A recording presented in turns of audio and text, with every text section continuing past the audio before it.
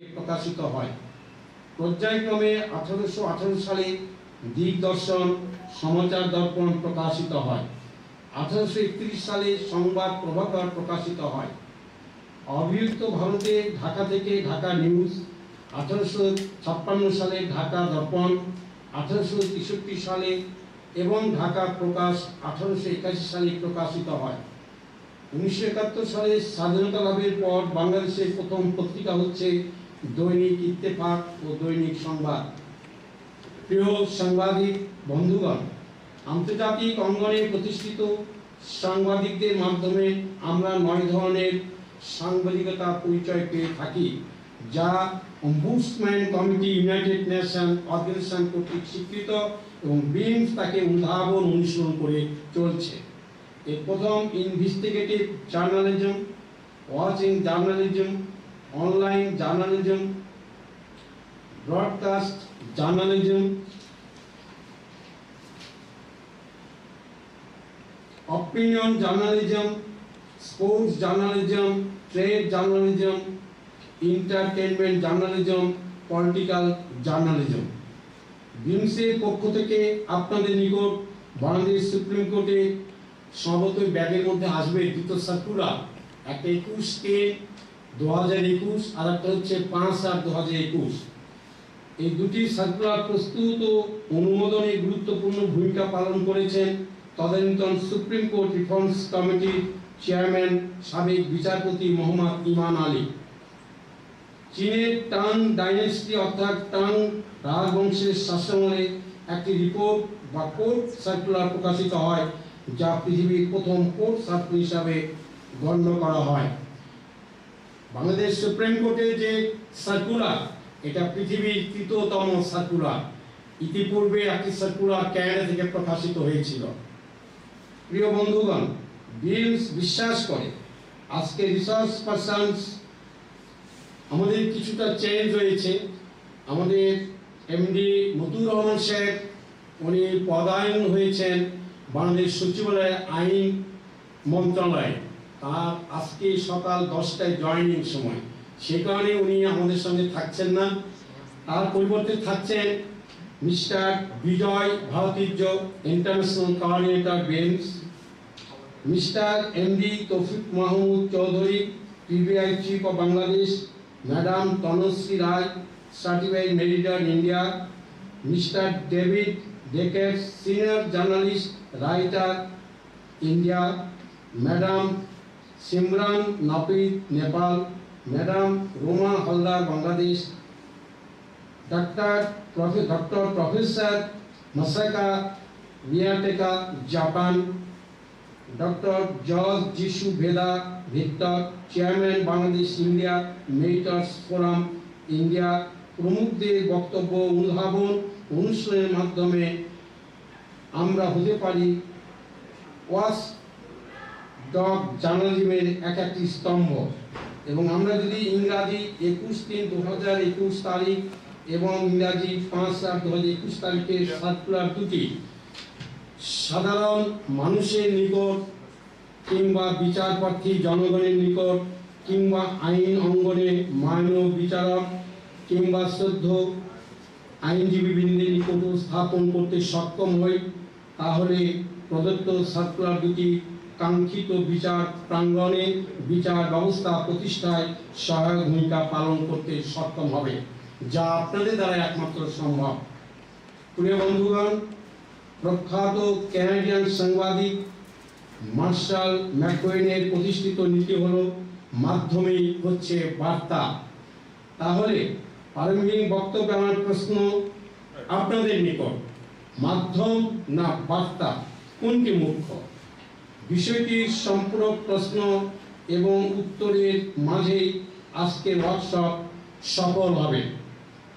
তবে একথা আমরা জোরের সঙ্গে বলতে পারি, মাধ্যম এবং বার্তা দুটি সম্পূরক শব্দ, কিন্তু একে অপরের পরিপূরক না হলেও মাধ্যম ও বার্তার দ্বারা একটি দেশের জনগণের চিন্তা চেতনায় রূপ আমরা কল্পিত আকারে না, প্রকৃত অর্থে আমরা প্রতিষ্ঠা করতে সক্ষম হব। সেটা মাধ্যম অর্থাৎ আপনারাই ঠিক করে নিতে পারেন। বিমস বিশ্বাস করে আইন প্রাঙ্গণ সুস্থ থাকলে সমগ্র দেশ এবং দেশপ্রেমিক জনগণ সুস্থ থাকবে। এক্ষেত্রে মিডিয়েশন সম্পর্কিত লেখনীর মাধ্যমে বিরোধ নিষ্পত্তিতে জনগণের চিন্তা ও চেতনা সৃষ্টিতে সহায়ক ভূমিকা আপনারাই সৃষ্টি করতে সক্ষম। প্রিয় বন্ধুগণ, আমরা যে যেখান থেকে যত কথাই বলি না কেন, একজন সাংবাদিক বন্ধু নিশ্চিতভাবে সক্ষম হবে একদল দেশপ্রেমী মানুষের বিচার অঙ্গনে বিরোধ নিষ্পত্তিতে বিরোধ বিমুখ একটি চেতনা সৃষ্টি করে মামলার যানজট কমানোর জন্য। প্রিয় বন্ধুগণ, বিমস এবং বিআইএমএফ এর একটি সিদ্ধান্ত আপনাদের সঙ্গে শেয়ার করতে চাই। মামলার জট নিরসনে মিডিয়েশনের ভূমিকা বা মিডিয়েশনের মাধ্যমে কিভাবে বিরোধ নিষ্পত্তি করা যায় এই সম্পর্কিত প্রকাশিত লেখনীর উপর প্রতি বছর সার্ক মিডিয়েশন ফোরাম, আপনার সার্ক মিডিয়েশন ফোরাম সম্পর্কে ইতিমধ্যে জানেন, এর প্রধান অফিস হতে হেড অফিস কাঠমান্ডু। এই বছরই বর্তমান সরকার প্রধানের সঙ্গে একটি সংযোগ স্থাপন করে সম্ভবত ডিসেম্বরে বাংলাদেশে প্রতিষ্ঠা হতে যাচ্ছে এর হেড অফিস। সেই সার্ক মিডিয়েশন ফোরাম এর মাধ্যমে সাংবাদিক বন্ধুদের জন্য 3টি পুরস্কার, যথা প্রিন্ট মিডিয়া ক্যাটাগরি 1টি, ইলেকট্রনিক মিডিয়া ক্যাটাগরি 1টি এবং অনলাইন মিডিয়া ক্যাটাগরি 1টি প্রদান করা হবে। এবং বাংলাদেশের জন্য একথা অত্যন্ত জরুরি সঙ্গে বলতে পারি যে সুপ্রিম কোর্ট রিপোর্টার্স ফোরামের মাধ্যমে, এই লেখনীর মাধ্যমে পৃথিবীতে আমরা প্রতিষ্ঠা করতে সক্ষম হব যে বাংলাদেশের সাংবাদিক বন্ধুগণ, একমাত্র সাংবাদিক বন্ধুগণ সক্ষম বিরোধ নিষ্পত্তিতে সত্যিকারের অর্থে মেধাবান আইনজীবী এবং মেধাবান বিচারকদের সমন্বয়ে বাংলাদেশের বিচার অঙ্গন প্রবৃদ্ধি সমৃদ্ধ করতে। সবাইকে আবার অভিনন্দন এবং আপনাদের সবার প্রতি রইল আমার কৃতজ্ঞতা। আপনারা অংশগ্রহণ করে আজকে ওয়ার্কশপকে সফল করবেন এই বিশ্বাস আমার আছে। আর সেই বিশ্বাস থেকে আমরা এই কথা জোরের সঙ্গে বলতে পারি যে আপনাদের আজকে অংশগ্রহণ আগামী দিনে বাংলাদেশের বিচার প্রাঙ্গণকে যানজট, আমাদের ভাষায় বিমসের ভাষায় আমরা বলি, সেই জট নিরসনে প্রত্যক্ষ ভূমিকায় আপনারা সহায়তা করতে পারেন। পরিশেষে আবারও SAARC mediators forum, SMF Bangladesh, India mediators forum এবং বিমসের পক্ষ থেকে আবারও আপনাদের সবাইকে শুভেচ্ছা জ্ঞাপন করছি। এখানে আমাদের পরবর্তী রিসার্চ পার্সন, আমি জাস্ট একটি ধারণা দেওয়ার চেষ্টা করলাম।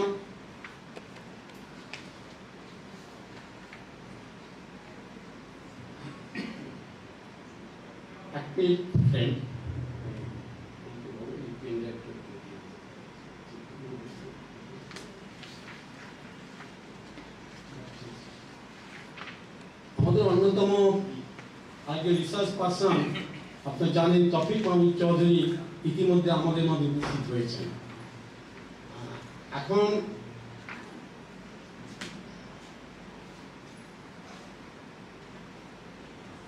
সরি, আমি প্রোগ্রামটা ঠিক এই মুহূর্তে আমার হাতে নাই।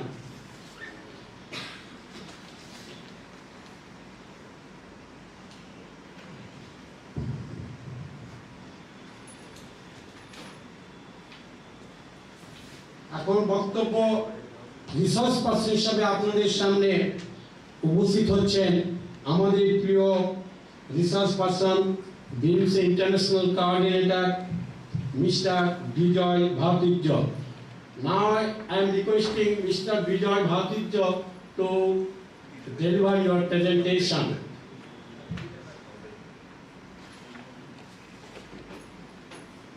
Bijoy Bhartijya, are you available now?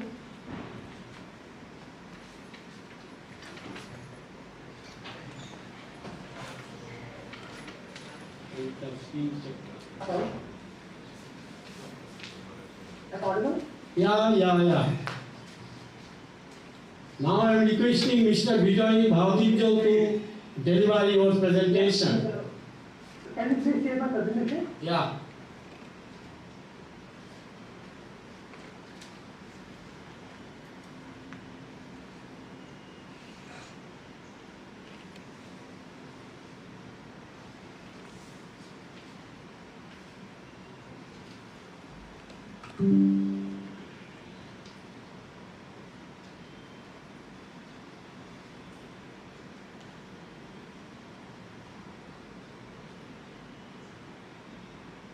শুনতে পাইনি আবার একটু বলুন Mr. Vijay says, Yeah, can you share my presentation? yes. You may start your presentation.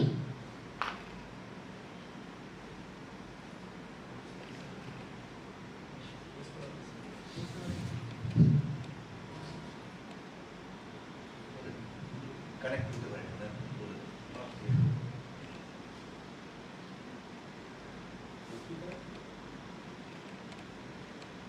Problem তো না এখানে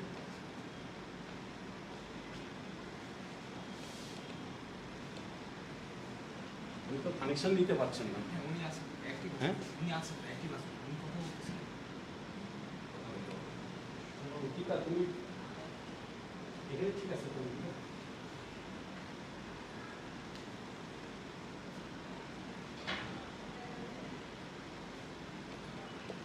Mr. Vijay sir, any problem from your part? Yeah, I have shared the presentation. Can you share it on screen? What? I have shared the presentation. Yes. Can you start, Mr. Vijay sir? You may start. Yeah.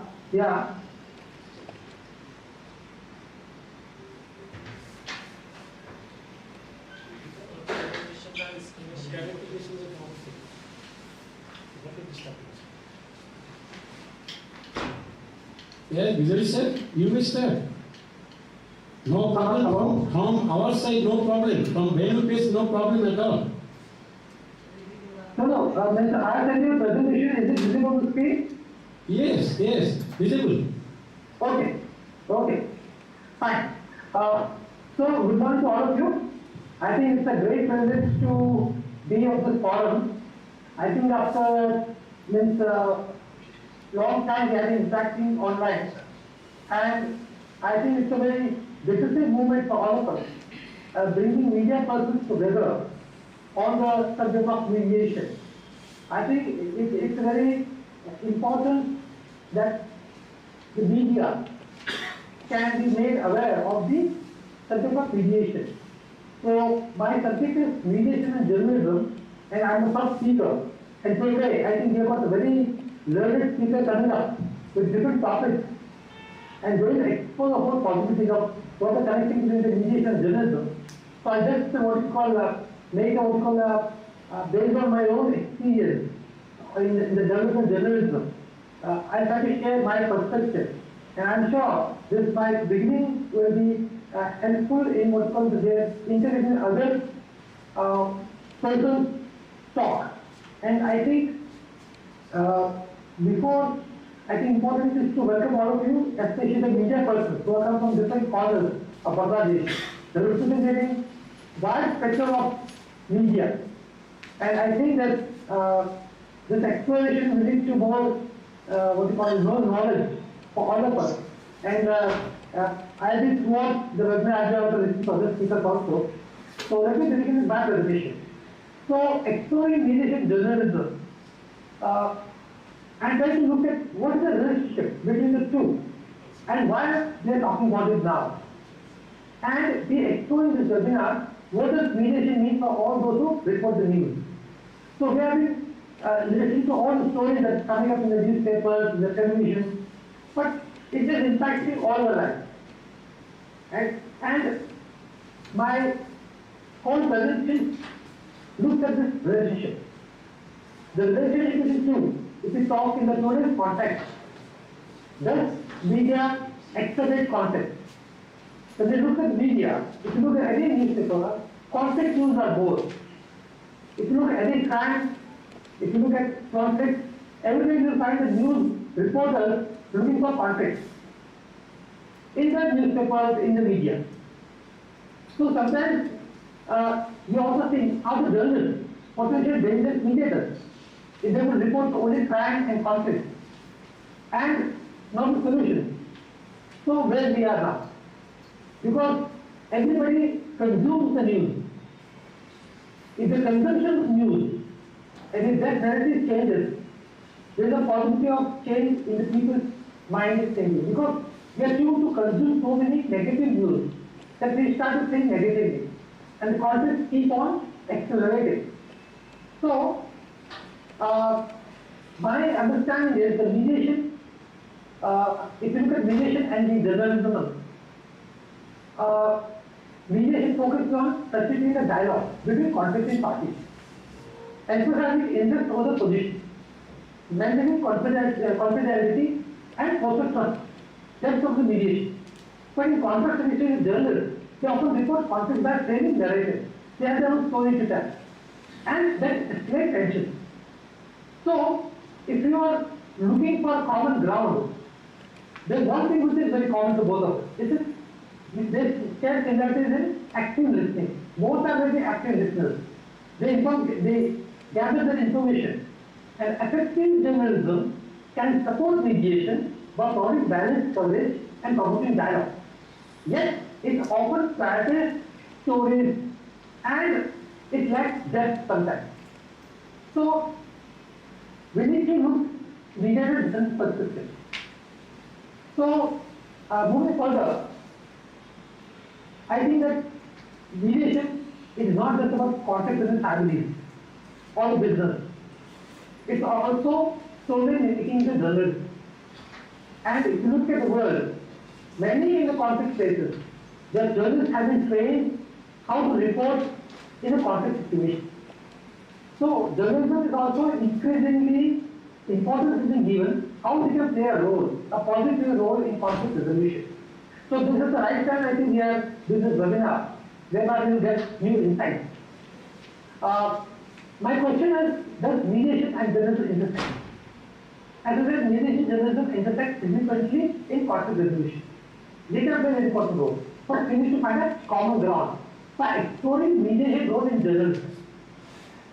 So when we look at the exploration part, mediation journalism refers to a process where someone helps to resolve conflicts between parties in a story. And when journalists involved as mediators, they can clarify facts, gather diverse perspectives, and keep narrative balance. This can play a very important role. And in return, it enhances the credentials of journalism. This is the way I look at the intersection. As I said before, the power of listening and journalism is there. Both journalism, mediation, and the art of listening. When reporters listen actively, they uncover deeper insights leading to more compelling stories, which can build up what is called a very diverse narrative for readers to consume, not just one point of view. Next, when we talk of embracing mediation in journalism, I think mediation can bridge the divide and help journalists paint a clearer and more balanced picture. So mediators and journalism, when they come together, they can get given a more balanced picture. This is my understanding. And as we go forward, embracing mediation in journalism is a good idea. It's essential for healthier news also. It's a healthier ecosystem to build up. We need to have a partnership with media. It helps to harmonious future in journalism. And Bhagavad, I think it's a very critical juncture where it can open new chapters in the field of journalism. Taking the harmonious future in Bangladesh. It's time to explore peace journalism. This is what I understand. Next. And when we talk of peace journalism, what is this about? It's a very emerging narrative that's coming up. Looking at peace lens in journalism. Seeing the world through a peace lens. Exploring the role of journalism promoting harmony. And the question that comes to mind, have we ever wondered how different news stories can shape and understand of the world? it can make less effect. So, what is TSS in journalism? TSS in journalism is like a special pair of glasses. It's a way to view events and issues from a different perspective. And mediation in journalism refers to a process where someone helps to resolve conflicts between different parties. This could be journalists, sources, or even audiences, or different stakeholders. Sometimes stories create misunderstandings or tension. Mediators can step in to untangle this knot, ensuring everyone has waters of reporting. In the world of the news, accurate representation is written.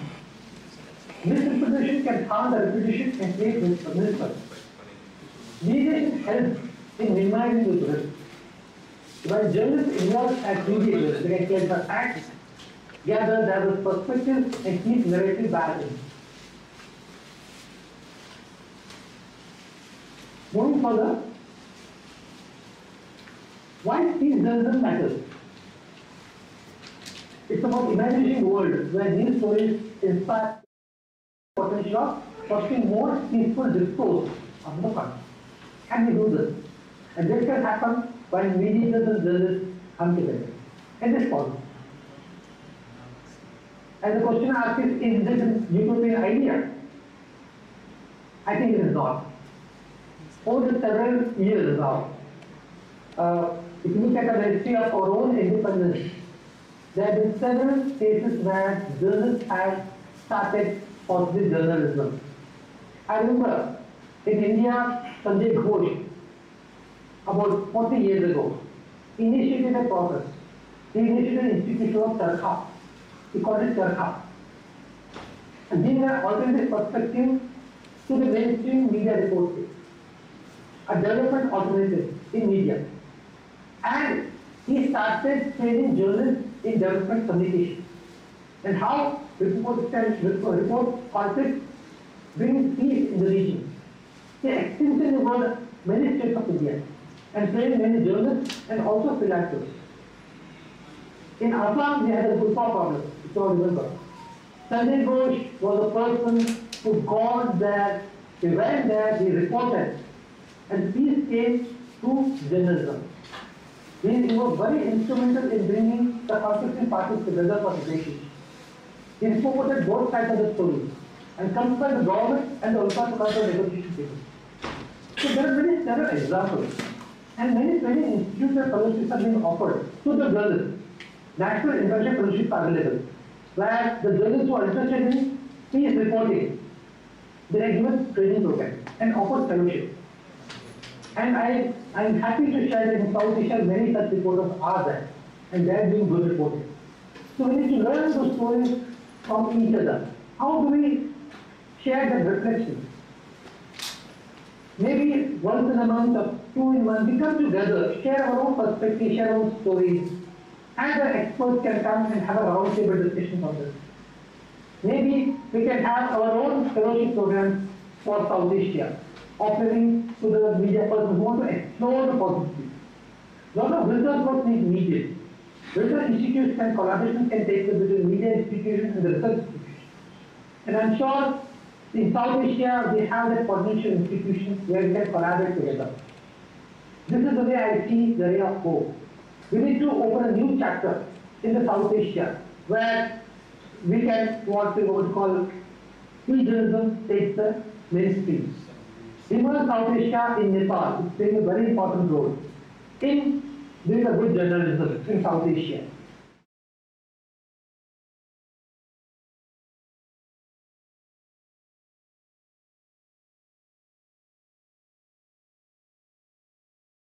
I imagine, if more journalists choose to wear a peace lens, the story would reflect hope, resilience, and the human spirit.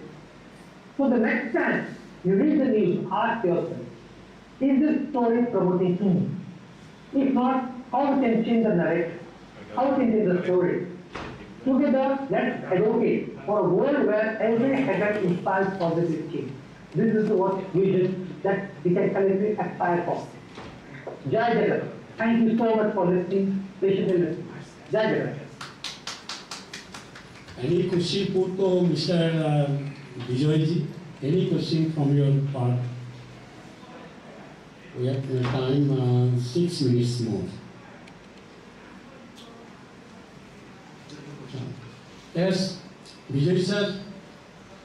Many thanks to you. No question from our side. Many thanks. Thank you. Thank you so much for giving the opportunity. আমাদের next mister Taufiq Mahmud Chowdhury চলে আসছেন।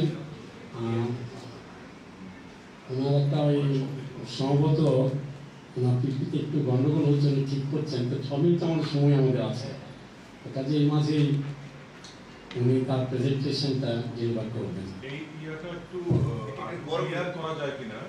সাউন্ডটা মনে একটু ইয়ে আছে, sound এত clear না। স্ক্রিনের সাউন্ড, স্ক্রিনের সাউন্ড আমাদের অডিওটা মনে হচ্ছে ওখানকার না না ওখানে ক্লিয়ার, কিন্তু ওখানে কোনো আপনাদের এখানে কোনো প্রবলেম আছে কিনা? না না না, আমরা তো হচ্ছে মনিটর করছি। আমি অডিওটা ওইখান থেকে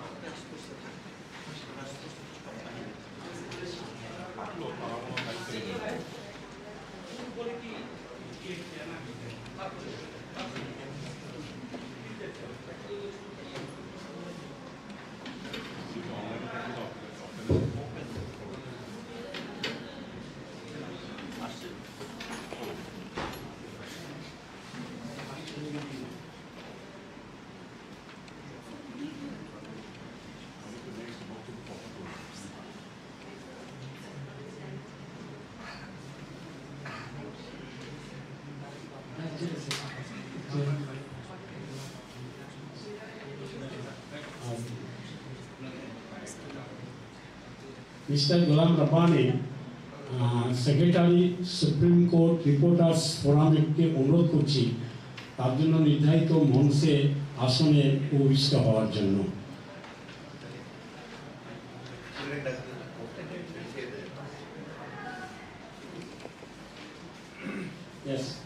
Yes, welcome Mr. Tawfique Mahmood Chawdhury, our PBI Chief Bangladesh. তিনি এখন তার প্রেজেন্টেশন ডেলিভার করবেন। আমি অনুরোধ করছি আমাদের প্রিয় BIMS trainer faculty member also mister Taufiq Mahmud Chowdhury, PBI chief of Bangladesh, তাকে তার প্রেজেন্টেশন উপস্থাপন করার জন্য।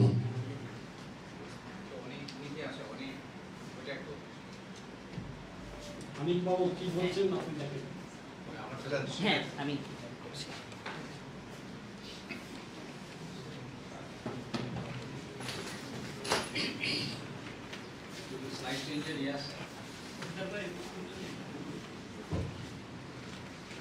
অনিক বাবু এনার পাশে একটু থেকে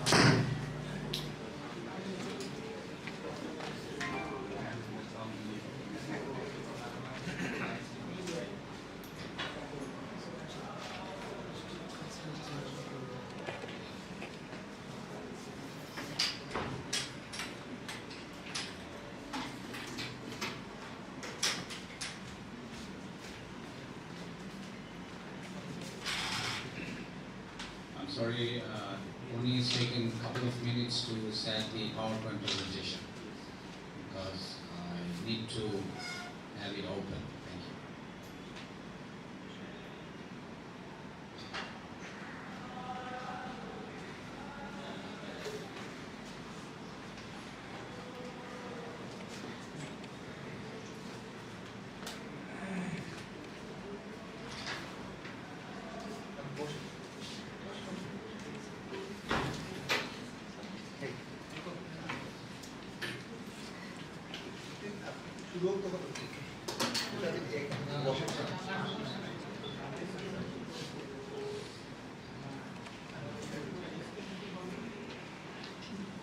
স্ক্রিনটা একটু বড় করুন।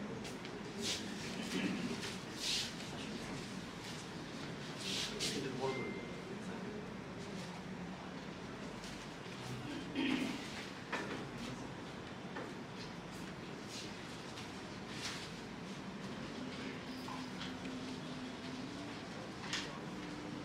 Can I have the tool to change the slides? এটাতে ওটা নেই ল্যাপটপটা দিতে হবে। তাহলে আপনি আমাকে নেক্সট বললে আপনি চেঞ্জ করতে হবে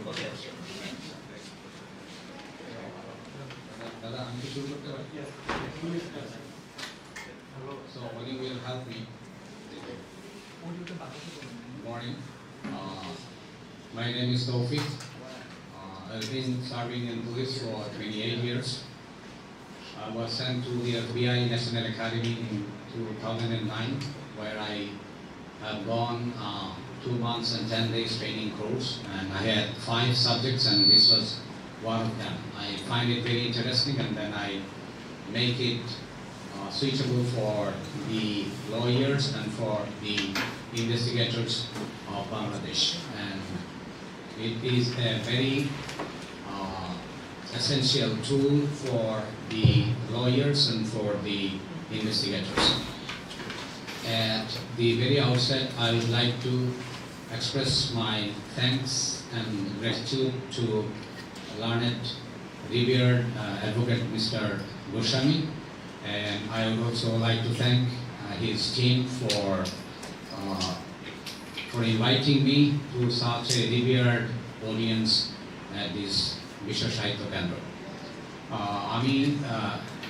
আমি বাংলা ইংলিশ মিলিয়ে বলবো so that you can communicate me. আমি যে জিনিসটা যেটা বলতে চাই, যারা বিভিন্ন রহস্য উদ্ঘাটনের সঙ্গে প্রমাণ বা অপ্রমাণের সঙ্গে যারা সম্পৃক্ত থাকেন, তাদের একটা মৌলিক বিষয়ে জেনে নেওয়া দরকার, এবং সেই জন্য আমি আজকে এখানে এসেছি। অনেক আগে একজন ফিলোসফার ছিলেন, Dutch philosopher Benedict D Spinoza. তিনি বলেছিলেন, যে ব্যক্তি সত্যকে মিথ্যা থেকে পৃথক করতে চায়, তার সত্য কি আর মিথ্যা কি সে সম্পর্কে অবশ্যই পর্যাপ্ত ধারণা থাকতে হবে।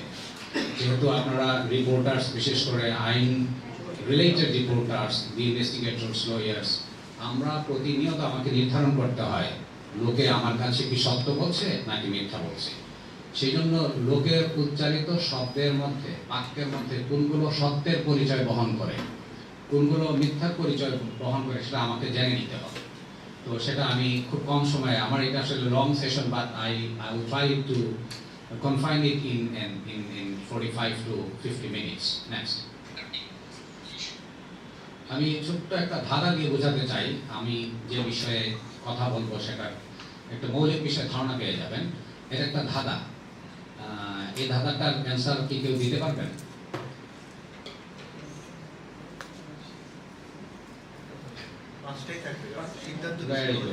ভেরি গুড, 5টাই থাকবে। আপনি কিন্তু মনের অজান্তেই এই 2-3টা বাক্যের মধ্যে একটা শব্দ অ্যানালাইসিস করেছেন। Can you tell me which word you analyse?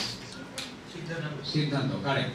খেয়াল করে দেখেন, তিনি মনের অজান্তেই একটি শব্দ অ্যানালাইসিস করেছেন, সেটা হচ্ছে সিদ্ধান্ত। সিদ্ধান্ত শব্দের analysis helped him to answer this riddle. ঠিক একইভাবে what people say to us, if we listen to them attentively, we get some words. If we analyze that words, it gives me some additional information, and this additional information helps me in detecting the crime. Next. আমি আরেকটা গল্প দিলে জিনিসটা পরিষ্কার হবে। একজন prophet ছিলেন, ওনার নাম ছিল হযরত সুলাইমান আলাইহিস সালাম। এই স্টোরিটা পবিত্র বাইবেল এবং পবিত্র কোরআন দুই ধর্মগ্রন্থে আছে। তো আপনারা অনেকেই হয়তো স্টোরিটা শুনেছেন। স্টোরিটা এরকম যে এক বাড়িতে দুইজন মা ছিলেন। দুই মায়েরই 6 মাসের দুটো পুত্র সন্তান ছিল। তো একজন মা ফর এক্সাম্পল এদিকে ঘুমোচ্ছিলেন রাতের বেলা, বুঝতে পারেন নাই, রাতের অন্ধকারে কাপড়ের প্যাচটে ছায়া ওনার বাচ্চাটা মরে গেছে। উনি মারেন নাই, বাট মরে গেছে। পরে উনি করেছে কি, যে এই রাতের অন্ধকারে এই বাচ্চাটিকে, ওনার মৃত বাচ্চাটিকে নিয়ে ওই পাশে নিয়ে গেছে। ওই পাশে যে বাচ্চাটা জীবিত ছিল ওইটাকে নিয়ে উনি চলে আসছে।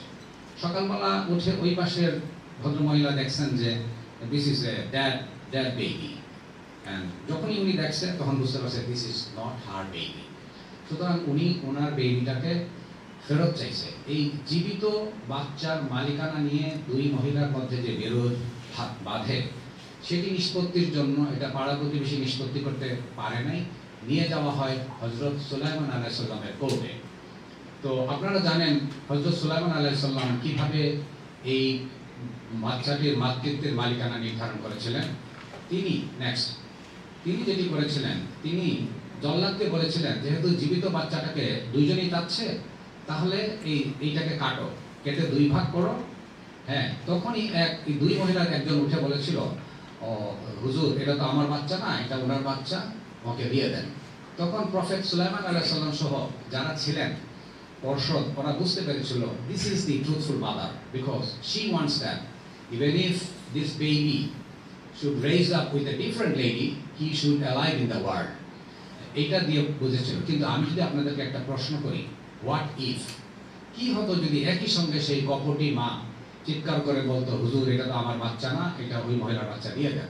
তখন কিন্তু প্রফেট সুলাইমান আলাইহিস সালামের পক্ষে এই বাচ্চাটিকে কেটে 2 ভাগ করার নাটক সাজিয়ে এই মামলাটির নিষ্পত্তি করা সম্ভব হতো না, জটিল হয়ে যেত। কিন্তু তিনি যেটি করেছিলেন সেটি হলো স্টেটমেন্ট অ্যানালাইসিস করেছিলেন। দুই মহিলা যখন ঢুকে কোর্টের দুই দিকে দাঁড়ানো, তখন এক মহিলা বলেছিল জীবিত বাচ্চাটি আমার, আর মৃত বাচ্চাটা তোমার। সঙ্গে সঙ্গে অপর মহিলা উঠে বলে মৃত বাচ্চাটি তোমার, জীবিত বাচ্চাটি আমার। যেহেতু প্রফেট সুলাইমান আলাইহিস সালামকে বলা হয় he is the wisest man ever lived in the world, সেই জন্য উনি কিন্তু খুব দ্রুতই বুঝতে পারছেন যে কি কারণে এক মহিলা জীবিত বাচ্চা দিয়ে শুরু করেছে আর কি কারণে এক মহিলা মৃত বাচ্চা দিয়ে শুরু করেছে। তার মনের মধ্যে চিন্তা, এই জীবিত বাচ্চাটা যে আগে বলছে, সে চিন্তা করছে this is my baby, I want it get it back. যে মহিলাটা মৃত বাচ্চা দিয়ে শুরু করছে, সে চিন্তা করতেছে যে এটারে পাইলে পাইলাম, না পাইলে না। সে মনের অজান্তেই তার মৃত বাচ্চাটার কথা দিয়েই কিন্তু শুরু করেছে। তো প্রফেট সুলাইমান আলাইহিস সালাম প্রাইমারি ডিপেন্ড করেছিলেন স্টেটমেন্ট অ্যানালাইসিসের উপরে। প্রাথমিকভাবে তিনি বুঝতে পেরেছিলেন প্রথম মাই হচ্ছে প্রকৃত মা। বিষয়টি নিশ্চিত হওয়ার জন্য তিনি বাচ্চাটিকে কাটার নাটক সাজিয়েছিলেন মাত্র। তো এইভাবে আমরা নানাভাবে কিন্তু একটা রহস্যের উদ্ঘাটন করতে পারি। তো এই যে রহস্যের উদ্ঘাটন করার এটা একটা নাম আছে, এটার নাম হচ্ছে স্টেটমেন্ট অ্যানালাইসিস টেকনিক। নেক্সট। তো বাংলায় বলতে হয় জবানবন্দি বিশ্লেষণ কৌশল। তো সেটা কি? গবেষণায় দেখা গেছে যে সকল লোক সত্য কথা বলে তাদের শব্দচয়ন ও কথা বলার ভঙ্গি প্রায় এক। আবার যারা মিথ্যা বলে তাদের শব্দচয়ন ও কথা বলার ভঙ্গিও কিন্তু প্রায় এক। মানুষের উচ্চারিত শব্দ বিশ্লেষণ করে সত্য মিথ্যা নিরূপণ ও অতিরিক্ত তথ্য পাওয়ার এই কৌশলকে বলা হয় স্টেটমেন্ট অ্যানালাইসিস টেকনিক। নেক্সট। তো আমি যে কথাগুলো বলবো এটা কিন্তু আমি নিজে তৈরি করি নাই, FBI গবেষণা করে বের করছে। এই বিষয়ে অনেকগুলো একটা বইও আছে। তো ওরা বলে যে 4টা বিষয় আপনাকে মেনে নিতে হবে। নাম্বার 1 ইজ শব্দের সংজ্ঞা বিশ্লেষণ। ওই যে শুরুর ধাঁধায় যেরকম সিদ্ধান্ত শব্দটি অ্যানালাইসিস করেছিলেন, প্রফেট সুলাইমান আলাইহিস সালাম যে ক্রমানুসারে জীবিত এবং মৃত বাচ্চার কথা সাজিয়েছে সেটি অ্যানালাইসিস করেছিলেন। সুতরাং আমাদেরকে প্রাইমারিলি শব্দের সংজ্ঞা বিশ্লেষণ করতে হবে। সেকেন্ডলি হচ্ছে গবেষণা ও পর্যবেক্ষণের প্রাপ্ত তথ্য, যেগুলো FBI গবেষণা করে পেয়েছে সেগুলো আমি একটু পরে আপনাদেরকে বলছি। সেটা হচ্ছে আমার এই স্টেটমেন্ট অ্যানালাইসিস টেকনিকের সেকেন্ড বেসিস। থার্ড বেসিস হচ্ছে রুলস অফ গ্রামার।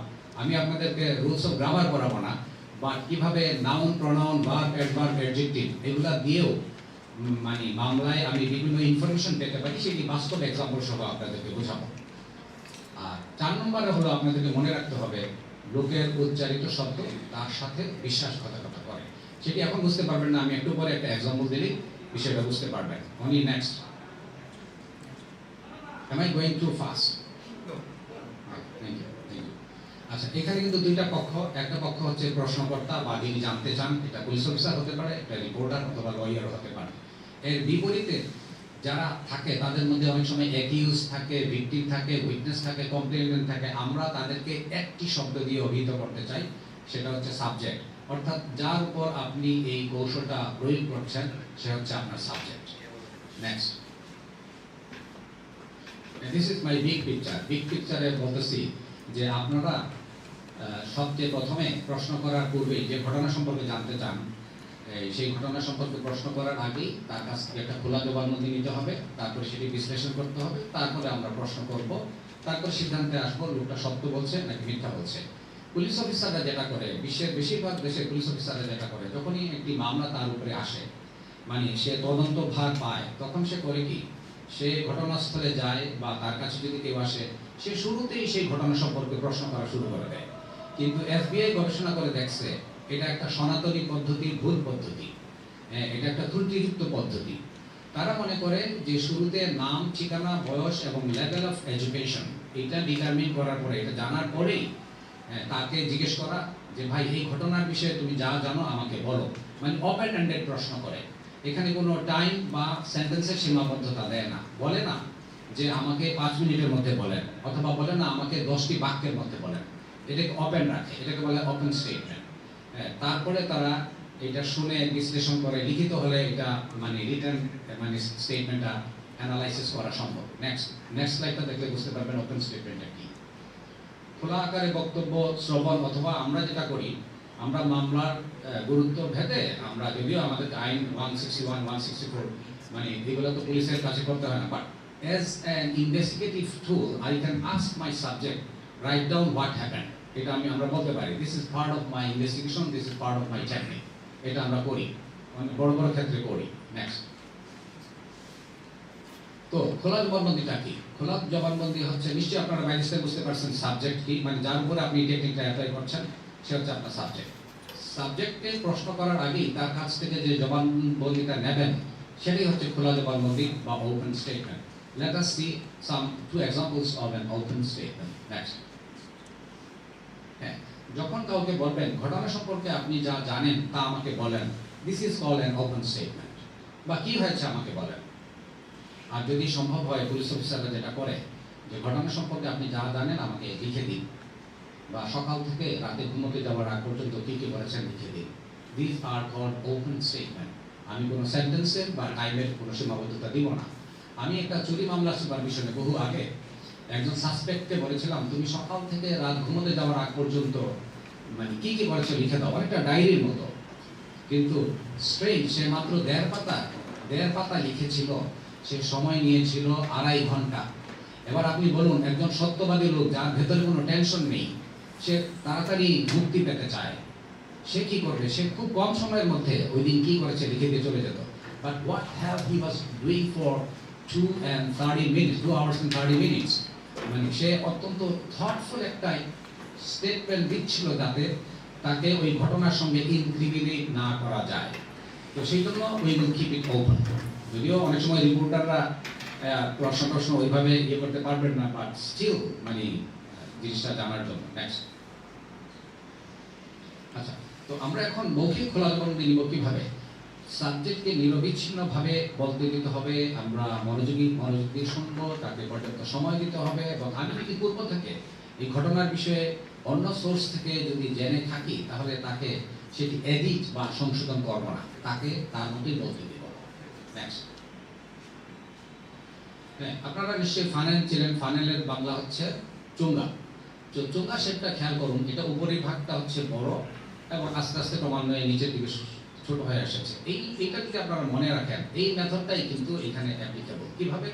যে প্রথমে বড় আকারে শুনবেন, তারপরে মনোযোগ দিয়ে শোনার পরে then you ask the 6 basic questions. 6 basic question আপনারা সবাই জানেন যে এটা মনে রাখার একটা বাজে একটা ফর্মুলা আছে যে একজন হাজবেন্ডের 5টা ওয়াইফ ছিল, 1H 5W। ওই ফর্মুলায় আমরা কোয়েশ্চেন করি, করার পরে we obtain necessary information. Next, father মেথডটা ওইটা যেটা বলেছিলাম কি হয়েছিল বলুন, তারপরে ওয়্যার, হু, হোয়াট, এগুলো কোয়েশ্চেনগুলো করা হয়, তারপরে ধরেন ফলো আপ কিছু কোয়েশ্চেন্স করা সম্ভব। নেক্সট, এইবার যে জবানবন্দিটা পাওয়া গেল, ফর এক্সাম্পল একজন পুলিশ অফিসার একটা জবানবন্দি পেয়েছে, এটাতে যদি আমি অ্যানালাইসিস করি পড়ি তাহলে আমি কিছু পাবো। এটা যদি সত্যবাদী লোকের একটা স্টেটমেন্ট হয় তাহলে পাবো ওই যে এফবিআই যে গবেষণায় প্রাপ্ত তথ্য, এর মধ্যে 6 থেকে 7টা পাওয়া যায় সত্যবাদিতার নির্দেশক। যদি সেটি মিথ্যা স্টেটমেন্ট হয় তাহলে 5 থেকে 7টা পাওয়া যায় মিথ্যা নির্দেশক। কিছু অ্যাডিশনাল ইনফরমেশন পাওয়া সম্ভব এবং কিছু গোপন তথ্য পাওয়া সম্ভব। The only thing you need to do is you need to be a very attentive listener and very খুব মনোযোগ দিয়ে স্টেটমেন্টটা পড়তে হবে। নেক্সট, আমি যে জায়গায় এই প্রশিক্ষণে অংশগ্রহণ করেছিলাম এফবিআই, তারা একটি রিটেন স্টেটমেন্ট নেয়, তারপরে তারা পড়ে, তারপর নানা ধরনের মার্কার ইউজ করে, হাইলাইটার ইউজ করে, ডানে নোট নেয়, বায়ে নোট নেয়, আন্ডারলাইন করে, সার্কেল করে, একটার সঙ্গে একটা কানেক্ট করে দেয়। এগুলো যখন তদন্ত কর্মকর্তা ডিটেইল ইনভেস্টিগেশন করে তখন সেটি তারা করে। নেক্সট, এবার আমি মনে করেন যে একটা স্টেটমেন্ট পেয়ে গেছি একটা লোক আমার কাছে আসছে, বলতেছে যে আমি তো এরকম একটি দস্যুতার শিকার, তো তার ওপেন স্টেটমেন্ট নিলাম।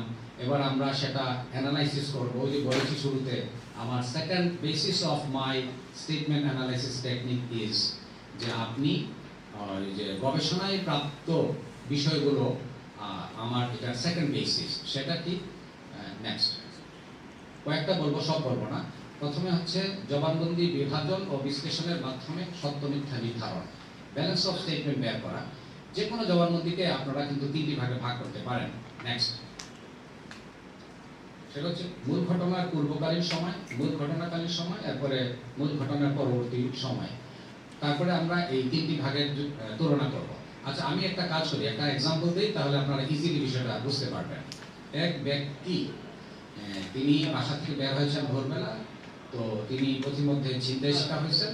তখন তিনি থানায় গিয়েছেন, বলতেছেন আমি একটা মামলা করবো। থানাওয়ালারা বলছে যে ঠিক আছে, তোমার কি হয়েছিল লিখে দাও। তিনি লিখে দিচ্ছেন। নেক্সট, এটা হচ্ছে ওই ওনার statement. If you don't mind, সামনে থেকে যদি কেউ আমাকে পড়ে যদি একটু অ্যাসিস্ট করেন, যে কোনো একজন। আমার নাম উদুর, আমি একজন ব্যবসায়ী। আমার বয়স 45 বছর। আমি শান্তিনগর এলাকায় থাকি। আমাকে ব্যবসার কাজে প্রায় বিভিন্ন জেলায় যেতে হয়। গত 22 সেপ্টেম্বর তারিখ আমাকে চট্টগ্রাম যেতে হয়। শান্তিনগরের বাসা থেকে ওই দিন ভোর অনুমান 5 ঘটিকায় বের হই। শান্তিনগর চৌরাস্তার মোড়ে এসে সায়েদাবাদ বাস টার্মিনালে যাওয়ার জন্য একটি রিক্সা নেই। অনুমান 5টা 20 মিনিটে আরামবাগ মোড়ে পৌঁছালে হঠাৎ দেখি 3 জন যুবক আমার রিক্সার দিকে দৌড়ে আসছে। তারা রিক্সার কাছে এসে ধমক দিয়ে রিক্সা ড্রাইভারকে জোর করে থামালো। বুঝতে পারলাম বিপদে পড়ে গেছি। এর মধ্যে টের পাই আমার পেটের ডান দিকে ধারালো কিছু স্পর্শ। আমাকে ওই 3 ছিনতাইকারীর একজন বলল, একদম চুপ, চিৎকার করলে মারা পড়বি, যা কিছু আছে সব বাইর কর। আমি তখন চট্টগ্রাম যাবার চিন্তা বাদ দিয়ে বেঁচে থাকার কথা চিন্তা করলাম। মনে মনে আল্লাহ খোদা ডাকা শুরু করলাম। তাদেরকে মানিব্যাগটি বের করে দিলাম। তাদের একজন বলল, তোর মোবাইল কই? আমি তখন আমার মোবাইলটিও বের করে দিলাম। তারা মানিব্যাগ ও মোবাইল নিয়ে গলির ভিতর দিয়ে দৌড়ে চলে গেল। আমি রিক্সা ড্রাইভারকে বললাম, রিক্সা ঘোরাও, বাসায় গিয়ে তোমার ভাড়া দেব। বাসায় গিয়ে আমার স্ত্রীর নিকট থেকে টাকা নিয়ে রিক্সা ভাড়া পরিশোধ করলাম। আমি ছিনতাইয়ের ঘটনাটি আমার স্ত্রীকে বললাম, সে ভয়ে কেঁদে দিল। তো এটা কিন্তু কোনো এফআইআর নয়, এটা একটা খোলা জবানবন্দি যে লোক কিনা দস্যুতার শিকার হয়েছে। আচ্ছা, আপনারা বলেন তো দেখি, আমি আপনাদেরকে বলেছি একটা লোককে যখন বলবেন কি হয়েছিল আমাকে বলো, সে কিন্তু সঙ্গে সঙ্গেই শুরুতেই বলবে না যে আমার পেটের মধ্যে একটা ছুরি দিয়ে চাপ দিছে। মানে সে কোত্থেকে রওনা করে, কখন রওনা করে, এই ধরনের কিছু ইন্ট্রোডাক্টরি কথাবার্তা বলবে। তারপরে তার উপর ঘটে যাওয়া ঘটনার কথা বলবে। ঘটনা শেষ হয়ে যাওয়ার পরে সে কার কাছে যায়, কোথায় যায়, হাসপাতালে নাকি থানায়, নাকি সে তার ওয়াইফের কাছে যায় বা হাজবেন্ডের কাছে যায়, সেগুলো তারপরে একটা ডেসক্রিপশন থাকে। বলুন তো দেখি এই স্টেটমেন্টের ঠিক কোন বাক্য বা কোন শব্দ থেকে ভদ্রলোক দস্যুতার ঘটনার বর্ণনা শুরু করছেন? শান্তিনগর এলাকা। আর একটু পরে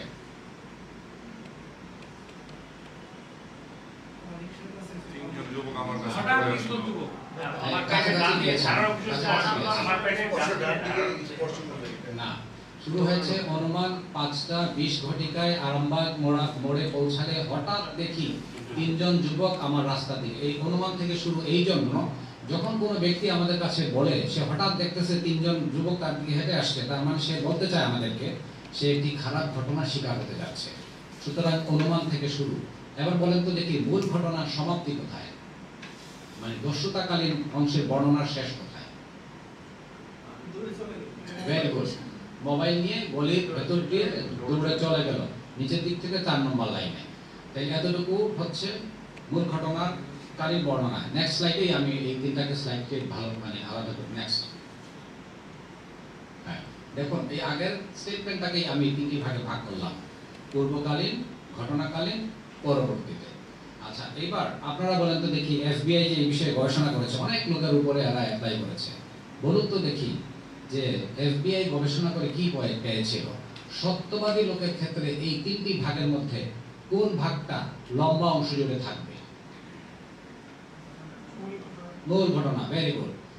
যে মাঝখানের অংশটুকু সবচেয়ে বেশি অংশ জুড়ে থাকবে, এটা হচ্ছে এফবিআই গবেষণার প্রাপ্ত। কিন্তু কি কারণে সেটি এরপরের স্লাইডে পাওয়া যাবে জানতো। Next slide. আচ্ছা ওরা একটা পার্সেন্টেজ দিয়েছে, ওরা বলে যদি মূল ঘটনাকালীন অংশের বর্ণনা যদি 50% হয় আর বাকি দুইটা অংশের যোগফল যদি 50 হয়, তাহলে ওরা বলতে চায় এটা একটা ব্যালেন্সড স্টেটমেন্ট। যদি স্টেটমেন্টটা ব্যালেন্সড হয়, ওরা বলতে চায় এটি সত্যের নির্দেশক না। ওরা চূড়ান্তভাবে বলে না, যেমন ধরেন মেয়েরা ধর্ষণের মামলার ক্ষেত্রে ঠিক মূল ঘটনাকালীন অংশের আমার সুসাইডের কারণে মূল ঘটনাকালীন অংশের লম্বা বর্ণনা নাও দিতে পারে। few exceptions are there, but in general মাঝখানের অংশটুকু লম্বা অংশ জুড়ে থাকবে। আর যদি এর থেকে কোনো ডেভিয়েশন হয়, any kind of deviation from this percentage should be considered as a statement of deception. যদি আমরা এরকম একটা অংশ পাই যে 25 হয়, যে পূর্বকালীন অংশের বর্ণনা আর পরবর্তী অংশের বর্ণনা হয়ে গেছে মনে করেন যোগ করা গেছে 70 আর মাঝখানেটা হয়ে গেছে 30, then this is called a deviation. Any kind of deviation is we have to look into that. Next. Second ধাপে আমাকে খেয়াল করতে হবে লোকে যখন আমার সঙ্গে কথা বলে বর্ণনা দেয় ঘটনার, সেই ক্ষেত্রে কি সে তার পঞ্চ ইন্দ্রিয় ব্যবহার করে বর্ণনা দিচ্ছে কিনা। নেক্সট স্লাইডে বলা আছে পঞ্চ ইন্দ্রিয় কি আমরা সবাই জানি, যদিও নেক্সট আমরা জানি যে পঞ্চ ইন্দ্রিয় হচ্ছে আমাদের সেই ত্বক, জিহ্বা, এই 5টা ইন্দ্রিয় আর কি। তো কি কারণে এটা ইম্পর্টেন্ট? নেক্সট। আচ্ছা আমাদের ব্রেনের দুটো অংশ আছে, লেফট ব্রেন আর রাইট ব্রেন। যখন কোনো ব্যক্তি কোনো ঘটনার শিকার হয় বা সাক্ষী হয়, তখন ওই ঘটনার সময় বা ওই ঘটনার দিন তার জীবনের একটি গুরুত্বপূর্ণ দিন, এটা তার মনে থাকে, অন্য দিনের কথা মনে থাকে না। এই যে স্টোর হয় সেটা আমাদের লেফট ব্রেইনে সঞ্চিত হয়। Left brain is logical, left brain focus on facts, left brain realism predominates, left brain is planned and orderly, math and science minded, and it prefers non-fiction. On the contrary, right brain হচ্ছে emotional আচরণ করে, focus on art and creativity, এখানে imagination predominates, occasionally absent minded, prefers fiction and enjoys creative storytelling. এখানে আমার point, সে মানুষ যখন মিথ্যা বলে গল্প সাজায় তখন সে তার ব্রেইনের যে অংশটা ব্যবহার করে সেটা হচ্ছে ডান অংশ, আর সত্য কথাটা বলে তার মেমোরি পার্ট থেকে। গত 365 দিন আপনি কি করেছেন আপনার মনে নাই, কিন্তু কোনো একটা দিন যদি আপনি কোনো দস্যুতা বা খারাপ ঘটনার শিকার হন, ওই দিনের পুরো আপনার দিন কি করেছেন সেটা আপনার মনে থাকবে। আপনি এটা বলার জন্য আপনার ব্রেইনের লেফট অংশটুকু ইউজ করবেন। যেমন ধরেন একটি মেয়ে 16 বছর বয়স, গ্রামের মেয়ে, সে ধর্ষণের শিকার হয়েছে, গিয়েছে থানায়। যাওয়ার পরে সে বলল যে আমি মামলা করবো, তার বাবাকে নিয়ে গেছে। এখন মনে করেন যে আমার সেই পুলিশ অফিসারটি, আমি যে আজকে জিনিসটা যেটা বলছি সেটা সে প্রশিক্ষণ প্রাপ্ত। তখন সে ইন্সপেক্টর ইনভেস্টিগেশন তার রুমে বসালো, বললো যে আপু বা হ্যাঁ আঙ্কেল কী হয়েছিল আমাকে বল। সেই মেয়েটি যদি সত্যই যদি সে ধর্ষণের শিকার হয়, তার ঘটনা বর্ণনার সময় সে বলবে, অনেকটুকু বলার পরে ফর এক্সাম্পল সে বলতেছে যে ওই হারামজাদার বয়স ছিল 34-35, কালো রং ছিল, মাথার এখানে একটা কালো দাগ ছিল, হলুদ রঙের গেঞ্জি ছিল, নীল রঙের একটা লুঙ্গি ছিল। বলুন তো দেখি, এই মেয়েটি এই কথা বলার জন্য তার কোন ইন্দ্রিয় ব্যবহার করছে? চক্ষু, কারণ সে যা দেখছে তা বলছে। এবার সে মেয়েটি যদি বলে যে আমাকে বলছে আমি যদি রাজি না হয় তাহলে আমাকে জবাই করে মেরে ফেলবে, বলে তো দেখি সে তার কোন ইন্দ্রিয় ব্যবহার করে সেইটা বলছে? কান। সে বলল যে আমাকে রাজি করানোর জন্য আমার গলার এখানে এমন জোরে চাপ দিল ঝুড়ি দিয়ে, মনে হলো জায়গাটা কেটে যাচ্ছে। বলুন তো দেখি কোন ইন্দ্রিয় ইউজ করছে? ত্বক।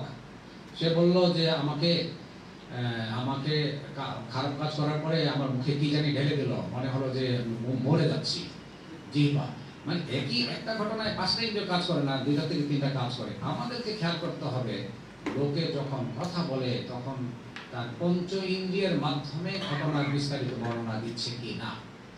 এর বিপরীতে একটা মেয়ের কথা চিন্তা করেন, যে মেয়েটির সাথে একটা ছেলের অনেকদিন অ্যাফেয়ার ছিল, একটা পর্যায়ে ছেলেটি তাকে ছেড়ে চলে যায়। সেই ছেলেটির বিপক্ষে সে যদি একটি মামলা করতে যায়, ঘটনা সাজায়, দেখবেন সেই মেয়েটি কথা বলার সময় সে তার পঞ্চ ইন্দ্রিয় ইউজ করে ঘটনা বিস্তারিত বর্ণনা করতে পারবে না, কারণ she is using her right brain। আর আমার প্রথম ঘটনায় that victim is using her left brain। সুতরাং আমাদেরকে খেয়াল করতে হবে whether people are speaking to us from his or her memory part of the brain। Next, এবার আমরা দেখে নিই আরেকটা বিষয়, সেটা হচ্ছে যখন লোকে তার মেমোরি পার্ট ইউজ করে তখন তার বর্ণনায়, ঘটনার বর্ণনায় স্থান, বস্তু এবং অবস্থানের বর্ণনা থাকে। যেমন ধরেন এখানে 2টা এক্সাম্পল আছে। মিথ্যাবাদী লোক হলে বলবে কি ছুরির মতো মনে হলো, আর সত্যবাদী লোক যে কিনা তার ব্রেনের বাম অংশ ইউজ করছে, খেয়াল করে দেখেন সে কি করবে। একটা ছুরি আমার সামনে ঘষাচ্ছিল, ছুরিটির হাতল ব্ল্যাক টেপ দিয়ে মোড়ানো ছিল, মানে ছুরিটা যে ব্ল্যাক টেপ দিয়ে মোড়ানো ছিল সেটাও সে খেয়াল করছে। ছুরিটি যখন আমার পিঠে ঠেক দিল তখন মনে হলো ছুরিটি বোকা। মানে এত ডিটেইল বর্ণনা আপনি খুঁজে পাবেন শুধুমাত্র তার কাছ থেকেই, যে কিনা সত্য কথা বলছে এবং তার ব্রেনের লেফট অংশটা ইউজ করছে। নেক্সট, এরপরে আরেকটা বিষয় আমাদেরকে খেয়াল করতে হবে, যখন লোকে ট্রুথফুল অ্যাকাউন্ট দেয়, অ্যাকাউন্ট মানে হচ্ছে স্টেটমেন্ট দেয়, তখন তার ব্রেইনের বাম অংশ ইউজ করে এবং সে আবেগ অনুভূতির বর্ণনা দেয়। আমরা জানি আবেগ 2 ধরনের, পজিটিভ আবেগ এবং নেগেটিভ আবেগ। পজিটিভ আমি ভালো রেজাল্ট করেছি, চাকরি পেয়েছি, আমার মধ্যে যে উচ্ছ্বাস পাবেন সেটা হচ্ছে পজিটিভ। নেগেটিভ হলো আমি একটা ক্রাইমের শিকার হয়েছি, আমার মধ্যে ভয়, কান্না, রাগ, চিৎকার এগুলো কাজ করে। তো আমার মনে আছে একটা ঘটনা দিই, তাহলে ইমোশনটা আপনারা বুঝতে পারবেন। আমার মনে আছে আমি অনেক আগে বিএনপিতে ডিসি বাড়ি ছিলাম 2009-10 দিকে। তখন চাঁদপুর থেকে একটি বাচ্চা মেয়ে, 16 বছরের মেয়ে এসেছে, তার ভাইয়ের বাসায় যাবে বাসাপথে। somehow she lost her way to her brother's house. She was picked up by a driver and 2 helpers of the Saidabad bus terminal. তাকে পিছনে নিয়ে গণধর্ষণ করে। তো সেই মেয়েটি যখন ঢাকা মেডিকেলে অ্যাডমিটেড, তার হাতের মধ্যে স্যালাইনের সিরিঞ্জ লাগানো। আমি যাই, তার বক্তব্য শুনি, শোনার পরে তাকে বলি যে দেখো, একটু খারাপ একটা কথা বলি আর কি, তাকে বলি যে দেখো, যারা তোমার সঙ্গে এই খারাপ কাজটি করেছে এবং তোমাকে রাজি করানোর জন্য গালের মধ্যে এরকম বোঝও দিয়ে দিচ্ছে, তাদের 3 জনকে আমরা অ্যারেস্ট করেছি। এদের মধ্যে যে গ্যাং লিডার ছিল, শুধু তাকে অ্যারেস্ট করি নাই, তার হাঁটুর মধ্যে গুলি করে তার ফুটা করে দিচ্ছি। সে এই তোমার পাশের 32 নম্বর ওয়ার্ডে ভর্তি আছে। সঙ্গে সঙ্গে সেই অসুস্থ মেয়েটি হাতের মধ্যে সিরিঞ্জ লাগানো, মানে এটা তার কোনো ভয়ই নাই যে ব্লিডিং হতে পারে, ধাম করে উঠা বসা বলে যে স্যার আমার ওই শুয়োরের বাচ্চার কাছে নিয়ে চলেন, আমি ওর একটা লাথি মারব। আপনি বলেন যে এই স্টেটমেন্টের মধ্যে কি নিহিত আছে? সে সেই সময়ে কতটুকু ভয়াবহ নির্যাতনের শিকার হয়েছিল সেটি রিফ্লেক্টেড হয়েছে তার এই স্টেটমেন্টের মাধ্যমে।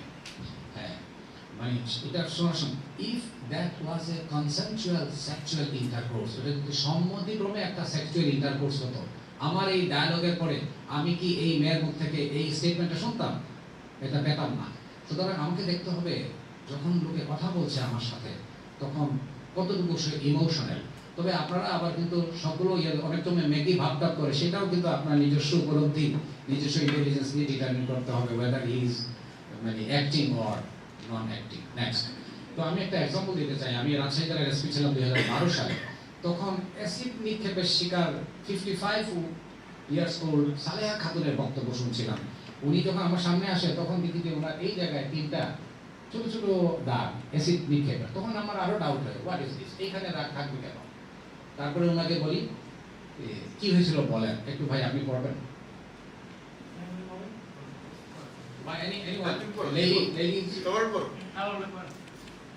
সালেহার জবানবন্দি।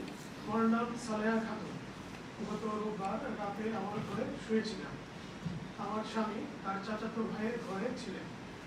আর ফিরতে দেরি করতে দেখে আমি রাত 11:30টার দিকে ওই ঘরের দিকে রওনা করি। ঘর করতে বের হওয়ার মাত্র দুজন লোক আমার দিকে হেঁটে আসে এবং আমাকে কি যেন ছুঁড়ে মারে। আমার কাঁধে ও পিঠে লাগে।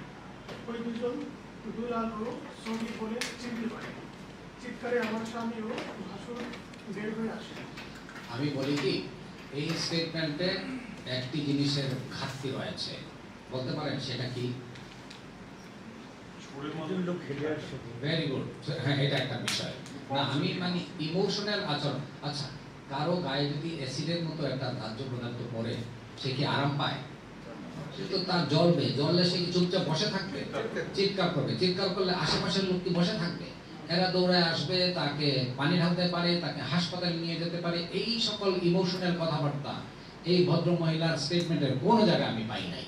লেট আস সি, এই ভদ্র মহিলা যদি আমার কাছে সত্য কথা বলতেন তাহলে কি হতো।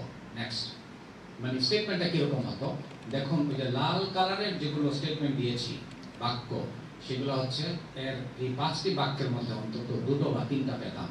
আমার বউ গাল করতে থাকে, আমি প্রচন্ড যন্ত্রণায় চিৎকার করতে থাকি, চিৎকার করে আমি আমার স্বামী ও আশেপাশের লোকদের আমাকে বাঁচানোর জন্য রাখতে থাকি, তারা আমার মুখে পানি ঢালতে থাকেন, আমাকে হাসপাতালে নিয়ে যান। এই সকল ইমোশনাল কথাবার্তা পাই নাই। আপনারা জিজ্ঞেস করতে পারেন তাহলে ঘটনাটা কি হয়েছিল? কোর্ট পিটিশন ছিল তো, যার কারণে হয়েছে কি, এরা এই মহিলা যে একটু হালকা ব্যথা পাবে, তার হাজবেন্ড বা তার দেবর এখানে যে দিয়েছে, এই মানসিক পূর্ব প্রস্তুতিটুকু ওনার ছিল। পার্শ্ববর্তী এদের সাথে যে দুলাল বা ছবি যাদের কথা, এদের সাথে ওনাদের জমি জমা নেওয়ার সমস্যার কারণেই কোর্ট পিটিশন করে এখানে নিয়ে আসছে। মানে নানাভাবে কিন্তু বোঝা যায় whether people are providing truthful accounts to us or not. Next, একটি বিষয় গবেষণায় FBI পেয়েছে, কনভিন্স নাকি কনভে। খেয়াল করা, লোকটি আমাদেরকে তথ্য দিচ্ছে নাকি বোঝানোর চেষ্টা করছে। কনভিন্স শব্দের মানে হলো বোঝানোর চেষ্টা করা, কনভে শব্দের মানে হচ্ছে মেসেজ পাস করা, মেসেজ দেওয়া। আপনি একজনকে কোয়েশ্চেন করলেন, গত রাতে তুমি কি করেছো? যদি সেই ব্যক্তিটি সত্য কথা বলতো, সে আমাদেরকে বলতো গত রাতে আমি একটি পার্টিতে গিয়েছিলাম। যদি গত রাতে তুমি কি করেছো এটার অ্যান্সার সে শুরু করে আসলে বলে একটু থামে, একটু চিন্তা করে, তাহলে আপনারও সেদিকে চিন্তা করতে হবে। কারণ লোকে যখন মিথ্যা বলতে চায়, আপনাকে কনভিন্স করতে চায়, তখন সে এই যে পরের অংশটুকু বানানোর জন্য তার একটু সময় দরকার। সেই সময়টুকু সে নিয়ে নিচ্ছে, একটু গ্যাপ করে, একটু গ্যাপ, আসলে বলে একটু থামছে, ওর মধ্যেই সে চিন্তা করছে আপনাকে কি বলবে। এবং শুরুতে একটা সে কনভিন্সিং শব্দ ইউজ করেছে, সেটা হচ্ছে আসলে। ইংলিশে বললে বলবে রিয়েলি, অ্যাকচুয়ালি, এগুলো বলে শুরু করে। তো আমাদেরকে দেখতে হবে whether people are trying to convince us, or he or she is providing message to us. Next, আচ্ছা, গবেষণায় এটাও দেখা গেছে, লোকে যখন কথা বলে তখন সে যদি মিথ্যা বলে তাহলে অপ্রয়োজনে কিছু অপ্রাসঙ্গিক শব্দ ব্যবহার করে বসে। এর মধ্যে প্রথম গুচ্ছ হচ্ছে ইকুইভোকেশনস। ইকুইভোকেশনস শব্দের বাংলা হচ্ছে ব্যর্থবোধক শব্দ। ব্যর্থবোধক শব্দগুলো কি? সেগুলো হচ্ছে যে সকল শব্দের কোনো স্পেসিফিক মিনিং নেই, যেগুলো দোটানা, অস্বচ্ছতা, ঘোলাটে ভাব নির্দেশ করে, সেই শব্দগুলোকে বলা হয় ইকুইভোকেশনস। দেখুন, একজন লোক কথা বলার সময় যদি বলে হয়তোবা, হয়তোবা শব্দের মানে কি? হতে পারে, নাও হতে পারে। সম্ভবত শব্দের মানে কি? হতে পারে, নাও হতে পারে। কেউ যদি বলে আমি অনুমান করছি, এর বিপরীতে সত্যবাদী লোক বলবে আমি দেখছি, আমি করেছি। হ্যাঁ, কেউ যদি বলে আমি চিন্তা করছি, চিন্তা করে সে আপনাকে সত্যটাও বলতে পারে, মিথ্যাটাও বলতে পারে।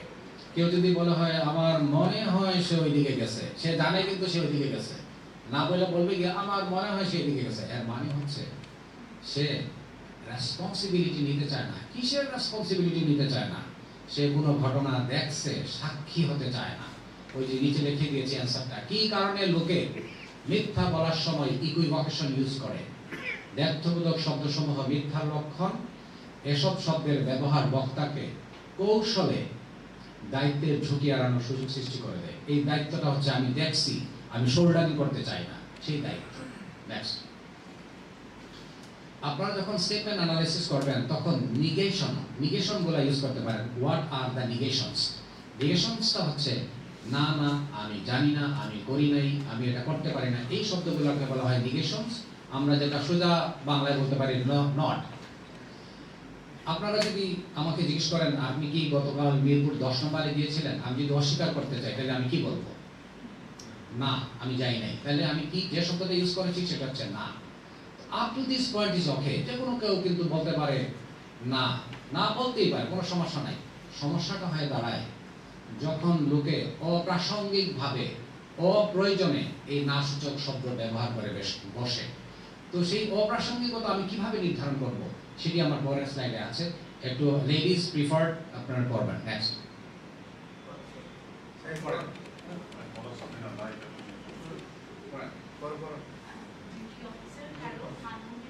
লাউডলি। আমি কেবলমাত্র নিচের তলায় এসেছি, আমার ভাই তার গলাটা সম্পূর্ণ কাটা, আমি জানি না, আমার মনে হয় সে মারা গেছে। হ্যালো, দেখুন ডিউটি অফিসার মাত্র ফোনটা পিক করেছে, ওই পাশ থেকে অন্য লোক কথা বলা শুরু করছে। দেখুন আমার অবজেকশনটা হচ্ছে মাঝখানে। সে যদি আমাকে এইভাবে বলতো আমার ভাই তার গলাটা সম্পূর্ণ কাটা, আমার মনে হয় সে মারা গেছে, আমার কোনো সমস্যা ছিল না। মাঝখানে সে কেন বলতেছে আমি জানি না? তার মানে কি জানেন? সে জানে। বুঝতে পারছেন? কারণ হলো লোকে যখন অন্যকে কনভিন্স করতে চায় তখন সে মনের অজান্তেই যে বাড়তি যে সকল শব্দ ইউজ করে ইকুইভোকেশনের মতো, এই নিগেশনগুলো সে অপ্রাসঙ্গিকভাবে ব্যবহার করে বসে। সুতরাং এই অপ্রাসঙ্গিকতাও আমাদেরকে বিবেচনায় রাখতে হবে। নেক্সট, একটু পড়বেন। আচ্ছা, এনিওয়ান? প্রশ্ন, তুমি কি এটা করেছো? এটা প্রাসঙ্গিক উত্তর। হ্যাঁ, আমি এটা করেছি। অপ্রাসঙ্গিক উত্তর, আমি সেটা কিভাবে করতে পারি? দেখুন আপনি একজনকে জিজ্ঞেস করলেন যে তুমি কি এটা করেছো, সে বলবে হ্যাঁ করেছি, বা বলবে না করি নাই। কি হবে যদি সে আমাকে বলে তুমি কি এটা করেছো? এটা অ্যানসার যদি বলে how can I do that, আমি সেটা কিভাবে করতে পারি? খেয়াল করে দেখেন, আপাত দৃষ্টিতে মনে হতে পারে সে খুব স্ট্রংলি ডিনাই করছে, কিন্তু আপনি যদি একটু গভীরে যান তাহলে দেখবেন সে আপনার কোয়েশ্চনের অ্যানসার দেয় নাই। FBI গবেষণা করে বের করছে যে যখন লোকে আপনার কাছে সত্য জিনিসটা বলতে চায় না তখন সে খুব টেকনিক্যালি একটি অবান্তর অপ্রাসঙ্গিক বিষয় আপনার সামনে নিয়ে আসবে। সেটি আপনি মৌখিক স্টেটমেন্টে ইজিলি পেয়ে যাবেন। লিখিত জবানবন্দি কোথায় পাওয়া যায় সেটি বোঝার জন্য আমাকে নেক্সট স্লাইডে যেতে হবে। নেক্সট, ওই যে শুরুতে বলেছিলাম না একটি ঘটনাকে 3টি ভাগে ভাগ করা যায়, পূর্বকালীন, ঘটনাকালীন, পরবর্তী। এর মধ্যে দেখা যায় লোকে যখন মিথ্যা বলে তখন তার মেমোরি পার্ট ইউজ করে না, সে ইউজ করে হচ্ছে তার এই ডান পাশটা। তখন সে করে কি, আপনার কাছে বিশ্বাসযোগ্য বলে প্রতীয়মান হয় এরকম একটি স্টেটমেন্ট লিখতে যে সে ইন্ট্রোডাকশন এবং কনক্লুশন পার্টটা সে লম্বা করে ফেলে, মাঝখানেরটা সে ছোট করে, কারণ সে তো তার ব্রেইনের লেফট অংশটা ইউজ করছে না, সঞ্চয় বেশি নাই, যার কারণে ওই দুইটা অংশে অপ্রাসঙ্গিক বিষয়ের অবতারণা বেশি পাওয়া যায়। নেক্সট, কেউ করবেন? ভাষার দিকে খেয়াল করা, আমি 2020 সালের ইলেকশনে দাঁড়াবো না, বনাম 2020 সালের ইলেকশনে দাঁড়ানোর ইচ্ছা আমার নাই। অতিরিক্ত তথ্য প্রাপ্ত। 2016 সালে হিলারি ক্লিন্টন ট্রাম্পের সঙ্গে নির্বাচন করে পরাজিত হয়েছিলেন। 2018 সালে একটি সাংবাদিকদের সম্মুখীন হন। হিলারি ক্লিন্টনকে জিজ্ঞেস করা হয়, সাংবাদিকরা জিজ্ঞেস করে যে miss are you going to complete the next presidential election schedule for 2020? তখন তিনি বলেছেন আমি 2020 সালের ইলেকশনে দাঁড়াবো না। আমি যদি আপনাদেরকে এখন প্রশ্ন করি, হিলারি ক্লিন্টন যদি সাংবাদিকের ওই কোয়েশ্চেনের অ্যান্সারে বলতেন 2020 সালের ইলেকশনে দাঁড়ানোর ইচ্ছা আমার নাই, তাহলে ইচ্ছা শব্দটি বিশ্লেষণ করে কি পাবেন? দাঁড়াতে ঠিক কি চান? কিছুটা ইচ্ছা আছে, দাঁড়াতেও পারে নাও দাঁড়াতে পারে। হোয়াট ইফ হিলারি ক্লিন্টন যদি বলতেন 2020 সালের ইলেকশনে দাঁড়ানোর পরিকল্পনা আমার নাই, পরিকল্পনা শব্দটির অ্যানালিসিস আপনাকে কি ইনফরমেশন দিবে? পরে থাকতে পারে। পরিকল্পনা শব্দটি ফ্লেক্সিবল, স্থির কোনো বিষয় নয়। আমরা অনেক কিছু পরিকল্পনা করি, সবকিছু বাস্তবায়ন করতে পারি না। যখন হিলারি ক্লিন্টন পরিকল্পনা শব্দটি ব্যবহার করবেন তখন আমি বুঝতে হবে তিনি এখনো সিদ্ধান্ত নেন নাই, করতেও পারে নাও করতে পারে। এটা বলার মানে হলো লোকের উচ্চারিত শব্দের বা ভাষা যদি আমরা খেয়াল করি, অনেক সময় কিছু ইনফরমেশন পাবো যেটার মাধ্যমে আমি এডিশনাল ইনফরমেশন পেতে পারি। নেক্সট, এবার আমি বলেছিলাম যে গ্রামার ব্যবহার করে কিছু এডিশনাল ইনফরমেশন পাওয়া যায়, শুরু করি নাউন দিয়ে। নাউনের ক্ষেত্রে খেয়াল করতে হবে, লোকে যখন কথা বলে যদি কারো নাম ব্যবহার করে একাধিক নাম, তাহলে আমাকে খেয়াল করতে হবে কোনটা আগে দিয়েছে কোনটা পরে দিয়েছে। এক ভদ্রলোকের 12 বছরের একটা পুত্র সন্তান ছিল, ফুটবল খেলতে যায় পা ফ্র্যাকচার হয়ে বাসায় আসছে, বিছানায় পড়ে আছে। বাবা এসে যখন ছেলের পাশে বসলো, বললো বাবা তুমি আজকে কার সঙ্গে খেলতে গেছিলাম? ছেলে বলল আমি রানা এবং মেহেদির সঙ্গে খেলতে গেছিলাম। তার বাবা চিন্তা করলো যে ওই এলাকায় অনেকদিন থেকে থাকে, কিন্তু ওনার ছেলের রানা নামে কোনো ফ্রেন্ডের কথা শোনে নাই। তখন বাবা ছেলেকে জিজ্ঞেস করছে, আচ্ছা আমরা তো এই এলাকায় বহুদিন থেকে থাকি, তোর রানা নামে তো কোনো ফ্রেন্ডের কথা শুনে নেই, এটাকে? ও তুমি শোনো নাই, সে এলাকায় নতুন আসছে বটে। নতুন আসলে কি হয়েছে? সেই তো প্রত্যেক দিন আমাদেরকে খেলতে ডেকে নিয়ে যায়। তখন বাবা টের পাইছে যে এই পাড়ায় নতুন আসলেও যেহেতু সে খেলাধুলা অর্গানাইজ করে, সে খুব কম সময়ের মধ্যে পাড়ার ছেলেদের পছন্দের শুরুতে স্থান করে নিয়েছে। সেই জন্যই যদি সেই ছেলেটি রানা নতুন হয়েও সে শুরুতে স্থান করে নিয়েছে, মেহেদি তার পুরাতন ফ্রেন্ড হয়ে ওটাকে ঠেলে ঠেলে পিছনে দিয়ে দিয়েছে। আরেকটা এক্সাম্পল দিই। ফর এক্সাম্পল, একজন সাব ইন্সপেক্টর একটা হত্যা মামলা তদন্ত করতেছে। এখন মনে করেন অনেক কষ্টে সে সেই মামলার 1 নম্বর আসামি অ্যারেস্ট করেছে। সে কি করে? তার এসপি বা অ্যাডিশনাল এসপি সার্কেলকে ফোন করে জানায়, স্যার আমি না স্যার এই হত্যা মামলা 1 নম্বর আসামি অ্যারেস্ট করেছি। আর এই সাব ইন্সপেক্টর সেই হত্যা মামলার যখন 9 নম্বর আসামি অ্যারেস্ট করে, তখন সে আর সংখ্যার কথা উল্লেখ করে না। সে তখন বলে যে স্যার আমি এফআইআর ভুক্ত একটা আসামি অ্যারেস্ট করেছি। 1 নম্বর আসামি আর এফআইআর ভুক্ত আসামির মধ্যে কিন্তু পার্থক্য আছে।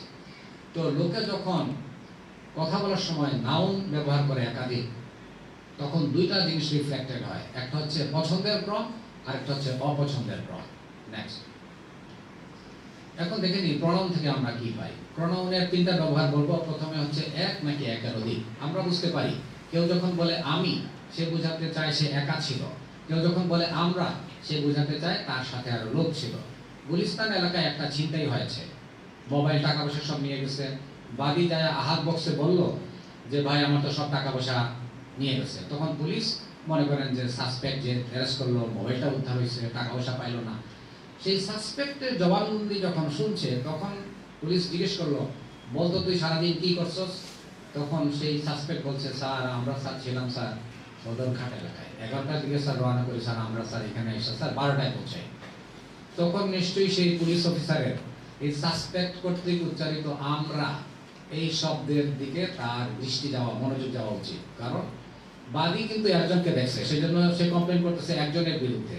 সাসপেক্ট যখন বলতেছে আমরা, তখন আমাকে ধরে নিতে হবে there were more than one people involved with the crime। সেই জন্য একবচনের প্রনাউন আর বহুবচনের প্রনাউন দিয়ে আমরা একটা ঘটনার সঙ্গে কতজন সম্পৃক্ত সেটি আমরা ধরতে পারি।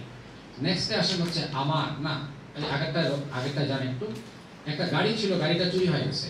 বলেন তো দেখি এই দুইটা স্টেটমেন্টের মধ্যে কোন স্টেটমেন্টটা গাড়ির চালকের?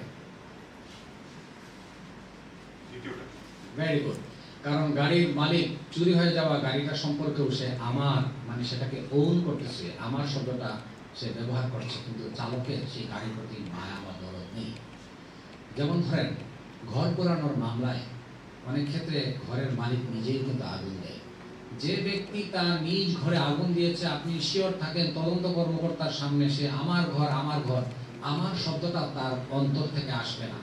এর বিপরীতে যদি অন্য লোকে তার বাড়িতে আগুন দেয়, নিশ্চিত থাকে পড়ে যাওয়া ঘরটার প্রতি তার মায়া বা দরদ থাকবে।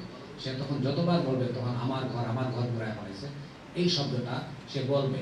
সুতরাং আমার এই পসেসিভ প্রোনাউনের অ্যানালাইসিস দিয়ে প্রাইমারিলি আমরা ডিটারমিন করতে পারি যে একটা জিনিসের প্রতি, বস্তুর প্রতি মায়া বা দরদ কতটুকু আছে। এই এডিশনাল ইনফরমেশনটুকু আমাকে নানাভাবে হেল্প করে। আরেকটা বিষয় এই আমার শব্দটি আন্তঃব্যক্তি সম্পর্ক নির্ধারণে সাহায্য করে।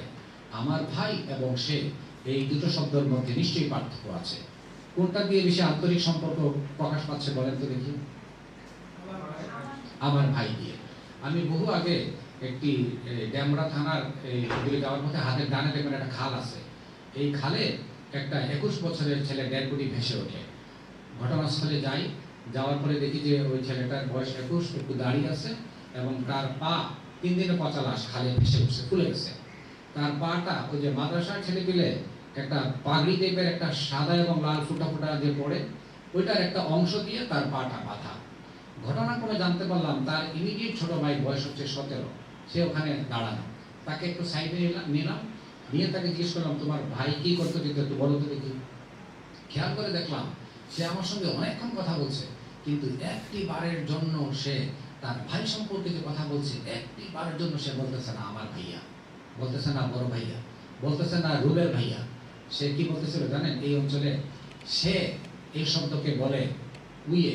উইয়ে এইটা করতো, উইয়ে সেটা করতো, উইকে মাঝে মধ্যে পাওয়া যেত না। উইয়ে মানে কি?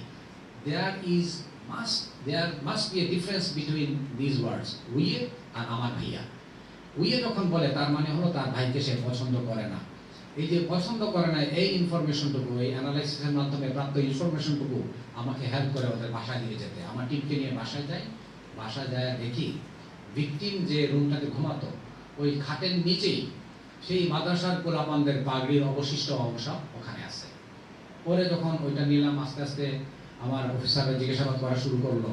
তো আমরা শেষে বিকেল নাগাদ আমরা বের করে ফেলছি। তার এই ছোট ভাই তার মামাকে নিয়েছে, এই দুজন মিলে জীবন নামে একটা লোককে হায়ার করেছে। পরে তারা 3 জন মিলে দুপুর করে মেরে ওকে খালের মধ্যে ফেলে দিচ্ছে। কি কারণে মারছিল? টাইম কনস্ট্রেন্ট আছে।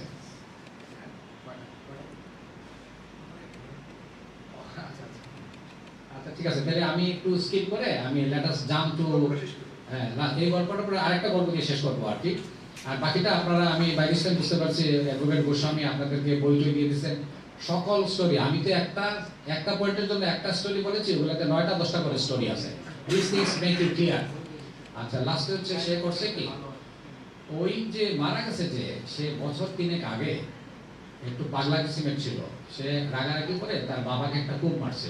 মারার পরে বাবার পিছনে লাগে, বাবা হসপিটালাইজড হয়, মারা যায়, মামলা হয়, সে অ্যারেস্ট হয়। সে যখন বেল পেয়ে বের হয়ে এসে তার বাসায় থাকে, তখন সে তার মাকে বলে, মা ছিল ইয়াং, 42-43 ছিল, মাকে বলে মা তুমি শাড়িটা এইভাবে কেন করো, তুমি ওই ছেলের সঙ্গে আলাপ করো কেন, তুমি ওইখানে যাও কেন? হ্যাঁ, তখন তার ছোট ভাইটা মনে করছে আগে তো বাপেরে মারছে, এখন মাকেও মেরে দিবে, যার কারণে তার পরিকল্পিতভাবে তার ভাইটাকে মেরে দেয়।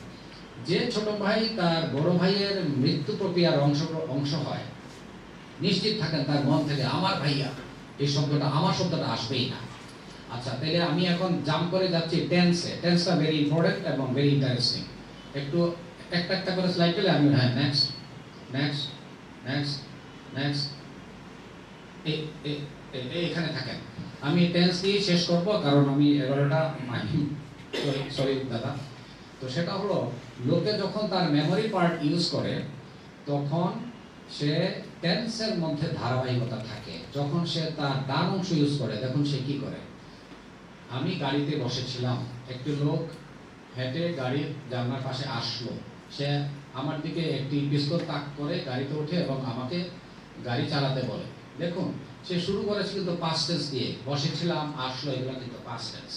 কিন্তু সে একটু পরেই সুইচ ওভার করেছে প্রেজেন্ট টেন্সে, তাক করে উঠে চালাতে বলে। এই কাজটা সে কেন করলো? কারণ সে তার মেমোরির কোন অংশটা ইউজ করতেছে?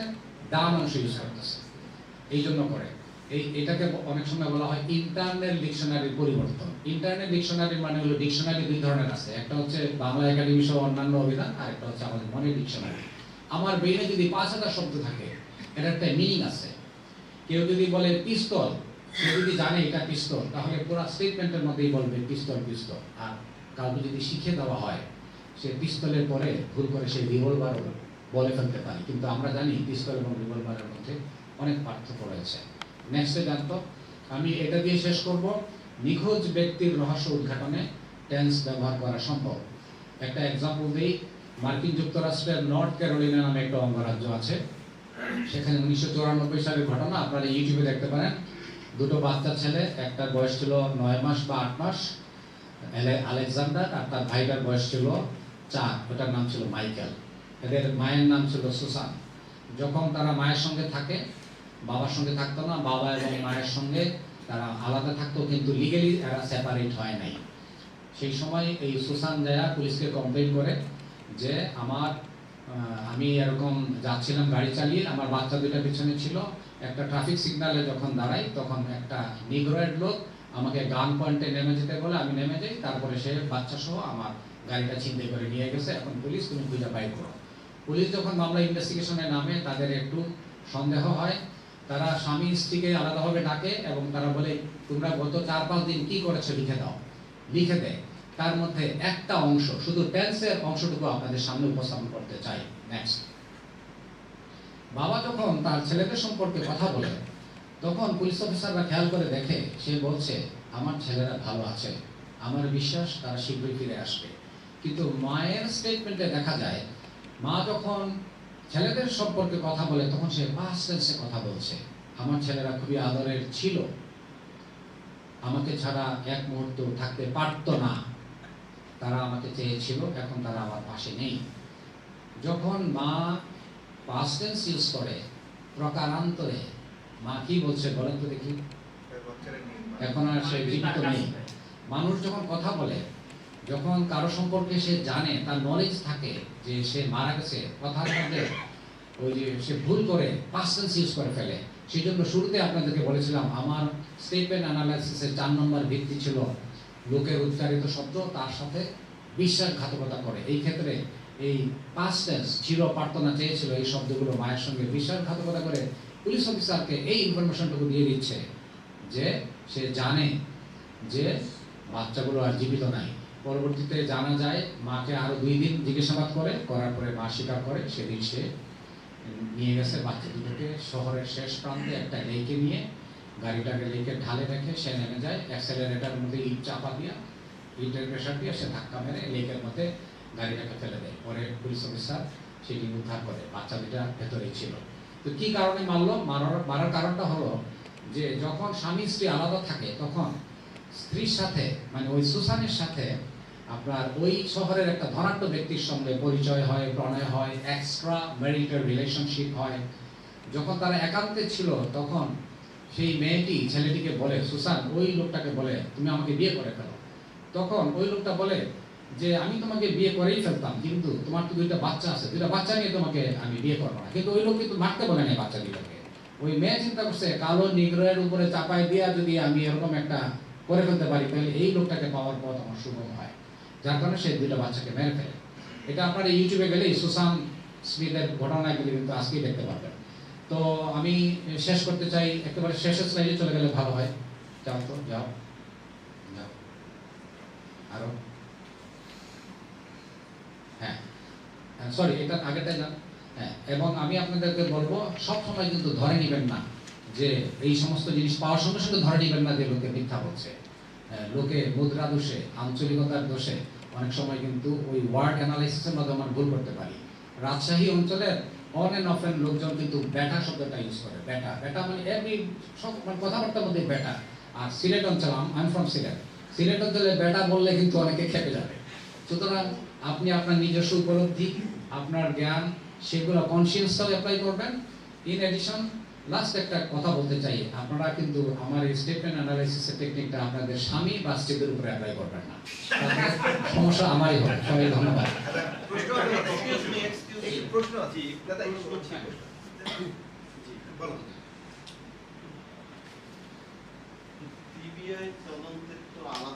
আচ্ছা, একটু আমি না দাদা একটু ভুল করেছেন, আমাকে পিবিআইতে পোস্টিং করা হয়েছে ঠিকই, কিন্তু একটা বিশেষ কারণে আমি আইজিপি স্যার এবং সরকারকে বোঝাতে সক্ষম হয়েছি আমার যাওয়াটা ঠিক হবে না। তো ওরা এটি বলেছে আমি এখন এডিশনালি যে ডেভেলপমেন্ট এফে আছি, বাট মামলা রিলেটেড হয়তো কিছু প্রশ্নের উত্তর দিতে পারি, বাট টাইম কনস্ট্রেন্ট আছে। পিবিআই সম্পর্কে কোনো কিছু বলবো না, কারণ I am not there, I am in the police headquarters now. আমিও তাহলে আমার প্রশ্নকে চেঞ্জ করি। আমি আশিকুজ্জামান, চ্যানেল আই অনলাইনে কাজ করি, আমি একজন লয়ার। পিবিআই শব্দটা বাদ দিলাম, যে তদন্তের ক্ষেত্রে আমাদের দেশে কয়েকটি এজেন্সি কাজ করে তদন্তের ক্ষেত্রে।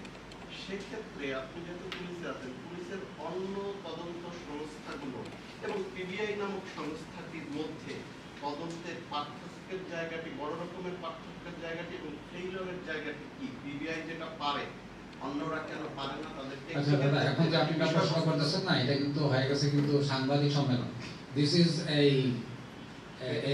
a session where we need to discuss with some point. এটা অন্য সময় আপনি আমার কাছে আসেন, you take my cell number from him, you come to my if you have a cup of tea, বা আমি আপনার কাছে যেতে পারি, then we can interact. Thank you very much. যে পদ্ধতিগুলো বলছেন, এই পদ্ধতিগুলো তো প্রয়োগ করে Everything is here. You take the PowerPoint presentation from Oni. বই আছে, if you want to take the presentation, you can from take it. Yes, Madam Dr. Musura, you may join. Without any introduction, you may join. She is our BIMS faculty member, also a professor of Kiro University and also a JICA advisor. Now, deliver her presentation, Dr. Matiur, Japan. You may join, madam. Yes, 10 minutes more, madam. Sorry. Hello, hi. Hold on a second. I will turn out my video. What do you like? Oh, Jesus Christ. Here you go. Hello. Hello, everybody. Good morning. Welcome. Good Can morning, you hear me? madam. Can you see me clearly? Yes, good morning. Good morning. That's wonderful. I'm so sorry. I have another engagement from 11:15. I have only 3 minutes. All right. How can I deal with this one? But anyway, this is just like a time pressure, like you journalists who experiences every day. My name is Masako Miyatake. I'm actually qualified in Japan, practicing law for more than 20 years, and also mediation, arbitration, negotiation, and also teaching as a professor at the Keio School in Tokyo.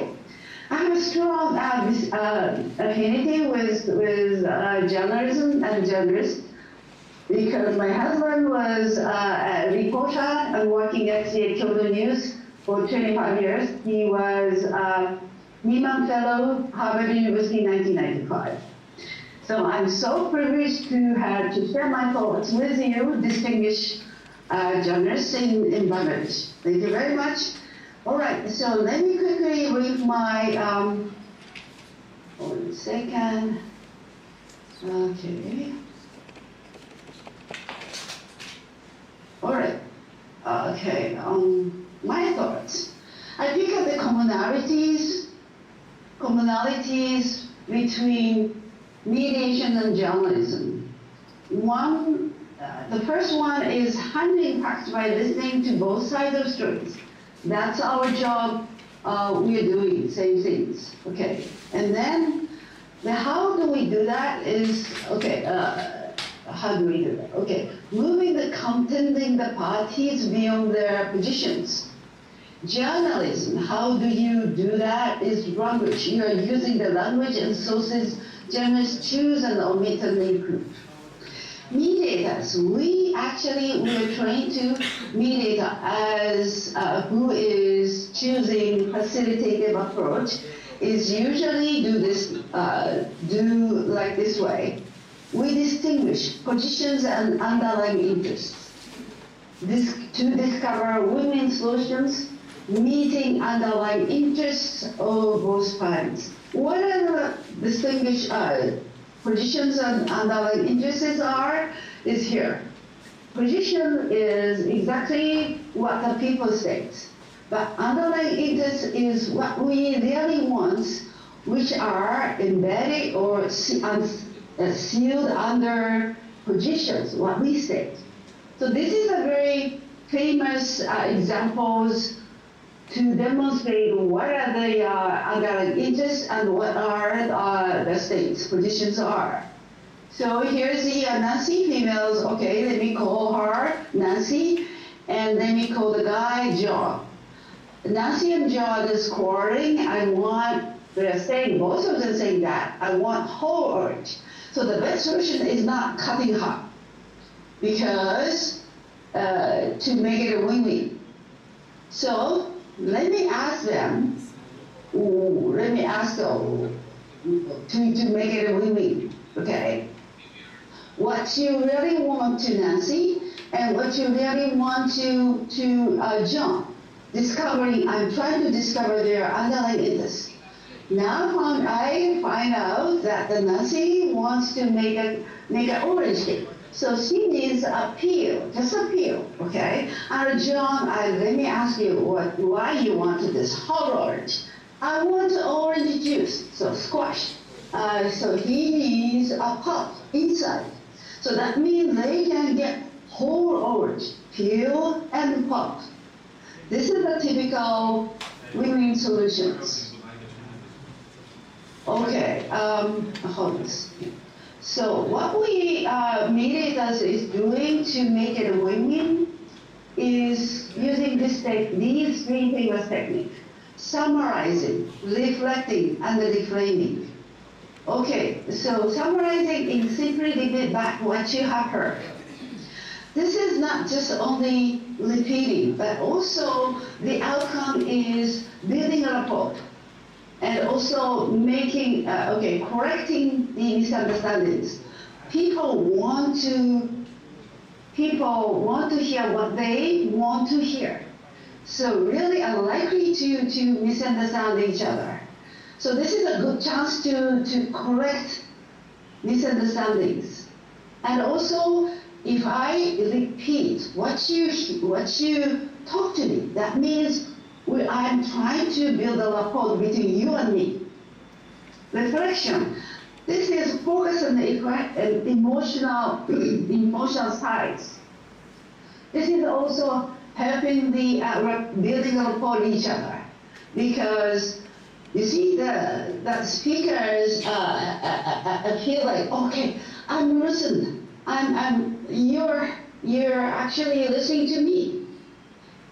By catching their frustrations or anger, something like emotional content. Reframing, a little bit sophisticating technique. Negative awards. I'm trying to change the negative awards to very positive awards. So my conclusion is, promoting the sound journalism, I believe that principles of sound journalism would be the same as those of the mediation. So we can share the means to develop the stability and the peace of the community could be shared between us through, for example, journalists can take BIMS mediation courses, or let me share the one very beautiful story by New York Police Department, NYPD, New York Police Department trials or project. NYPD officers get a 911 call, and two officers is approached in or visit their homes, probably criminal scene. Okay, and they visit the home, they find out, domestic violences. Then they are trying to use, the police officers are using the technique, or introducing, here's a tree, a name card. You may visit the mediator's office, like this telephone, the contact persons. So my suggestion, not suggestion, but my idea is that, okay, journalists, you're visiting a lot of how should I say, not crevices, but the scenes.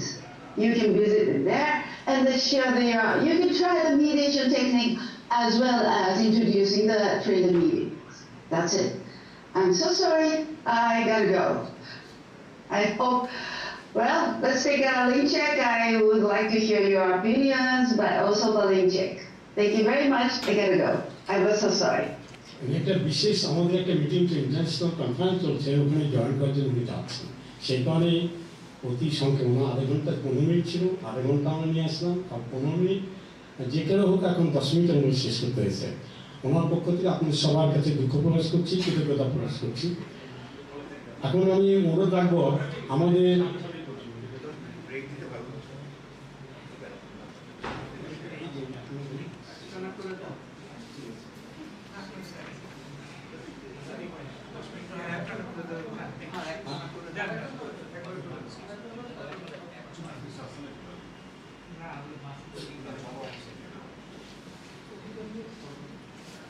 এখন অনুরোধ রাখছি আমাদের প্রিয় trainer,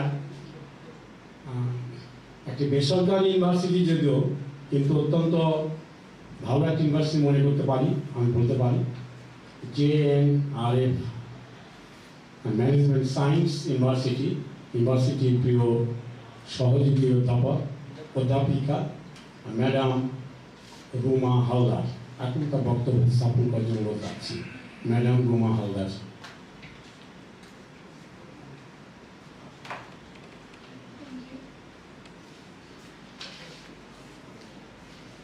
Good morning, respected guests and organizers, especially Mr.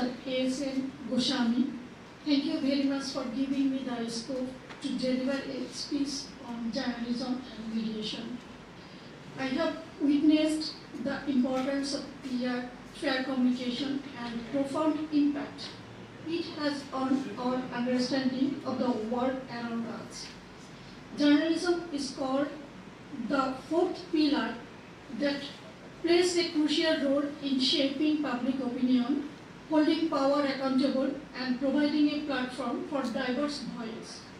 Mediation, on the other hand, serves as an essential tool for conflict resolution, fostering dialogue, and helping people find common ground, especially in the area of polarization. As the intersection of journalism and mediation lies a unique opportunity.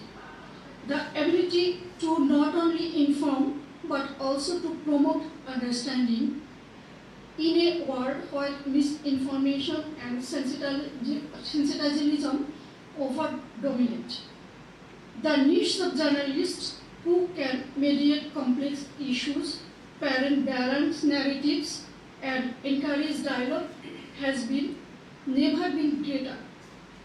Mediation, traditionally used in conflict resolution, teaches us to listen actively, to understand before we respond, and to facilitate conversation that lead to mutually beneficial outcomes. These skills are not just valuable in legal or interpersonal conflict, but are also essential in journalism. And a good journalist, like a mediator, strive to represent all sides of a story, giving voice to those who are often unheard, while also ensuring that truth is not lost in the process. In this seminar, we will explore following the key areas. Firstly, the role of journalism in conflict resolution. How journalists can act as mediators in sensitive situations, promoting peace rather than the insatisfied tensions. Secondly, ethical reporting and balanced storytelling. How journalistic integrity is preserved when mediation techniques are applied, ensuring that all perspectives are fairly represented. Thirdly, the challenges and responsibilities of a modern journalist.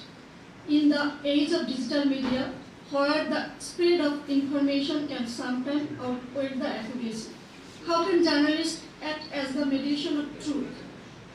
Throughout my lecture, I hope to provide insight into how these two fields, mediation and journalism, can work together to create more reform, balanced and peaceful societies.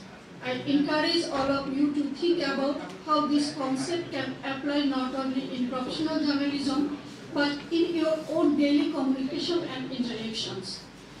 Before we dive into the specifics, I want to remind everyone that as communicators, while we are teachers, journalists, or citizens, we have a responsibility.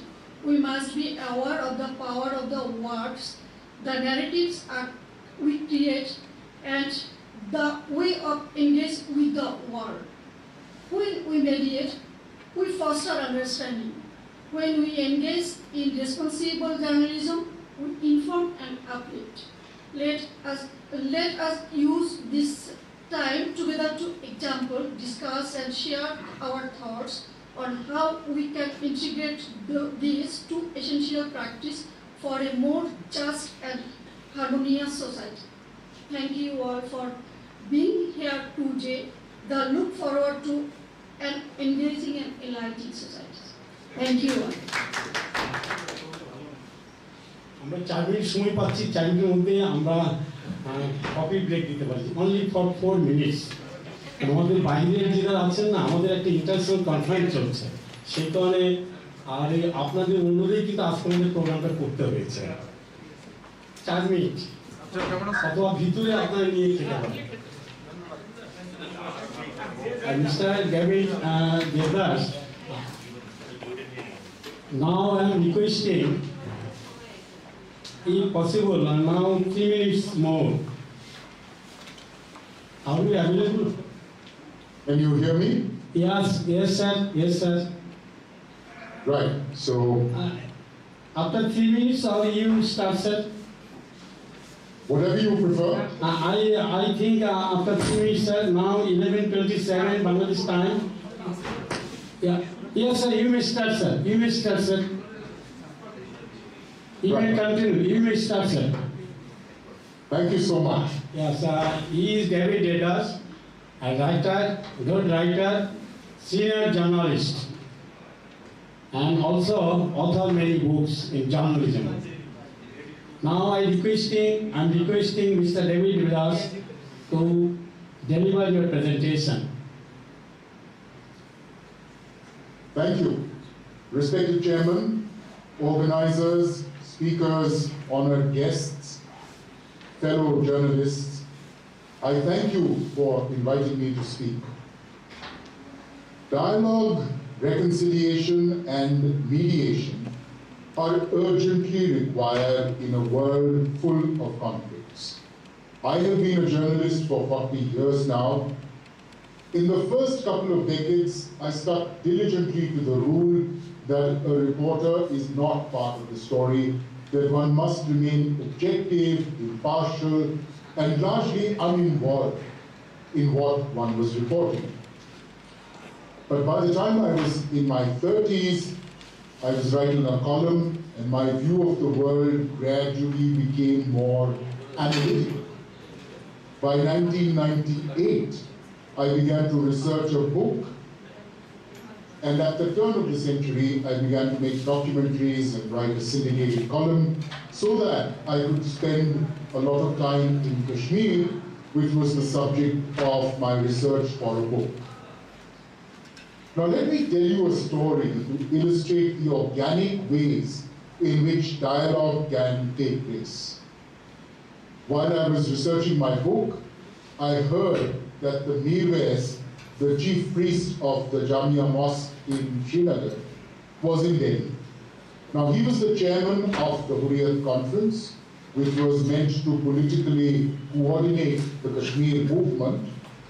I had had the best kava tea at his place several times while interviewing him. So as a reciprocal social gesture, nothing more, I invited him to lunch. He immediately accepted. Soon after, I got a message that he would bring along his colleagues from the Hurriyat executive, Yasin Malik and Mr. Abdul Ghani Lone.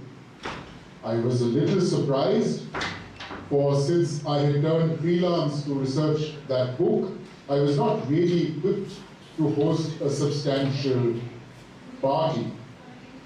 But then I got another message to say that he hoped I would invite other journalists and perhaps persons of influence and power. It would have been rude not to comply, so I started inviting others. Luckily, one of the first of those who I invited, Prem Shankar Jha, who had been editor of several Indian newspapers, very kindly suggested that I was welcome to host it at his place, since he had servants who would look after the food and other arrangements. I thankfully agreed, much relieved. Now, among the others we invited was Dr. Manmohan Singh, who had been India's finance minister, was then the leader of the opposition in the upper house of parliament, and would become prime minister. He and other influential figures present listened silently as the three Kashmiris spoke. Mr. Lone, who did most of the talking, was shot dead on the 21st of May 2002, but he made his points there. They might have been conveyed to the Prime Minister, for Prem had been media advisor in the Prime Minister's office under other Prime Ministers. My friend and former colleague Sanjay Baru, who was also at that lunch, became media advisor to the Prime Minister when Dr. Singh was Prime Minister. He obviously thought that lunch important enough to mention in his memoir. Now, why did I tell you this story? I had not envisaged anything more than a social invitation to Mirwais Umar, but it turned into an opportunity for the leaders of Kashmir's ongoing struggle to put some points before members of India's ruling establishment. As journalists, Prem and I had access and enough familiarity with both sides, the leaders of the struggle as well as leading lines of the establishment, to be able to invite them both to a place where they could informally talk to each other. It taught me that some leading lights of organizations in a conflict zone may have a strong desire for an opportunity to find a path out of the morass of a long continuing war. They want someone to reach out with an offer of dialogue leading to an agreement and peace. It also taught me how uniquely placed journalists who meet both sides in a conflict and lawyers and judges to whom both sides may look not only for justice, but also for a balanced, rational, just, objective, and even-handed approach to both sides of a conflict. Now let me turn to the various kinds of mediation that could take place. There are at least three kinds of interlocution in which a journalist can engage. One is the sort of social interaction over lunch to which I referred. That is facilitated by senior journalists who are respected as objective and even-handed by both sides. They often develop enough goodwill through their journalistic interactions, primarily interviews, to be socially invited to their interviewees' homes and to be able to invite those interviewees for social interactions. A second sort of interaction takes place long distance, when one side passes a message either during or after an interview. For example, soon after a senior leader of the freedom movement was assassinated several years ago, I used to meet his sons as they took up his mantle in the run-up to the assembly elections that were held in Jammu and Kashmir later that year. At the end of one such meeting, one of them said, out of the blue, "You must be meeting the governor sometimes couldn't you please ask him to ensure that 2 more bunkers of paramilitary forces are placed at the corners of our property? They have placed only 2 at 2 of the 4 corners. Now that is a second sort of interlocution or mediation, a request passed to a journalist who is likely to meet and be taken seriously on the other side of a divide or conflict. A third sort of interlocution occurs openly through an interview. Now that's what happened when my former colleague Shekhar Gupta went to Islamabad in late 1998 to interview Prime Minister Nawaz Sharif. During the course of the interview, Sharif said he would welcome Prime Minister Vajpayee to visit Pakistan. Soon after that was published, the government of India announced that Mr. Vajpayee would be happy to go. Then Vajpayee announced that he would like to take a bus from Delhi to Lahore to use a road that had been closed since 1947. That led to a historic meeting in Lahore in February 1999. It seemed on the surface to be the result of a throwaway remark in the course of an interview, but it was really the culmination of a painstaking process that took several months. Mr. Vajpayee had first proposed peace and a mutually accepted resolution to the Kashmir issue during a bilateral one-on-one meeting with Mr. Sharif in July 1998. I remember how worn and miserable Mr. Vajpayee had looked as he emerged from the room in the Taj Hotel in Colombo, where he had had a prolonged meeting with Prime Minister Sharif that July.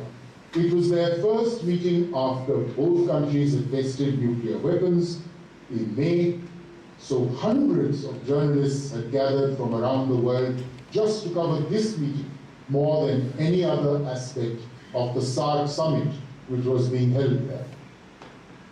All of us journalists were brought to the hall where the post-meeting press conference was to take place an hour or so before the meeting, and were there while the meeting took place. I was restless for waiting so long, and so had wandered into the corridor just when Mr. Vajpayee emerged alone from the room and shuffled extremely slowly and dejectedly to take the mic alone at the press conference. Mr. Sharif had obviously not responded to his peace overtures. But the two leaders had another meeting on the sidelines of the UN General Assembly in September that year, by which time Mr. Sharif had warmed to the idea of peace and a resolution. It was still too soon for an open response. That happened at Lahore, the way into which was paved by that interview by Shekhar. Across the world, many have used interviews by respected journalists such as Christine Amanpour to signal readiness for dialogue or even an open invitation for such. Many journalists, senior journalists, have access to the corridors of power, quite literally, as when I watched Mr. Vajpayee leave that meeting room. They are sometimes invited to state events, such as banquets, receptions, and for the more senior and respected, smaller dinner parties hosted by the powerful. Over the decades, I have had the good fortune of being at meetings and tea or lunch or dinner with Fidel Castro, Yasser Arafat, the then Israeli President Weizmann, Queen Elizabeth, and former Chinese Premier Li Peng. A senior journalist may also request a meeting alone for an off-the-record chat. I did when I and 4 or 5 other journalists were invited to accompany Prime Minister Narasimha Rao on his aircraft about 30 years ago. I was able to quietly complain to him one-on-one in his cabin that one of his ministers had threatened one of my colleagues. I guess that too was a sort of mediation in a very loose sense. Let me turn now to activism among some journalists. Of course, more detailed processes of dialogue may sometimes be undertaken through journalists on the ground who pass messages back and forth during prolonged secret negotiations. That tends to happen more often when negotiations take place with guerrilla outfits, perhaps in jungle areas. Sometimes such a journalist are more activist than journalist, and are therefore ready conduits for passing messages from either side in a dialogue. So those who wish to use the journalists for a dialogue generally choose one of two kinds. One is such ground reporters of conflict zones who might even be seen as activists. The other kind is senior journalists with credibility and a reputation for impartiality, objectivity, and perhaps most important, truthfulness. For both sides need to feel confident that what they actually want to convey will really be conveyed to the other side. Now let me turn briefly to the limits of impartiality as a concept. It has often been said that there is no such thing as absolute objectivity, that subjectivity does creep in, even if subconsciously. For a journalist who is approached to mediate in one way or another, it is important to assess whether engaging in interlocution might compromise that very value, that is honesty and impartiality, because of which they have been approached. So why would any journalist engage in it, you might ask? For there is bound to be a risk that it might damage one's reputation. My view is that one simultaneously has several identities, as academics would concur. So a journalist does not cease to have a commitment to humanity and goodness. Of course, there is the infamous story of a Western journalist striding into a refugee camp and bellowing at the top of his lungs, "Anyone here been raped and speaks English?" You may call that incisively professional, but many would call that cynically inhumane. Not all of us are like that. I have actually desisted from reporting a rape after the survivor told me of her fears about how it might affect her court battle for custody of her children. When I and 5 other journalists discovered the carnage after a terrible communal massacre, we were about to leave when one of the women survivors fell down, begging me that if we left, the mobs would return. I had to quickly decide between my duty as a reporter and my duty as a human being. Since a colleague from my newspaper was there and could go back to report, I opted to stay. A mob did gather nearby over the next couple of hours, but held back until police forces arrived in numbers. As a human being, perhaps even as a patriotic citizen, one may feel impelled to do what one can to help stop violence or to get a peace process started. In an increasingly violent world, I believe it is the duty of each of us to promote peace and dialogue. Let me also say at this point that one must interrogate the concept of impartiality, particularly with regard to the practice of journalism in foreign countries and much more so in conflict zones. Across the world, there are ideological, political, and foreign policy biases, not to speak of biases based on race, color, creed, etc. The genocide in Gaza over the past year has demonstrated this most obviously. The way some of the most prominent and once respected Western media outfits have covered the invasion of Ukraine, if you compare that with how they covered the conflict in Gaza, the use of different terminology demonstrates their biases. Bombs killed children in Gaza, while Russia bombed an apartment block in Ukraine. And they talk of, I use the term as they do, just to illustrate. They say the invasion of Ukraine and the conflict in Gaza. In a war situation, it is even tougher for a journalist to remain unbiased. Some would even say that it is a patriotic duty to help one's country in a war effort. It is because Israel assumes that it has deliberately targeted journalists in Gaza and even their families. Never before has this sort of deliberate and merciless targeting of journalists taken place on this scale. Western journalists were able to report from Berlin in the late 1930s and from Moscow during the Cold War, although there is no doubt that they were watched, taped, and not trusted.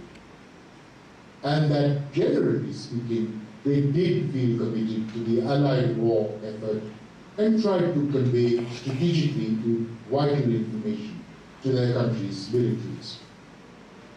It is why journalists from some of the most prominent Western news outlets were embedded with the invading forces that went into Iraq 2 decades ago, and why those invading forces went after Al Jazeera journalists there. We trusted the invading journalists to present the invasion in a positive light and did not trust the Al Jazeera journalists to do that. Let me turn now to the kinds of forces that might lurk behind a conflict, of which a journalist must more keenly be aware than those actually involved in the conflict sometimes. There are often invisible dimensions of war and conflict that it is important to understand, especially while we discuss the ethics of peacemaking. Those dimensions could be the military-industrial conflict, mining, drilling, and other corporate interests, and those who invest in and ideologically or strategically promote various dimensions of clashes between identity groups, what is sometimes called the clash of civilizations.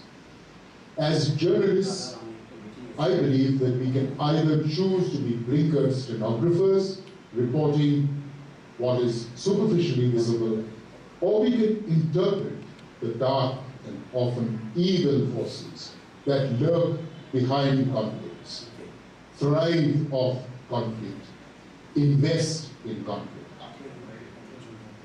Can we call coverage of the war in Ukraine complete without mention of BlackRock's investments? Can we cover the violence being wrought on Gaza without understanding how much might be at stake in oil and gas off its coast, and without asking questions about the monetary potential of a possible Ben Gurion canal?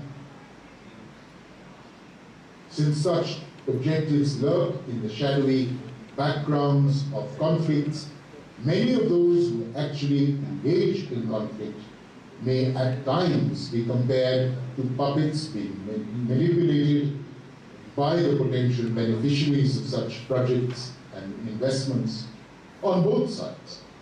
I call them puppets even though they may have guns and grenades, or no Molotov cocktails, or tear gas shells, and machine guns and sparkling medals.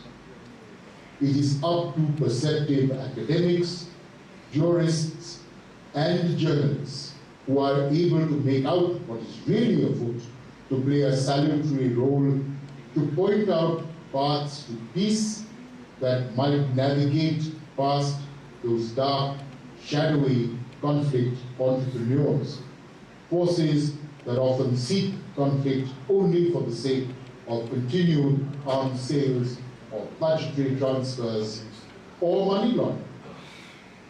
In this light, ladies and gentlemen, we might see the role of mediators as mentors and educators, those who can step back in order to shine a light on what is really happening, rather than just be messengers communicating between one set of fighters and another. Allow me to conclude, Chairman Sir, with the remark that we could view mediation as an enlightened process of bringing the light of knowledge and understanding to hate-filled spaces of darkness. It undertakes to save the lives of the innocent and to make the world a better place.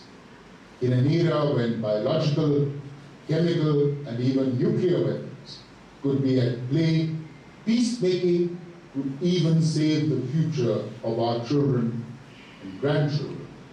It is well worth doing. Thank you, Mr. Chairman, and thank you for your patience, the audience. I'm afraid I can't see the hall anymore. Is there a reason why it is not visible to me? Thank you.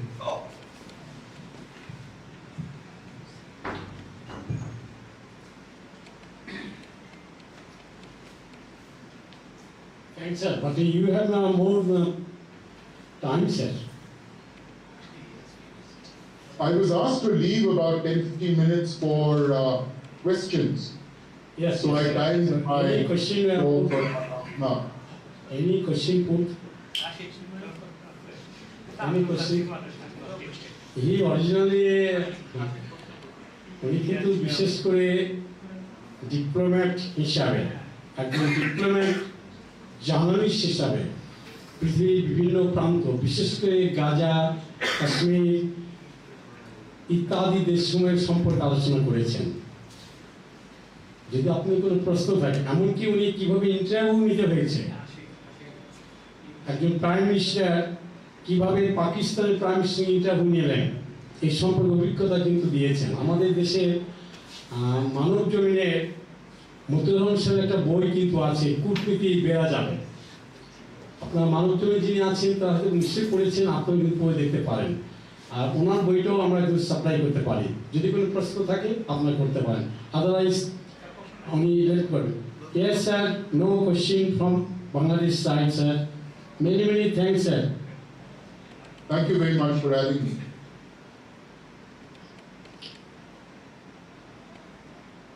Simran Arul, yes? Simran? Yes, sir. Namaste, namaste. Namaste. You may start, Simran. You may start. As because Mr. David already leave us. প্রিয় বন্ধুগণ, madam Simran এখন তার present করতে যাচ্ছেন। উনি supreme court of নেপালের উচ্চ মহলের একজন কর্মকর্তা, একজন আইনজীবী এবং সত্যিকার অর্থে একজন মেডিয়েটর এবং beans trainer. I am now requesting Madam Simran Napi to present your presentation. Simran. Thank you so much for coming here, and I'm really excited to stand here. Good afternoon and namaskar to everyone.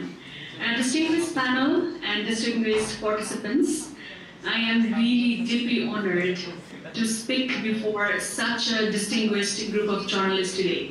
So first of all, I would like to greet every one of you, each one of you, best wishes because you have been doing a lot and the journey is still on. So yes, today I'm going to talk about the mediation with journalism perspective for sure. So first and foremost, before starting my session, I would like to extend my heartfelt gratitude to BIMS for facilitating this important session. because I believe this is the most important session that we are having today. And to Mr. S.N. Goswami, sir, you have been such an inspiring personality for all of us present here today. And thank you, sir, for providing me this opportunity to engage with all of you. So yes, in this rapidly evolving world, you see, journalism continues to serve as a backbone of democracy, truth, and transparency. So you all are working for these three important pillars for sure, and that is democracy, truth, and transparency. But you see, as society evolves, so too much of our understanding and approach, also like conflict resolution mechanism, are also evolving. Yes, so justice and communication. So today we are here to explore the profound intersection between this journalism and mediation, and a topic that I believe this holds an immense promise for the future of our societies and of the media within them. So mediation, by its very essence, is a process of dialogue, a way to resolve disputes not through confrontation, but through conversation, understanding, and compromise. So basically, you see, mediation, it seeks to bridge the gaps and brings those opposite sides together and reach a solution that benefits all parties involved. So I repeat, this mediation is basically for providing the solution which benefits not only a single party, but all the parties involved during the mediation. Similarly, now we are talking from this journalism perspective. So journalism has long been a powerful tool of mediation. You see, in 90s era, 80s era, even then, the journalism perspective was there. But you see, it was in a very informal mode. But now, living in this 21st era and in this formal legal sense, there is a very potential to mediate not only between the parties, but also between the state and the public. And you have also been in the previous session, Dev sir has actually talked about the formal legal sense and also the journalism, how it impacted between the state and the public. So you also got to know the different instances of Gaza and the perspective of journalism and also linking it with the mediation, right? So you have to deeply connect these roots in order to understand this journalism with the perspective of mediation as well. So now, insert, I'll talk about the role of journalists, because I'm seeing mass of journalists presented today. So the role of journalists is very critical in reporting and framing issues with clarity, impartiality, and integrity. So I repeat those three important keywords, and that are clarity, impartiality, and integrity. However, you also see there is an additional layer to that. And that additional layer that we must always consider. So please now pay attention to this important point that I'm going to talk about. So journalism capacity to not only to report on conflict, but you see there is a very important role also to serve as an informal mediator in resolving the disputes within society. And this is very, very significant in present context as well. So journalists, you all are often taken on the front lines of societal tensions. You all are before the government, the front line, you are taking the front line. Even you are witnessing the struggles of communities, the political factions and individuals. So the work and also your work can either exacerbate the conflict and also to contribute to its resolution.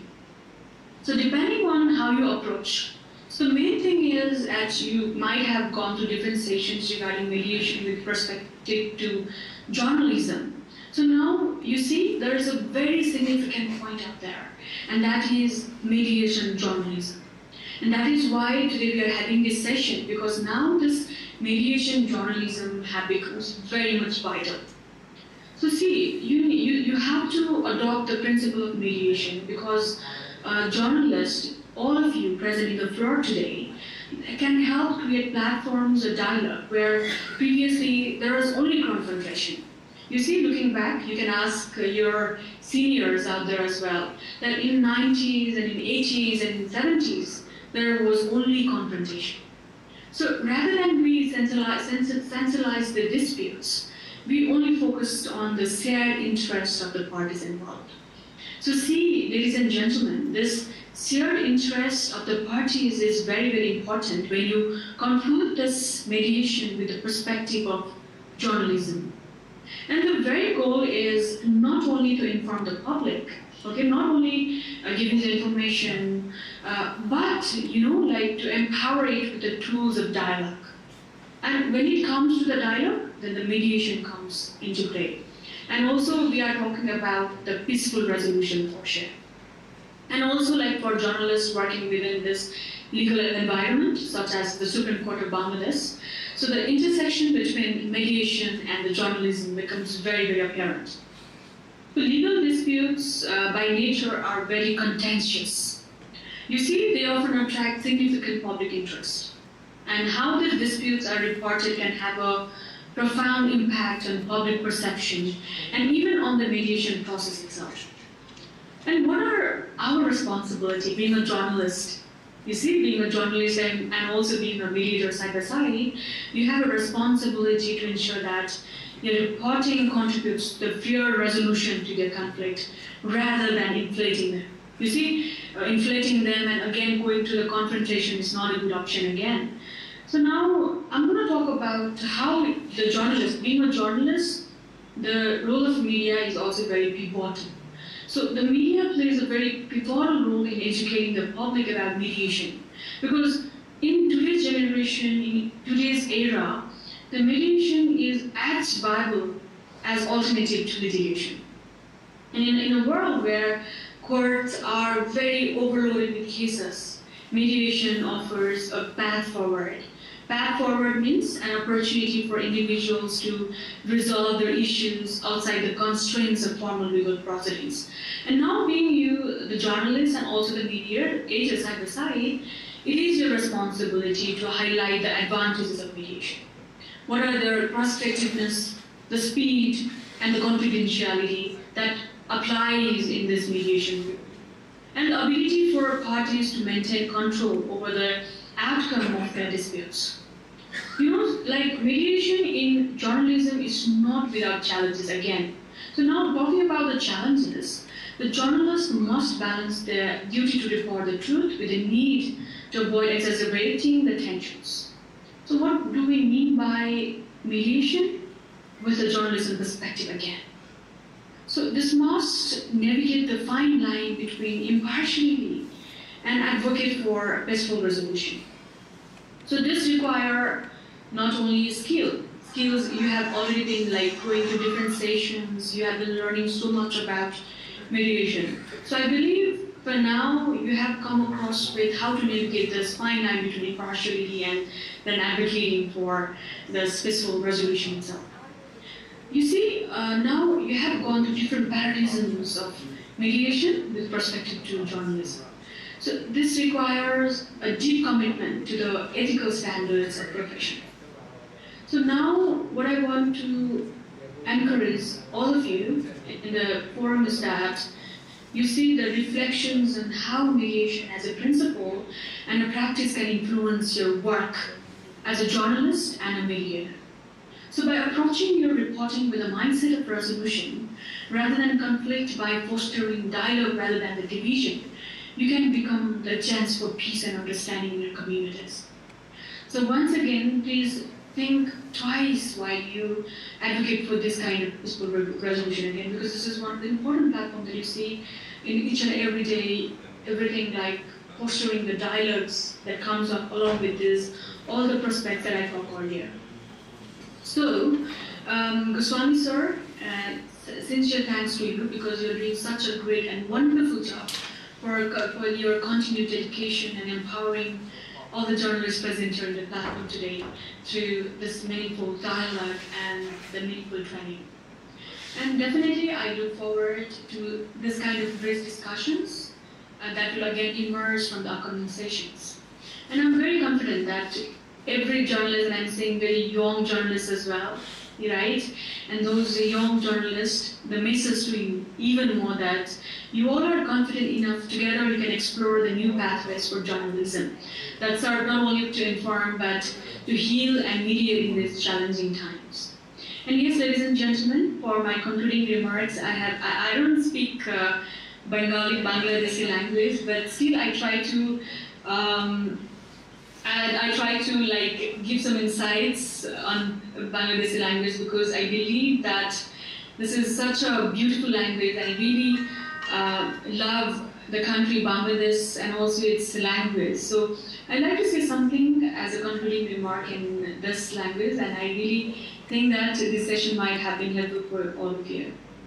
So, modustota ebong sobang badikota uboyu samaje otonto guruত্বপূর্ণ ভূমিকা পালন করে মধ্যস্থতা সমাজে শান্তি ও সুবিচার প্রতিষ্ঠা করার জন্য একটি কার্যকরী পদ্ধতি जो সংঘাত নিরসনে গুরুত্বপূর্ণ অবদান রাখে একময়ভাবে সাংবাদিকতা জনগণের কাছে তথ্য পৌঁছায় দেয় এবং তাদের অধিকার সম্বন্ধে সচেতন করে তোলে বাংলাদেশে সাংবাদিকতার জন্য মধ্যস্থতা বিষয়ে জ্ঞান থাকা বিশেষভাবে প্রয়োজনীয় কারণ এটি শুধু তাদের পেশাগত দায়িত্ব পালনে সাহায্য করবে না বরং সমাজের স্থিরতা ও ন্যায় বিচার প্রতিষ্ঠার ক্ষেত্রেও ইতিবাচক প্রভাব ফেলবে আমি আশা করি সাংবাদিকদের মধ্যস্থতা ধারণা কাজে লাগিয়ে সত্যের প্রচার শান্তির প্রচার এবং ন্যায়ের বিচার প্রতিষ্ঠায় সক্রিয় ভূমিকা পালন করবে So once again, best wishes to all the journalists, all the fans, and all everyone distinguished guest person out there. So once again, my sincere thanks to BIMS and Mr. Goswami again. So dhanyabad for having me, and Jai Bangla and Jai Mediation. Thank you so much for having me. Many thanks, Mahmood. Many thanks. Now I am requesting Madam Tanushree Rai. She is a certified mediator and she is also a faculty member of BIMS. Madam Tanushree Rai, certified mediator. Tanushree. Hello. Yeah. You may start. Good afternoon, everybody. Am I audible? Yes, we can see you. We can hear you also. Okay, allow me to just share my screen.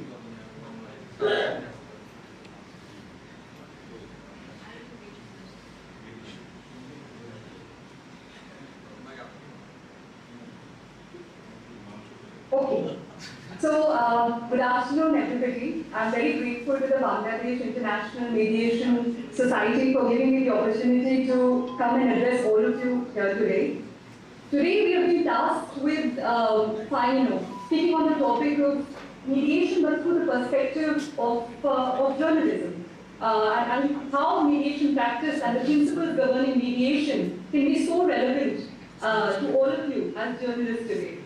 So in today's presentation of around 30 minutes, I'll be using a PowerPoint presentation to lead you through the topic of mediation and journalism, bridging narratives for conflict resolution.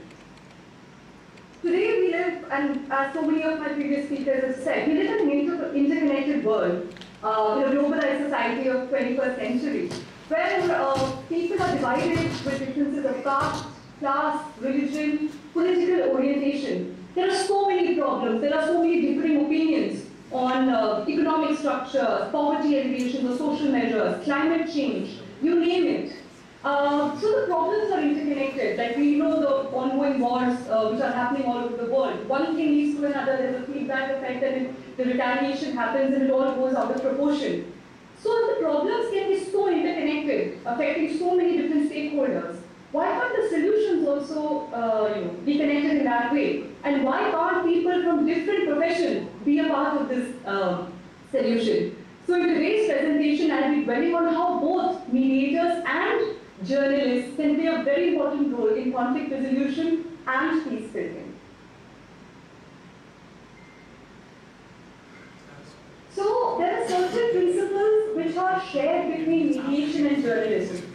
As a mediator, it is very important to maintain confidentiality, impartiality, and independence, and ensuring the voluntariness of the process. And whatever I'm going to actually share for the presentation, and I'm assuming that you have had some kind of background on the mediation process and the stakeholders involved. So I will not go into the details of the mediation process, but the kind of principles and the values that are synergistic between both these disciplines. So as mediators have to be confidential, impartial, neutral, have to ensure the voluntariness of the process, journalists also, while interviewing and reporting, have to keep in mind the right of privacy of the individuals that they are reporting about, and not let personal feelings, biases, or preconceived affect you arriving to the truth while investigating or reporting a story. So, in this sense, you have to maintain that kind of independence and objectivity and unbiasedness, irrespective of the overarching societal or other power structure or other societal pressures which may require you to do otherwise. And mediators also have to take on the role of an equalizer, that is to ensure that both the parties are on a fair plane, on a level playing field, especially if both the parties come from different socio-economic or cultural backgrounds. Similarly, it is very important that journalists, when we are reporting, to cover all the sides, the kind of take all the actors into account and take multiplicity of perspectives, integrate that in your reporting and engagement. So firstly, maintaining impartiality and balance becomes very important both to a mediator as well as to a journalist. Second is that critical thinking and analytical reasoning is very important in both the professions. We have to base the information that we relay and the kind of conversations we have based on facts and not on emotions. How to dissipate an agreement, break impasses, is very relevant here is where communication skills play a major role. And strong communication skills become very important both as a mediator as well as a journalist. And what these can do is help you understand underlying interests. As a mediator, one has to understand why a certain party has taken a position. At the same time, as a journalist, it would serve much better if you go into the underlying causes of why certain actors in society are taking certain standpoints, instead of just reporting merely on the outcomes and the other sensational kind of news that we may like to report. So this kind of question, kind of going deeper, can help you go deeper into the what are the motivations, what are the reasons people are thinking in a certain way, and include that in your journalistic reporting as well. So understanding interests is good communication skill is something which is common across both. Third, building trust. Mediation requires the principles of fairness, legality, and truth being inculcated in our practice. Similarly, honesty in reporting, in our data collection, in reporting reliable and truthful information becomes very important in terms of trust. And this is so building trust by ensuring credibility, by ensuring objectivity, fairness, and taking to extremely good ethical standards is very important both as a mediator as well as a journalist.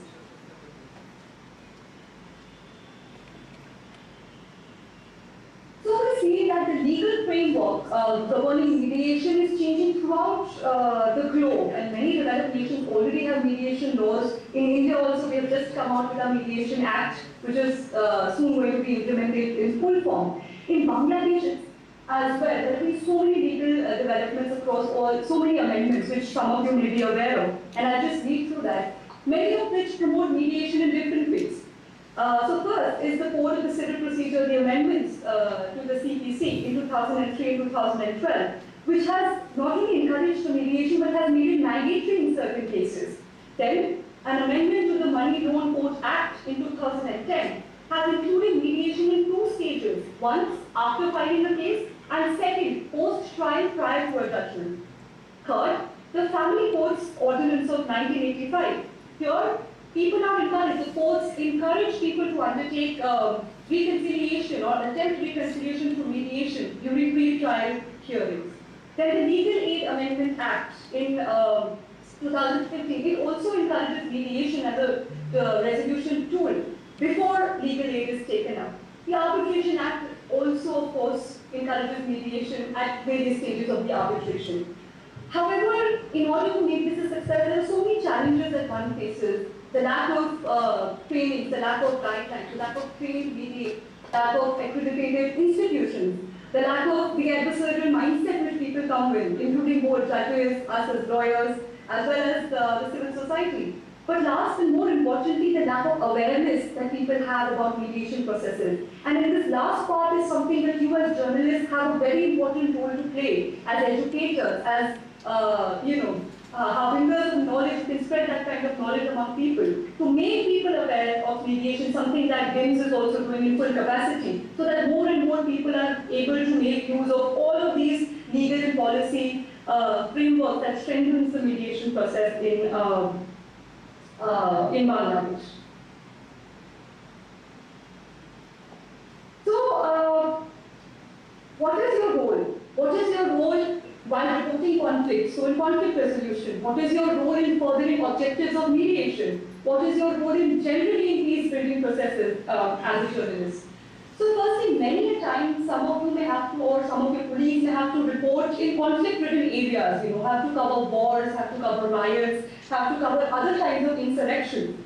And here you can take a very different role depending on the approach you take. At once, you can be a weapon of violence, spreading hatred, spreading division, spreading intolerance.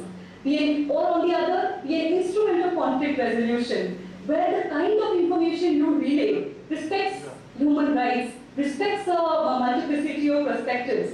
A form of media which goes deeper into the issues and the underlying causes, to understand these causes and what leads to the consequences of conflict. So all of this information, when relayed to the audience, it helps shape public perception, to face public opinion, enabling citizens, enabling stakeholders to make more informed choices. So all of us know that this kind of information is power. And the people in conflict situations need access to credible information, not just some kind of sensational news about what is happening or the outcomes, but truly what are the kind of peace-making efforts which are happening? What are the stories of different people? Because at the end there are humans involved in all of these instances, and understanding their motivations, their values become very important in conflict resolution. So here is where the kind of reasoned narrative that you put forward can focus and make the discourse more holistic, more meaningful, and lead towards resolution instead of divisiveness. Media is often considered to be the fourth pillar of democracy. So you are an indispensable political actor in peace-building processes, where you can make sure as a watchdog to keep all the stakeholders, to make all of them accountable. You can be a messenger of political leaders when it comes to international political disputes. In diplomacy as well, which is largely governed by public opinion, which in turn is largely determined by what the media feeds them. So, like I said before, you have a major role to play and you have the power to diffuse tensions by keeping an eye on the government, on opposition, on society, and undertaking all of these things that I mentioned. So, your ability to define or reframe conflicts, to initiate conflict building between communities, rebalance asymmetrical power relations, and counteract the propaganda of violent actors becomes extremely important, and you have ample opportunities to play this kind of, and moral responsibilities to play this kind of constructive role in your professional life. So in a nutshell, as a journalist wanting to work in conflict resolution, you can start by facilitating dialogue between the conflicting parties, provide essential information about mediation or other peace-building efforts which are happening in that context of that conflict. You can act as an intermediary to influence public perception positively. For example, if there are protests happening by certain underprivileged sections of the society, and the government is one party, and nobody is ready to listen to each other. So it is public opinion which will then kind of not, drive the government to take certain actions, and the public opinion will be formed in return by what the media informs them about. So here, your role as an intermediary becomes very important. And lastly, by involving multiple actors, multiple perspectives, promoting understanding amongst conflicting parties as well. So the kind of stories you choose to cover, the kind of ways in which you frame these events can either exacerbate tensions or facilitate dialogue, and the choice is yours. What is your role in furthering mediation objectives? So mediation objectives are not very different from those objectives of conflict resolution or objectives of peace building efforts. But just to further delineate them, firstly, the kind of editorial choices you make can have an impact on the agenda setting or what the framing of issues could be. So shaping narratives. Secondly, in today's world where there is such easy access to information through information and communication technologies and social media, one click of a button and then information is everywhere. And a lot of it can be misinformation and disinformation, which can lead to, mayhem in the society. So you, by giving reliable, credible information, can help dispel these kind of rumors and counteract misinformation, further leading to, peace in society. Then polarization. Either as journalists, we can exacerbate, extreme viewpoints for our TRPs or better sensationalized news, or we can prevent this kind of polarization and more harmony in society. To focus on the processes of these peace-building efforts rather than just the outcomes. What are the steps that are being taken towards resolution? Again, what are the perspectives of different parties? That instead of just talking about divergent stands and the harm that such a conflict is causing. And lastly, as mentioned before, encouraging these diverse perspectives, ensuring that a multiplicity of perspectives are heard towards this. All of this will ensure that the entire process of peace building, of mediation, is democratic and fair, and you as journalists have a very important role to play in that. Again, so what can you do tangibly in all of these things? Firstly, shaping public understanding, both when it comes to conflict, so shaping the narratives of what people think, as well as shaping public understanding of the importance of mediation processes. So here you can work alongside mediators. This, what I mean by shape public understanding is your role as an educator. So you can work alongside mediators to educate public about mediation processes. Demystify, the clout which is there around mediation processes. People are not aware, so they are scared. So what are the processes? What are the different stakeholders involved? What kind of laws and policy frameworks support mediation? What are the legal provisions which are there? What are the benefits of mediation? All can be done through education and public awareness methods. You can also engage in reporting regarding the history, roles, participants involved in different mediation efforts in your societies and your surroundings over the past few years. Second is to promote peace journalism, where, like I mentioned before, you focus on the conflict transformation, rather than merely reporting on conflict itself. So again, this requires you to go deeper into the issues and causes instead of surface level reporting. Third is to create spaces. For discussion and deliberation. So here, by hosting, say, different conferences or panel discussions, or even interviews with different stakeholders, you're able. Yes, I think there was some that.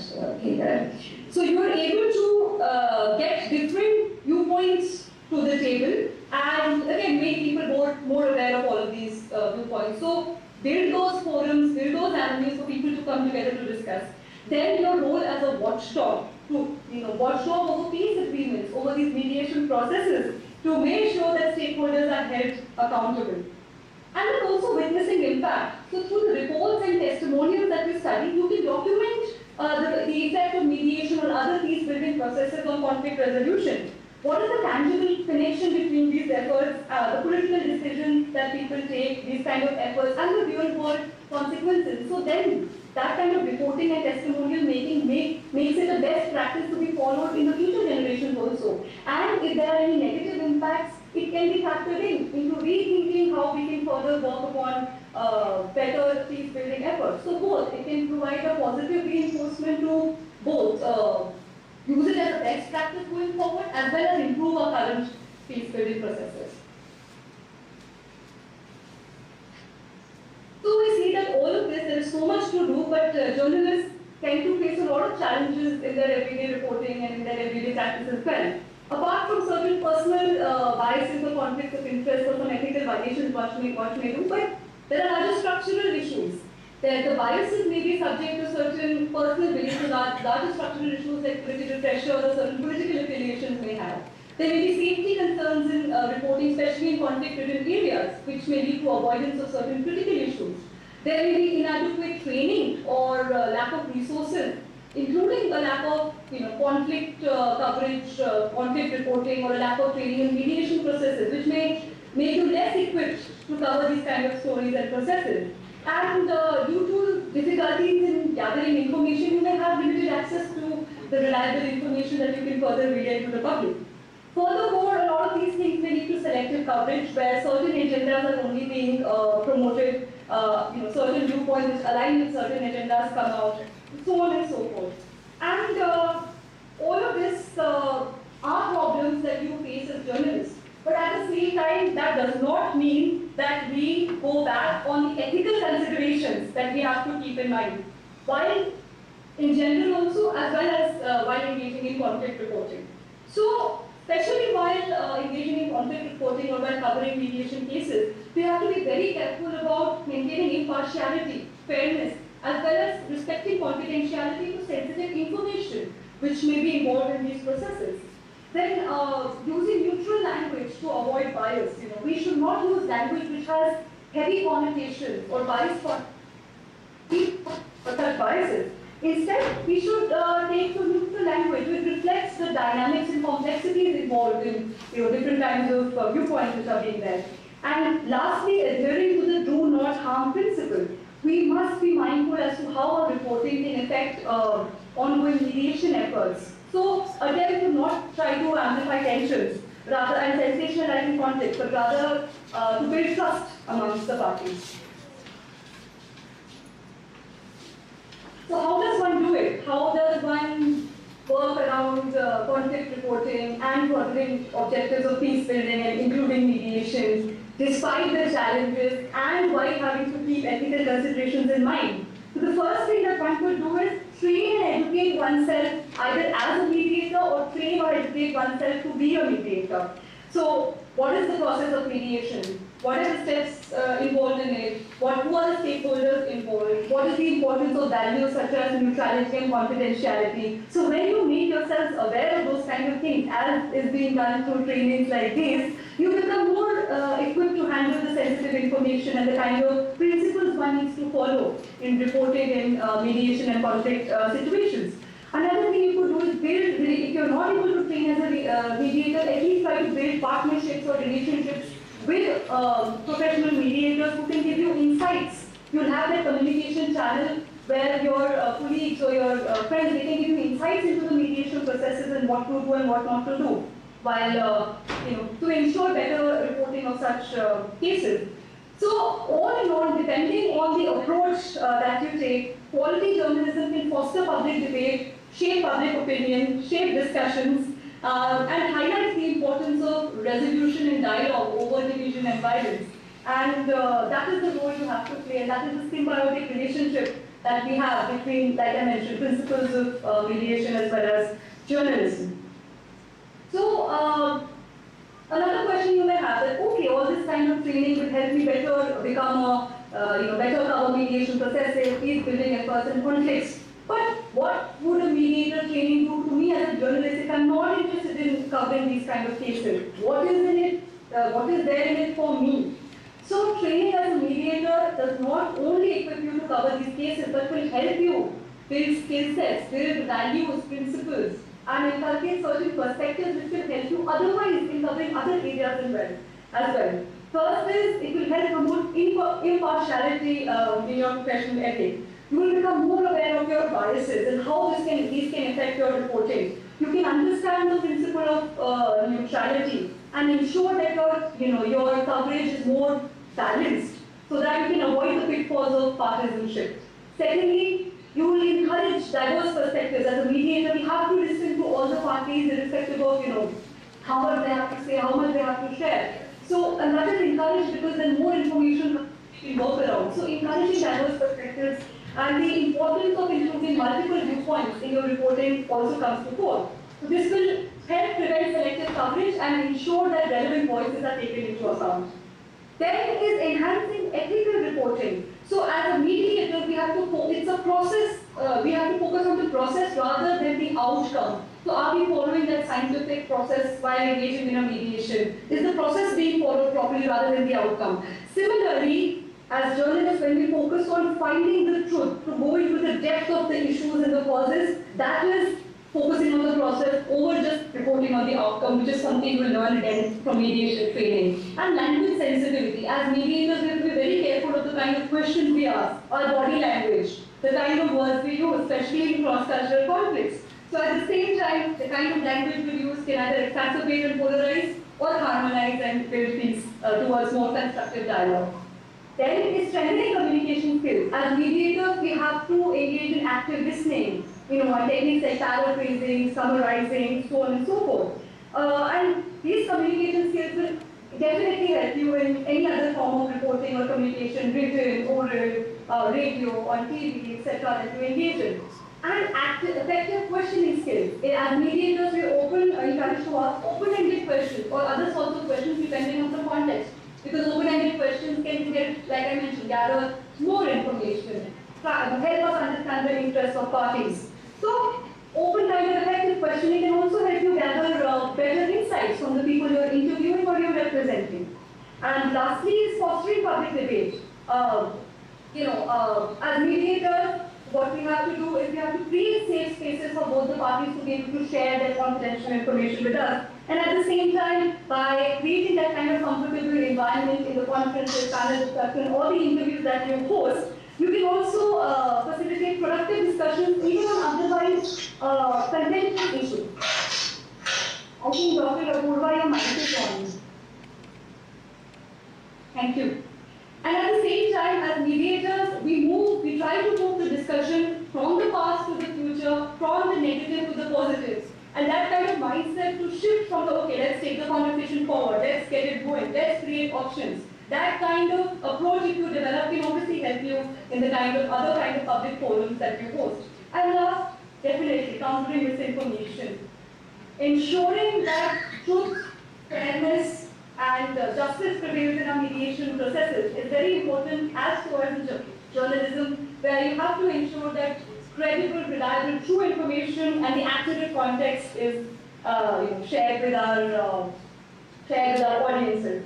So just to sum up, I would say that as mediators, we have a very big role towards, not only a big role, we have reader acceptance also, because we are known, you as journalists, you are known to be objective, to be transparent, to go for the truth, to be independent, to be unbiased. So automatically the audiences that you are reporting to, they are more accepting to the kind of information you share, which makes you a very important stakeholder in conflict resolution and in shaping public narratives around these processes. So, and that is when mediation training will help you to get those essential skills that can enhance your, that can equip you better to engage in this kind of reporting. So, it will improve your understanding of conflict dynamics, foster communication techniques, you'll be able to foster public dialogue better, you'll be able to maintain ethical standards at the same time, build trust with stakeholders, and therefore it's such a pivotal role all of you have to play. So, just revising on the things that we studied today, I shared with you, we started by talking about the major principles which are shared between mediation and journalism, the evolving legal landscape around mediation in Bangladesh, and of course a lot more is happening all over the world as well. The role that you can play as journalists in conflict resolution, in furthering objectives of mediation and furthering objectives of other peace-building processes. The challenges you may face, as well as the ethical considerations you may have to keep in mind, even though faced with such challenges. And lastly, how mediation training or better knowledge about mediation and mediation processes can help you become a better conflict reporter, a better reporter on mediation processes, and even a better journalist altogether. So with that, I'll end my presentation here. just these two things, these two small diagrams I wanted to share, and there are multiple more. I have referred to whatever I shared with you in the last few minutes. I have referred to different research papers around it. So if two of these diagrams are taken from one of these research papers as well. So if anybody is further interested to dive deeper into the theories of how journalistic practice can affect it, feel free to contact me on the email address given before. And with this, I end my presentation. Thank you all for a patient listening, and thank you, Goswami sir, for again giving us the opportunity to present it. Thank you. Thank you. Thank you, Madam Tanushree Rai. Now I am requesting Mr. Professor Dr. Victor Jesha. Can you hear, sir? Dr. George Bishop. Victor sir, are you heard?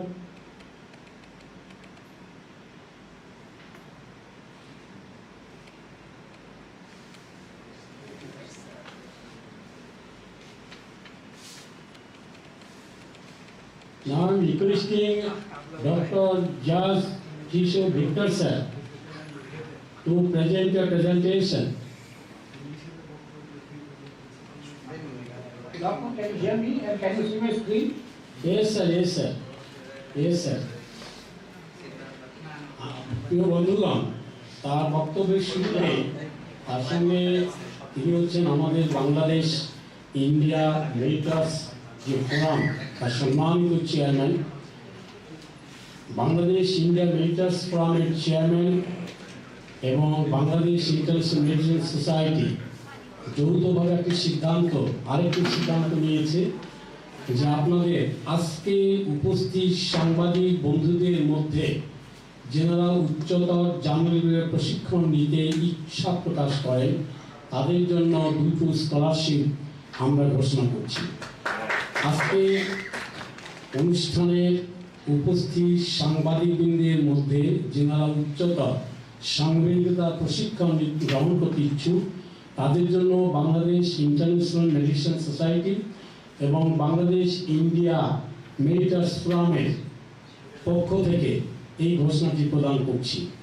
Now I am requesting Dr. Victor sir, now you present a presentation and you please explain why we announce this type of declaration, that is scholarship. Sir? Yeah. Yes sir. You may start sir. Am I audible? Yes sir. Yes sir. Secondly, is my screen Yes sir. visible to you? My presentation is visible to you? Yes sir. Thank you very much. Thank you very much for your introduction, sir. Mr. Mahmood, Raman, the President, the moderator for today's webinar, Mr. S. Goswami, sir, the other experts on the panel, the elite and the experienced professional journalists, good afternoon. Since we have time, I thought maybe I'll take 15 minutes before I go into my presentation to explain to you why and what is the reason for us to have a webinar on mediation of prospective of journalism. As you heard from the earlier speakers, we are interdependent, though we call ourselves as independent nations and independent countries, but still we are interdependent on each and every one, each and every nation. We are interdependent on cross-border cultures. We are interdependent on so many other factors. Having said that, we want to look into the perspective of what is the similarity between a mediator and a journalist, and what are the differences between a mediator and a journalist. If they are similar, then can we equate them? If they are having a huge big difference, how to bridge them? This is one of the goals of today's webinar. And let me also start with saying this. Probably this might look like very simple. Today, everyone and anyone, whether you are literate or illiterate, if you own a phone, an iPhone or an Android, and if you have good access to the internet, you consider yourself a journalist. You create your own group, you create your own YouTube channel, you create your own Insta, you create your own Facebook, you create your own social media, you create your own social network, and whether you are qualified, whether you have checked the veracity and the truthfulness of the information, and whether it is put up in a structured model, but still we all feel that we are journalists and we can publish and broadcast whatever we want. So with this background, we wanted to go into, dive deeper to see whether the mediators and journalists are alike, if their scope of work is alike, if they are alike, how do they contribute to the society, and how do they really look into the aspects of reporting, either it be a conflict between two parties or it is a conflict between the communities. So with this background, we wanted to have this webinar, and I should place my gratitude to Bangladesh International Mediation Society, and in particular Mr. Goswami sir, for allowing us to plan and for executing his thoughts to have this webinar today. Thank you very much, sir. And since we have time, I cannot hear you clear and loudly. Probably the moderator or the president of today's webinar can assist me. As a participant today, do you think that a mediator and a journalist are same or similar in nature? Can I hear a yes or no? Yes, sir. Yes, sir. So the basic fundamentally we agree that a mediator and a journalist, the job profile or the responsibility is similar. And why do we say it is similar? A journalist is a third party who is not a party to any of the conflict in the community, be it criminal or civil, or be it geopolitical, or be it military disputes, or be it cross-border disputes. You are not involved. You are a neutral third party, and you are reporting what is happening on the ground. And similarly, a mediator is also a third party who is not involved in the conflict and who has no interest in the conflict, but he is a third party who neutrally, with an unbiased attitude, tries to allow both the parties to discuss, talk, and arrive at a mutual solution. So with this, let's go into today's talk. So what is journalism? The very basic fundamental thing is gathering information, assessing, creating and presenting the news and information in an unbiased and in a truthful nature. And journalism also serves as a watchdog for society. If it's not for journalism, most of the things wouldn't come out to public. If you turn back,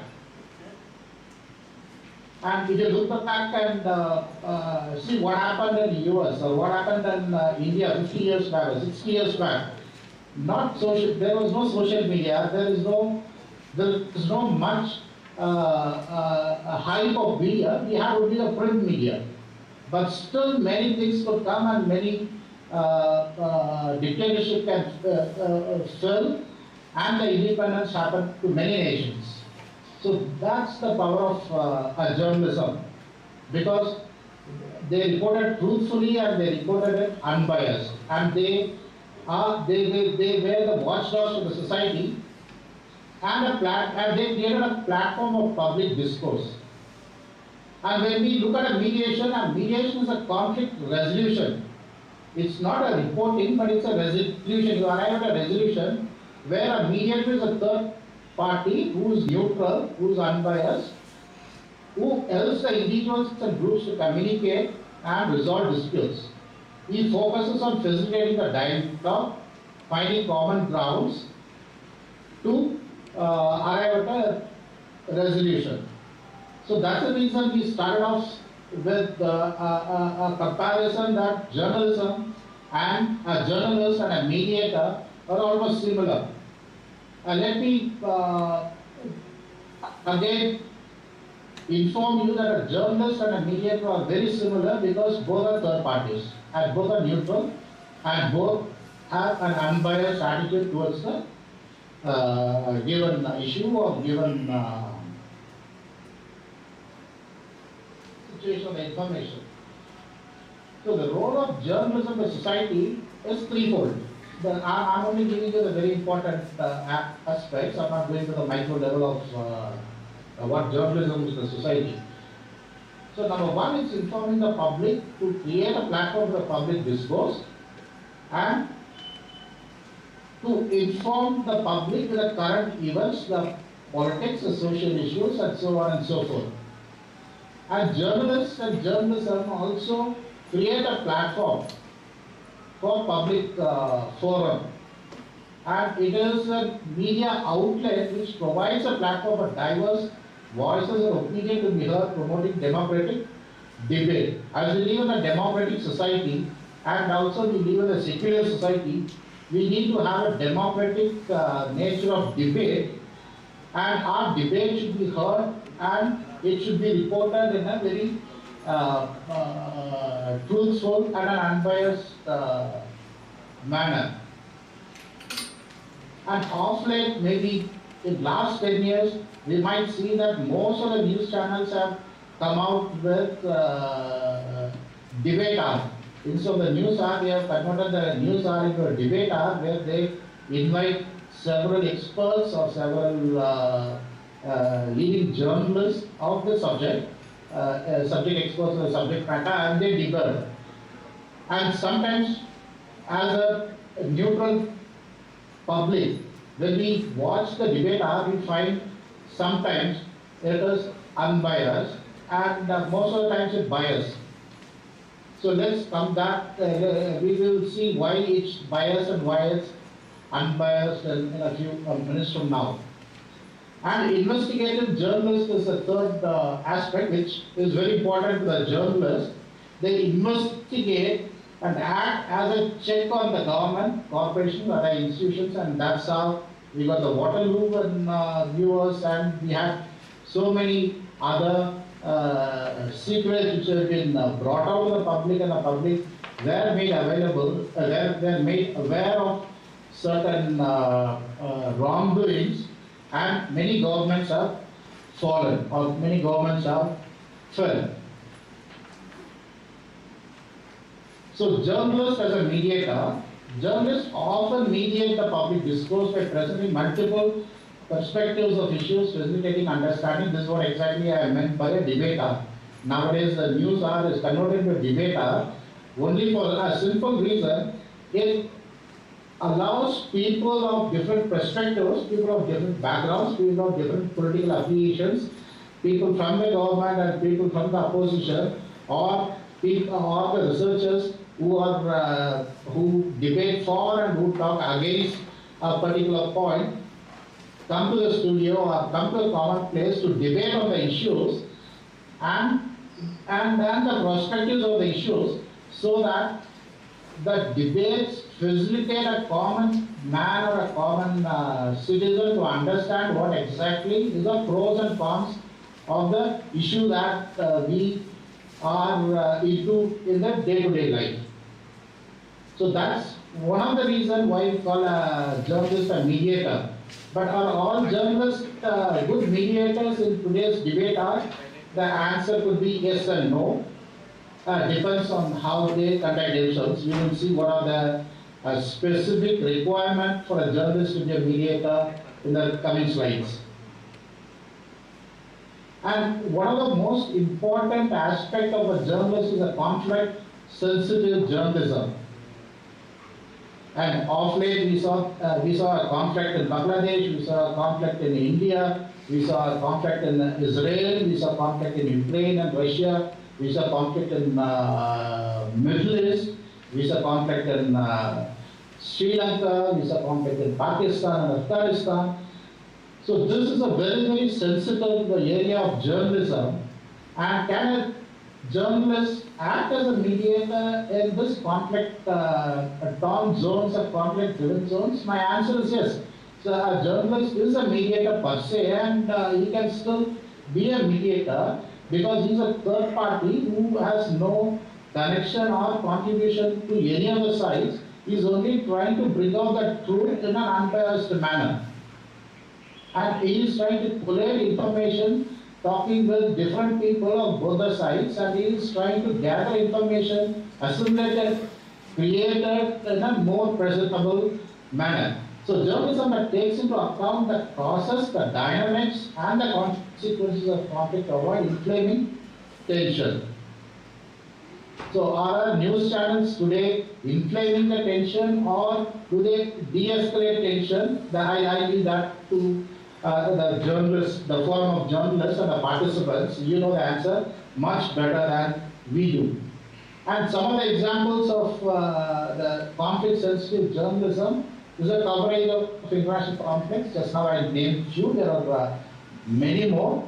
And what do the journalists do? As I heard Mr. David Devara's talk, he was explaining about how the peace negotiations took place between India and Pakistan, how the peace negotiations took place between Israel and some other countries, and how the peace negotiations took place between China and India.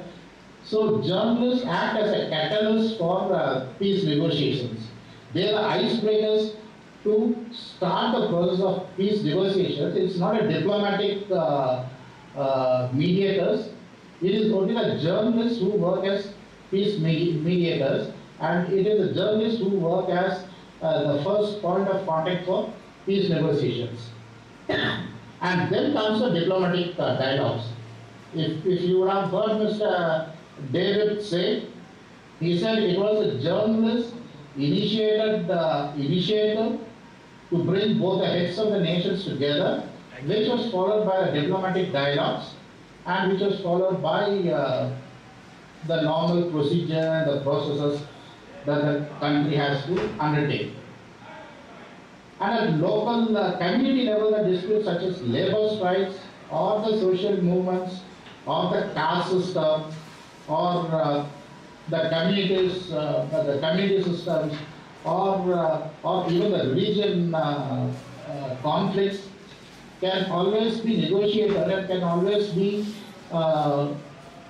brought to a peaceful negotiation table, or can end peacefully by a journalist who is willing to be a mediator to de-escalate and avoid inflaming of the tensions locally, and secondly, who has a thorough knowledge of that particular issue, and who is open to talk with both the parties, who is open to listen to both the parties, and whose communication skills are excellent to bring people to a common platform, to talk, to debate, and to understand. So that's the reason why journalists are considered to be mediators, and it's one of the reasons why today journalists should also attend the mediation training to understand more about what is mediation and what is communication, what is the listening skills. And mediation do not per se talk about how to write an article or how to draft an article or how to put the things in perspective. The training will only talk about how to improve your communication skills, how to improve your listening skills, how to bring two conflicting groups onto the table, across the table, to talk with them.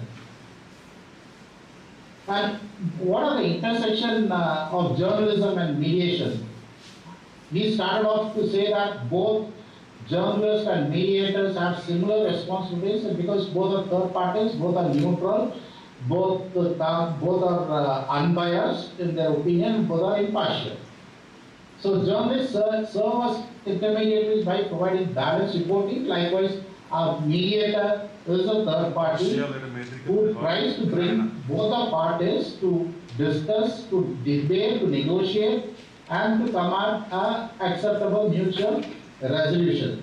So he is also providing a balanced reporting system or a balanced settlement agreement between the parties. And reporting on conflicts and providing balanced viewpoints. It's a work of a journalist, it's a responsibility of a journalist, and likewise a mediator also reports on the conflicts between two conflicting parties, and he allows them to debate as and when required. He interjects, he intervenes, and provides a balanced viewpoint without taking any sides. So that's a mediator. So now you can see that a mediator and a journalist, their responsibilities are almost similar. And you do a similar job. And creating space for dialogue between conflicting parties is the work of a journalist, and a mediator is doing a similar job of allowing the conflicting parties to come, discuss, debate, and is creating a space for them to have a dialogue, a seamless dialogue, and to also arrive at a mutual solution which is acceptable to both the parties. And fact-checking and mitigating misinformation is very important in journalism, and I'm sure most of the journalists do a very wonderful job by mitigating the misinformation and allowing the false, fake information not to circulate. And likewise, a mediator also does the fact-checking, which we call in a mediation term, an evaluative mediator, who does the fact-checking, who goes into the records, who checks everything, and then he mitigates the misinformation that's being spread between the conflicting parties to understand the situation as it is on the records. And journalistic investigation can also help mediate public discourse. So that's where there is an integration between journalism and mediation. So that's a similarity between mediator and a journalist. And what are the functions of journalism in mediation? Or vice versa. What are the functions of mediation in journalism or journalism in mediation? In both the processes, either it's journalism or it's in mediation, we have this basic four areas of concentration where framing issues, setting the agenda, promoting the dialogue, contextualizing the dialogue, and arriving at a reporting system. So it's similar between journalism and mediation. So what is framing the issues? The journalists decide which aspect of an issue are highlighted to influence public perception. And the journalist, if there is a particular caste issue or if there is a community conflict, the journalists do not add oil to the conflicts, but they go into detail and they try to understand the situation, and then they decide what to report, how to report, and which part to report without creating a greater conflict or without adding oil to the fire. So that's what exactly the mediation they do. They frame the charges. They frame the charges based on the records. They frame the charges based on a sound fundamental conflict which had happened between both the parties. And once the charges the issues are framed, then the parties are restricted to discuss and have a dialogue with those issues which will influence their outcome, which will influence their solution to arrive at a resolution. And second is setting up the agenda, and media can prioritize certain topics, making them more prominent in public discourse. For example, if there is a rape victim, like Mr. David said, let me take an example from the stock. He said, some journalists wanted to report, but he along with some journalists restrained from reporting. And let's say if an athlete gets a gold medal, and now as a journalist you have to prioritize which news will carry a weightage or which news will carry more importance to be published in the first page and which should go into the last page and which should have the least priority. So likewise, in mediation also, the mediator along with the conflicting parties always sets up the agenda, what to be taken on priority and what should have the least priority. And promoting dialogue, the journalists interview both the parties. The journalists interview both, many people, and also facilitate debate among different groups. Likewise, in mediation, also the mediator promotes the dialogue between two conflicting parties, and he also allows both the parties to come together and have a meaningful dialogue. And then conceptualizing the dialogue, providing background analysis of multiple perspectives of complex issues, which journalists does, and in the mediation also the mediator allows and he conceptualizes the dialogue, and he provides them a better analysis to the parties who can have multiple perspectives to the complex issue to arrive at a mutual solution. And therefore, you have a reporting system where the journalist reports and the mediator will allow both the conflicting parties to come to a resolution and record the resolution to get it signed by both the parties as a settlement agreement. So, what are the key skills of mediative journalism? What are the key skills journalist already has, and how do we sharpen it to act as a mediator in journalism? What is the neutrality? Almost all the journalists, but for few, are always neutral, providing balanced reporting without taking sides. Likewise, a mediator who is a third party, who is always neutral, impartial, and he is very balanced, and he doesn't take sides with any of his parties. Empathy. The best part of the journalism I always admire is the empathy most of the journalists have, but for few. They understand different perspectives and convey stories with compassion. Compassion is very, very important, and empathy is very, very important for a journalist. Otherwise, you will not have the connect between the people. So empathy is again a virtue of a mediator who always understands the perspectives and puts himself into some other shoes to understand what the situation is. And facilitating dialogue.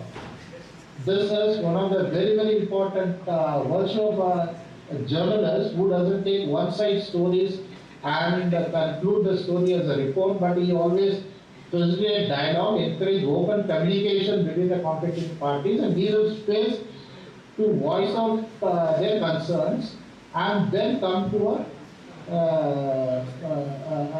a solution between the parties for reporting his story. Likewise, the mediator also facilitates dialogue between both the parties and then try to bring them to a common platform where they can have a mutual resolution reduced into a settlement agreement. And fact-checking. Journalists always do the fact-checking before they publish or they report any of their articles. One is for the accurate reporting, and second is to prevent any misunderstandings or escalation of the conflicts to a greater level. A mediator also does a fact-checking, evaluative mediation, where he does a fact-checking from all the records. He goes through the record to be accurate, to advise both the parties, to encourage them into a dialogue with the facts, to arrive at a mutual solution.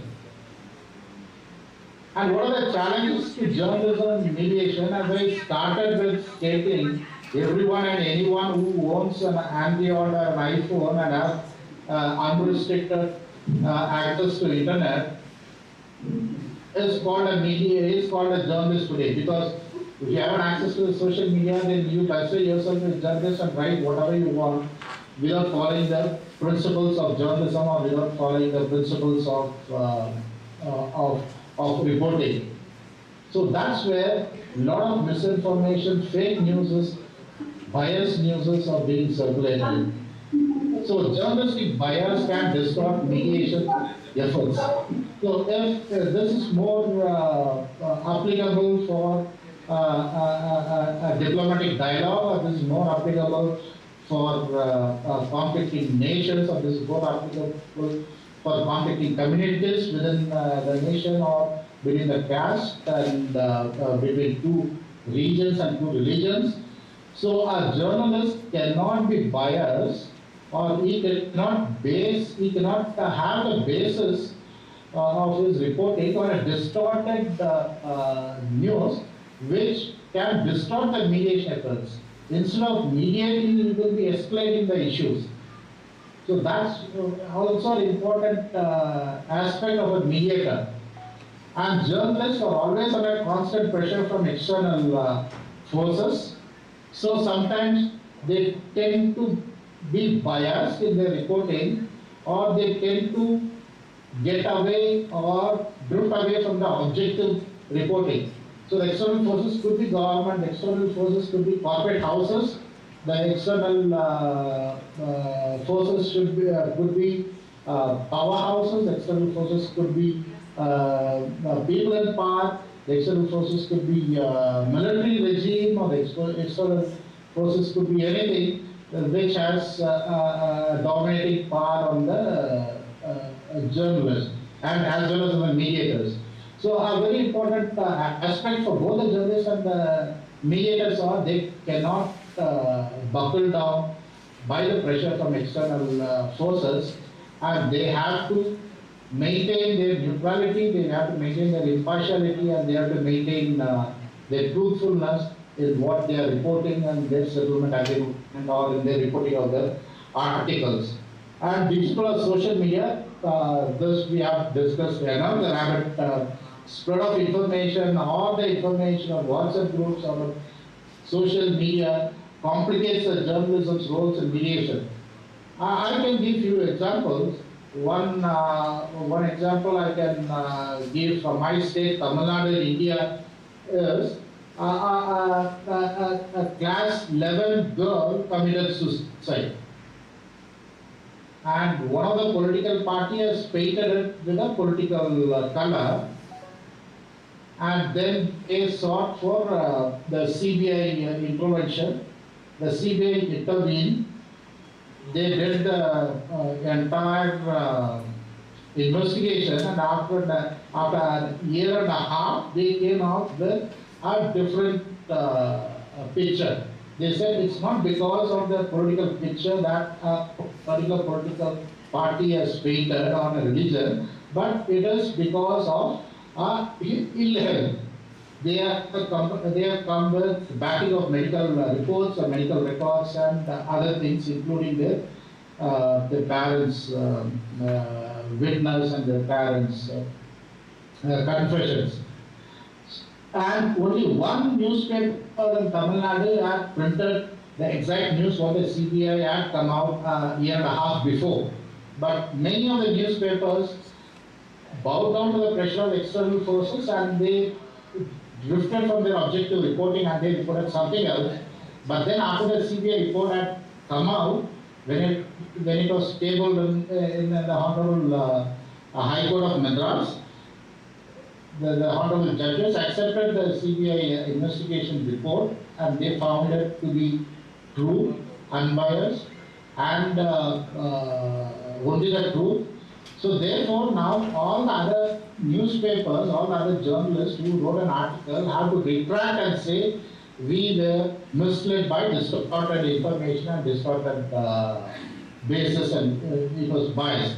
So therefore, with advent and the rapid spread of information in the digital social media, many of the journalists find it very difficult to bring out the correct information, even if they bring out the correct information, because the majority comes with a bias or distorted information, their reporting of their information do not carry much weightage or they do not carry much importance. So therefore, as a journalist, I would recommend and I would urge you to stick on to the objectives and stick on to your policies, to be very neutral, honest, and be unbiased with impartial reporting. And again, challenges to journalism and mediation of fake news, which I narrated with an example. Journalists often have to encounter with false narratives because a WhatsApp group sends false information which spreads like a forest fire. And whatever the journalist puts in its effort to bring out the correct information is not much appreciated by the citizens, or not much appreciated by the people of the locality where this WhatsApp group makes better news than the actual journalist information or the journalist article. And polarization of the media, news outlets catering to specific ideological groups can reinforce division, which you all know. I don't want to divulge more onto that particular issue. I'll stay clear of that. And social platform, presenting everyone with a mobile is a journalist, which I started telling everyone and anyone is a journalist who owns a mobile and an unrestricted internet connectivity.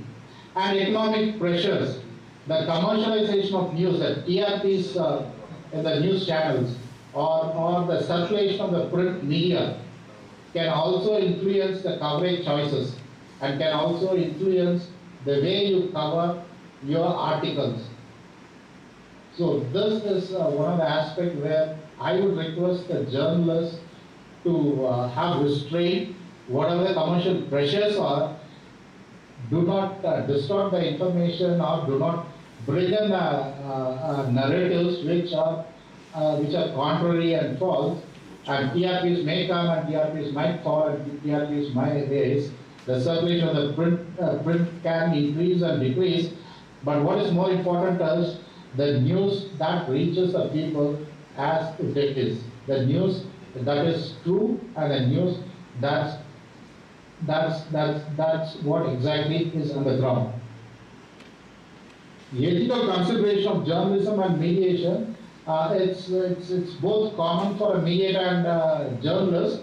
It's neutrality versus advocacy. Can journalists truly be neutral? Yes, the journalists are always neutral, but for few.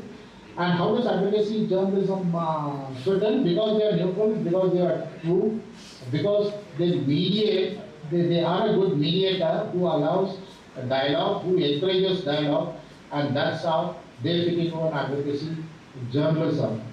And accuracy and fairness is important in both journalism and in both mediation. The ethical responsibility to present factual and fair coverage for a journalist, and an ethical responsibility to present the actual facts and encourage the dialogue between the disputing parties is very important for a mediator. And conflict of interest. The importance of transparency in maintaining credibility is both important for both the journalist as well as a mediator. Impact of conflict, how coverage can escalate or de-escalate tensions, which as a journalist you all are much aware, and you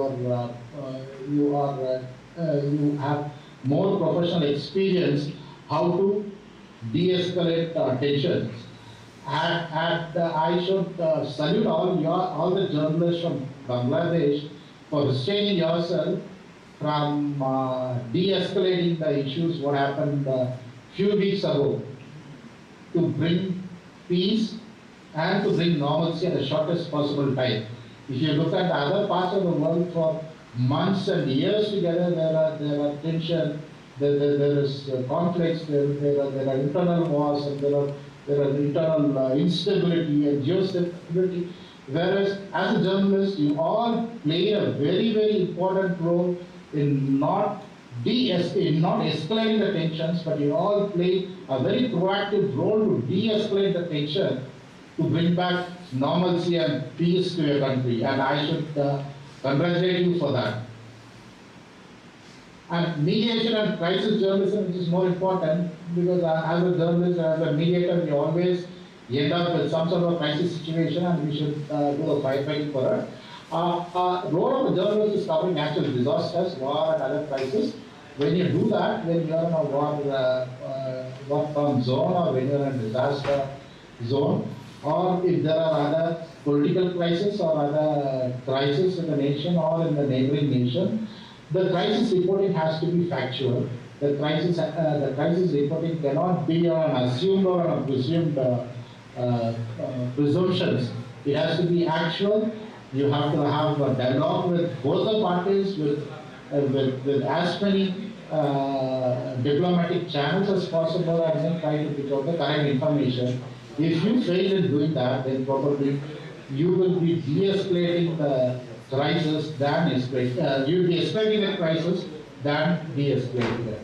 And how journalism mediates, it ensures the correct information, accurate information, reach to the public during crisis, and helps bridge communication with governments, relief agencies, and the public. We have seen natural disasters. Few weeks back, Bangladesh had seen Padma River flooding up most of the floodplains and flooding up most of the area. And we also had a natural disaster in Kerala, where we had landslides and hundreds of houses were destroyed, and thousands of people were displaced, and hundreds of people were dead. But then the journalists ensured the correct information reached the public during this crisis period. And it helped the communication with the governments, the relief agencies, and the public, so that the government, the relief agencies, and the public came together and worked as a team during the period of crisis. And this normally happens in the crisis period, and it is the initiation point is the journalist who really gives accurate information from the ground zero, who gives the correct information, the correct ground information, so that the government can act on that. Can act on that. Sir, sorry to say, sir, 1 minute more time, sir. You have finished your time, sir. Sorry, sir. I'll just have 2 minutes, and I'll come 1 minute, sir. Yeah, let me skip all this because I'll only talk about this. We are talking about the evaluator and arbitrator, facilitator, which is more important for a journalist to understand. And evaluating the issues are concluded by an expert like a judgment who judges the issues, and arbitrator promptly resolves the disputes for using the authority, and facilitator's satisfaction led by the voluntary resolution. And the future of journalism as a mediator, the rise of citizen journalism is very important. Individuals contribute to mediation by reporting local conflicts and events via social media. Collaboration with mediators, journalists have to collaborate with mediators and to understand how to report the conflict resolution response efforts. And the most important thing is AI and automation. The potential of technology to support journalism, in fact, in checking the information, the accurate information is correct or wrong, is IA, and automation will play a major role. And I summarize what I have said. Journalism is a critical mediator of public discourse with an ability to influence conflict, foster dialogue, and provide balanced factual information. The future outlook, the evolving role of journalism in a polarized world, and the rise of digital social media poses a big opportunity to journalists to act as mediators while maintaining ethical standards. Thank you for your patience. If there's any question, I can take it.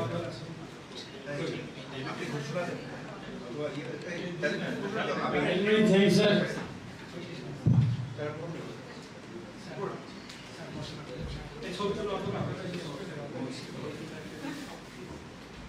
এই এগুলো সরানি না একটু কে আছে এখানে? হ্যাঁ, এখন বোতলটা সরানি। এই মাতুর আমি শুনতে পারবি ওনাকে ইনজেক্ট করা ওনাকে শেষ করাতে নাই কি বলে দেন কারিম ভাই এই এটা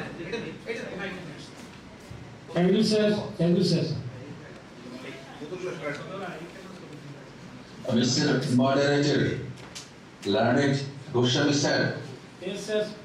can I draw your attention, please? Yes, sir. Yes, sir. Excellent. I would like to give a thanks to Mr. George Vida Victor, but I have only one question to him. Can I ask him a question, sir? No, sir. Not now, sir. Not now. Please, sir. এখন আমরা certificate নেওয়ার জন্য আহ্বান করছি প্রথমে শরীফপুরের মানব জমিন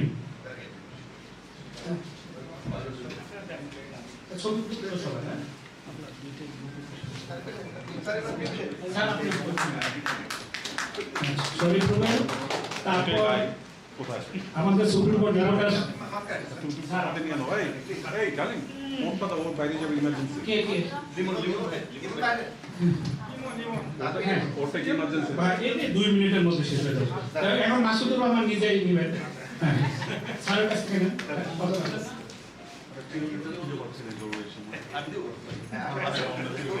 তারপর ইয়াসমিন আক্তার তুমি ইয়াসমিন আক্তার কামরুল ইসলাম ফকির রেডি থাকেন চলে আসেন সাবরিনা মজুমদার এটা কামরুল ইসলাম ফকির সারা বাংলা .net তারপর সৈয়দা সাবরিনা মজুমদার দেশ টিভি অলিউল ইসলাম রনি নাগরিক TV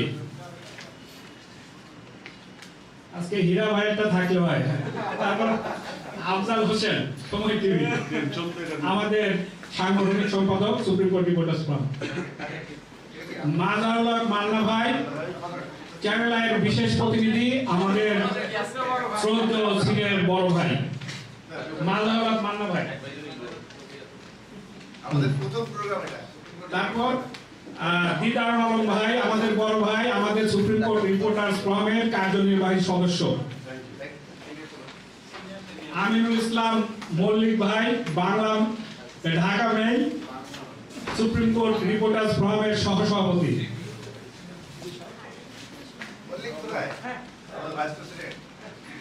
SM. Ashikuzzaman channel I online আমাদের কঠোর সমালোচক বাহাউদ্দিন আল ইমরান আমাদের ফিনান্স মিনিস্টার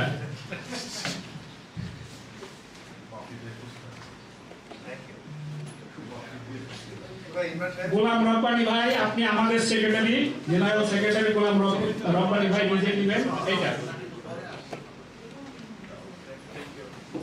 তারপর সৈয়দ মাইনুল হাসান মারুফ 71 টিভি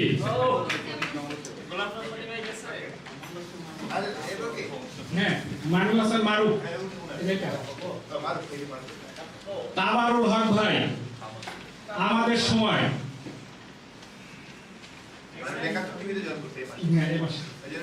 তারপর তামজিদুল ইসলাম তামজিদ ভাই আমাদের এনটিভির সিনিয়র ভাই হাসনাইন তানভীর ইমন ভাই মাছরাঙ্গা টেলিভিশন তারপর আমাদের হীরা তালুকদার ভাই আমরা গতবার তাকে একটা আমরা প্রোগ্রামে দিতে পারিনি সার্টিফিকেট আমি বারবার জিজ্ঞেস করছি হীরা তালুকদার ভাইটা হয়েছে কিনা আমাদের শান্ত আমার কাছে অনেকবার জিজ্ঞেস করছে এই হীরা তালুকদার ভাই এখন আমারটা নিজেই নেই দাঁড়ান ছবি তুলে দিন নিজেটা নিজে চলে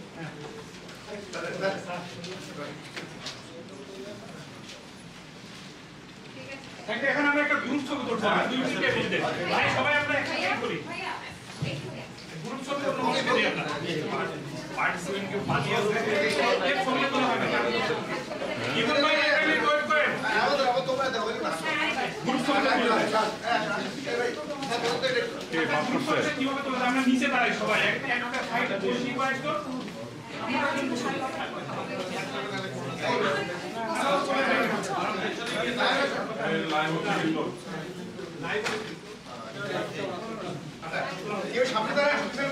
না আমরা এখানে কয়েকটা চেয়ার দেই আপনারা বসে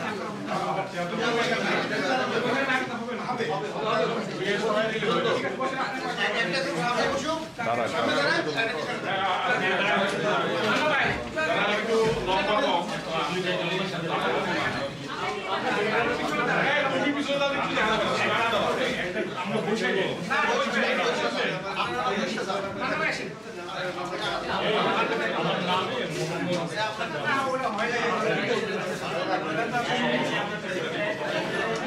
ভাই আমরা কি সামনে বসবো এই যে সামনে বসলে কি হবে না না সামনে তোমার বসতে হবে ওদের কাছে যাও ভাই যারা ছবি তুলবেন একটু এটা সাইডে এই ফ্রেমটা সাইডে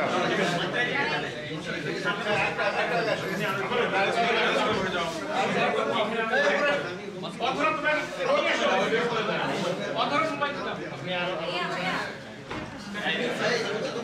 এই ভিতরে আসলে একটু আসো রোল সবাই চাইবো না আব্দুল ভাই ওই যে কি অ্যাঙ্গেলে তুলে আব্দুল ভাই সামনে আসেন আব্দুল ভাই আব্দুল ভাই এখানে বাদ না পড়ে আব্দুল ভাই এখানে আসেন ক্যামেরা কোনো মিডিলেই নাই একটা ক্যামেরা দয়া করে সামনে আসেন একটু সামনে নিয়ে আসেন ভাই কথা বললে তো মাঝখানে থেকে দিবেন আরে এটা অনলাইন যাচ্ছে মাস্কায় লাগবে না সবাই যেন আসে অনিল বাবু সবার ছবি আসবে অনলাইনে যাবে এই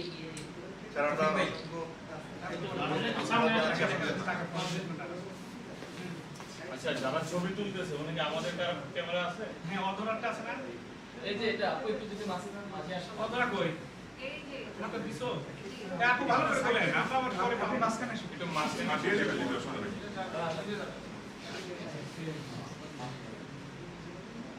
ইমরান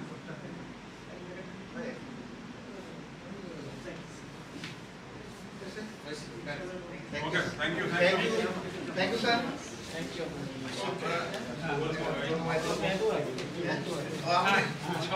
আচ্ছা এই 1 মিনিট 2 মিনিট 1 মিনিট করতে হবে আমরা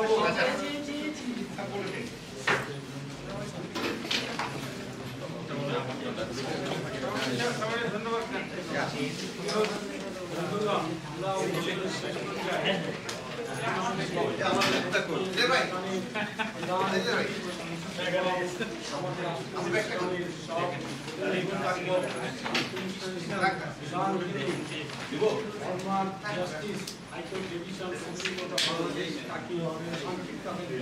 চলে গেছে ওইটা চলে গেছে বাইকে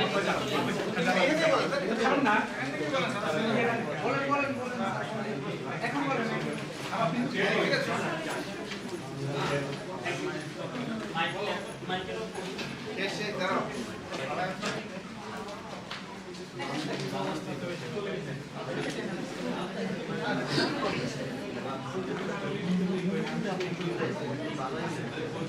Mr. President, distinguished guests from home and abroad, and then my friend journalists, Assalamu alaikum. Ladies and gentlemen, I am honored to present the closing address of today's webinar on mediation, a perspective of journalism, jointly organized by Bangladesh International Mediation Society and Bangladesh India Mediators Forum, supported by Reporters Forum Supreme Court of Bangladesh. I had the Association of Formation of Bangladesh International Mediation Society as its president, but could not continue for my personal, otherwise orders, responsibilities. However, it gives me immense pleasure to see that the society gradually has developed in imparting the society training, for imparting training to the mediators in the country to resolve problems and solve conflicts by mediation process. Ladies and gentlemen, the principles of mediation is to move the contending parties beyond their problems. Media can do this by helping to identify and communicate people's basic interests and needs. Otherwise, they become an instrument of propaganda. The media should be concerned about language as an instrument for helping resolve or aggravate conflict. The media must be aware of the language typically associated. Language is also misused in what is left unsaid or unnamed.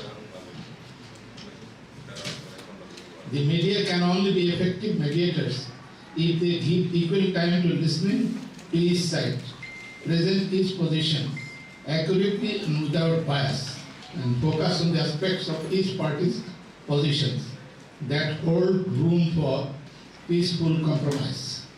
The media unavoidably necessarily mediates conflicts. Journalists are potentially dangerous mediators because they usually do not accept responsibility for the power they wield. Principles of sound mediation are basically principles of sound journalism.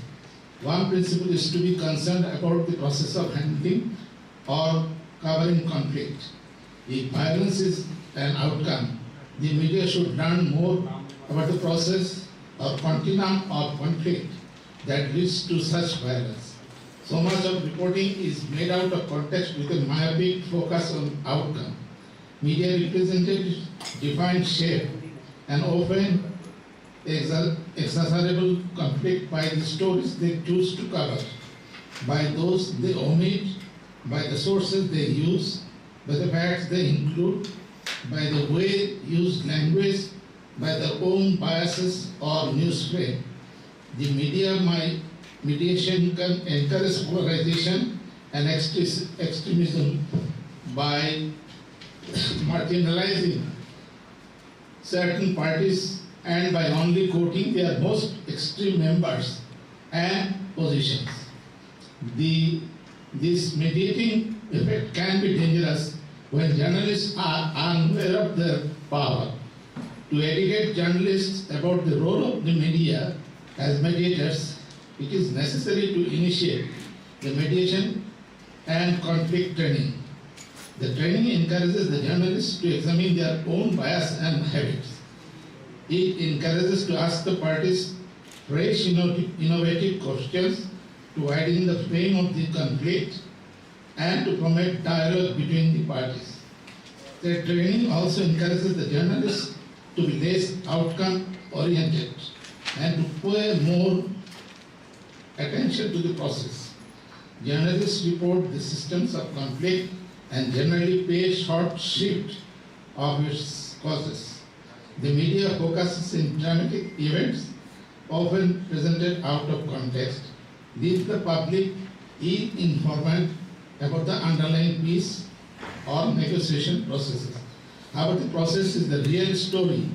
It is what the public most needs to understand in order to promote general reconciliation.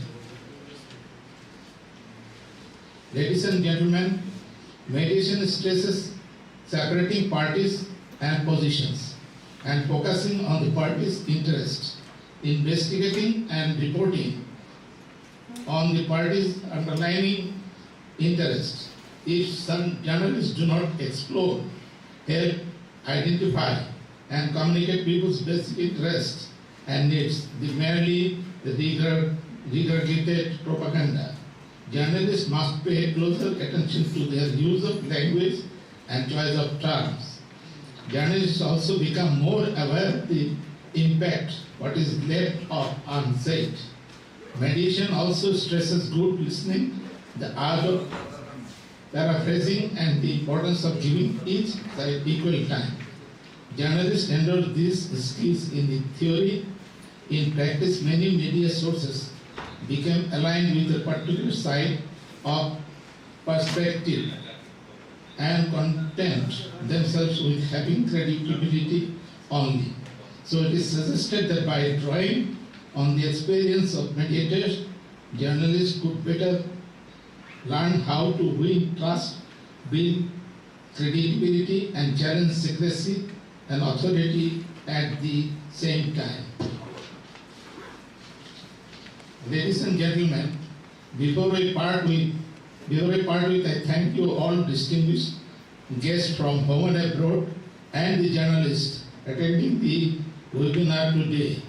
The journalists might have acquired knowledge and importance of mediation in resolving the conflicts, problems between the parties from the lectures delivered by the distinguished guests. Thank you once again.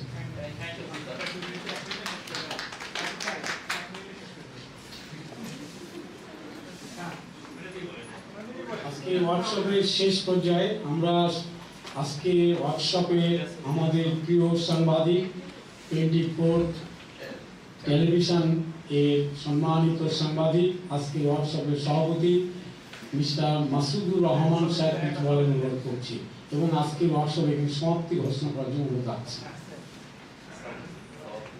সবাইকে ধন্যবাদ যারা কষ্ট করে বৃষ্টির মধ্যে এসেছেন, বিশেষ করে আমাদের সাংবাদিক বন্ধুরা, তারা সকলেই এই বৃষ্টির মধ্যে আমি ভেবেছিলাম যে অনেকে হয়তো আসবে না।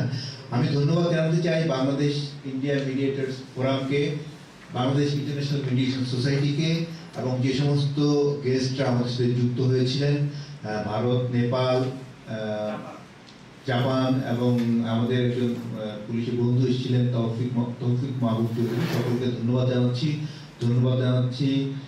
আমাদের সাবেক জাস্টিস দেলোয়ার হোসেন স্যারকে, গোস্বামী স্যারকেও ধন্যবাদ জানাচ্ছি। উনি ওনার ঐকান্তিক প্রচেষ্টায় এই ওয়েবিনারটা হয়েছে এবং সুন্দর একটা আয়োজন হয়েছে এবং যারা এই অনুষ্ঠানের সাথে যুক্ত আছেন সকলকে ধন্যবাদ জানাই। আমরা বিএমসকে আরেকটি প্রোগ্রামের জন্য অনুরোধ করবো, এখনই বলি, সেটি হলো আমরা চাইবো যেন তারা এরকম একটি প্রোগ্রাম দেশের বাইরে কোথাও আয়োজন করেন, আমরা সেখানে পার্টিসিপেট করতে চাই। কর্মশালা আকারে যদি করেন আমরা সেটাতে অংশগ্রহণ করতে চাই। আমরা বিমস এবং বাংলাদেশ ইন্ডিয়া মিডিয়েটার্স ফোরাম একসাথে কাজ করতে চাই। মামলা জট এবং মামলার যে মিডিয়েশনের যে ভূমিকা, যারা বিচার প্রার্থী তারা যেন এটা থেকে সুবিধা পায়, এটার জন্য আমরা একসাথে কাজ করতে চাই। আমরা আরো কাজ করব এবং একই সাথে সাংবাদিকদের যেন যারা এই ধরনের কাজ করে তাদেরকে যেন সম্মানিত করা হয়, বিশেষ করে পুরস্কারের ব্যবস্থা করার জন্য আমি অনুরোধ করব। গোস্বামী স্যারকে বলবো যে তার যেন সাংবাদিকরা আগ্রহী হয় এই ধরনের কাজ করতে, সেই ধরনের ব্যবস্থা নেওয়ার জন্য। সকলকে ধন্যবাদ। আবার দেখা হবে নতুন কোনো এরকম ওয়েবিনার অথবা কর্মশালায়। Thanks to all. Thanks from my abroad guests. George Yusuf, the Rector, Chairman, Bangladesh India Mediators Forum. Tonusri Noy, India, Simran Napti, Nepal, David Devdas, India, Ruma Haldar, Masako Miyati, Tawfique Mahmood, এবং বিজয় ভারতীয়, সকলকে অসংখ্য ধন্যবাদ। Thank you.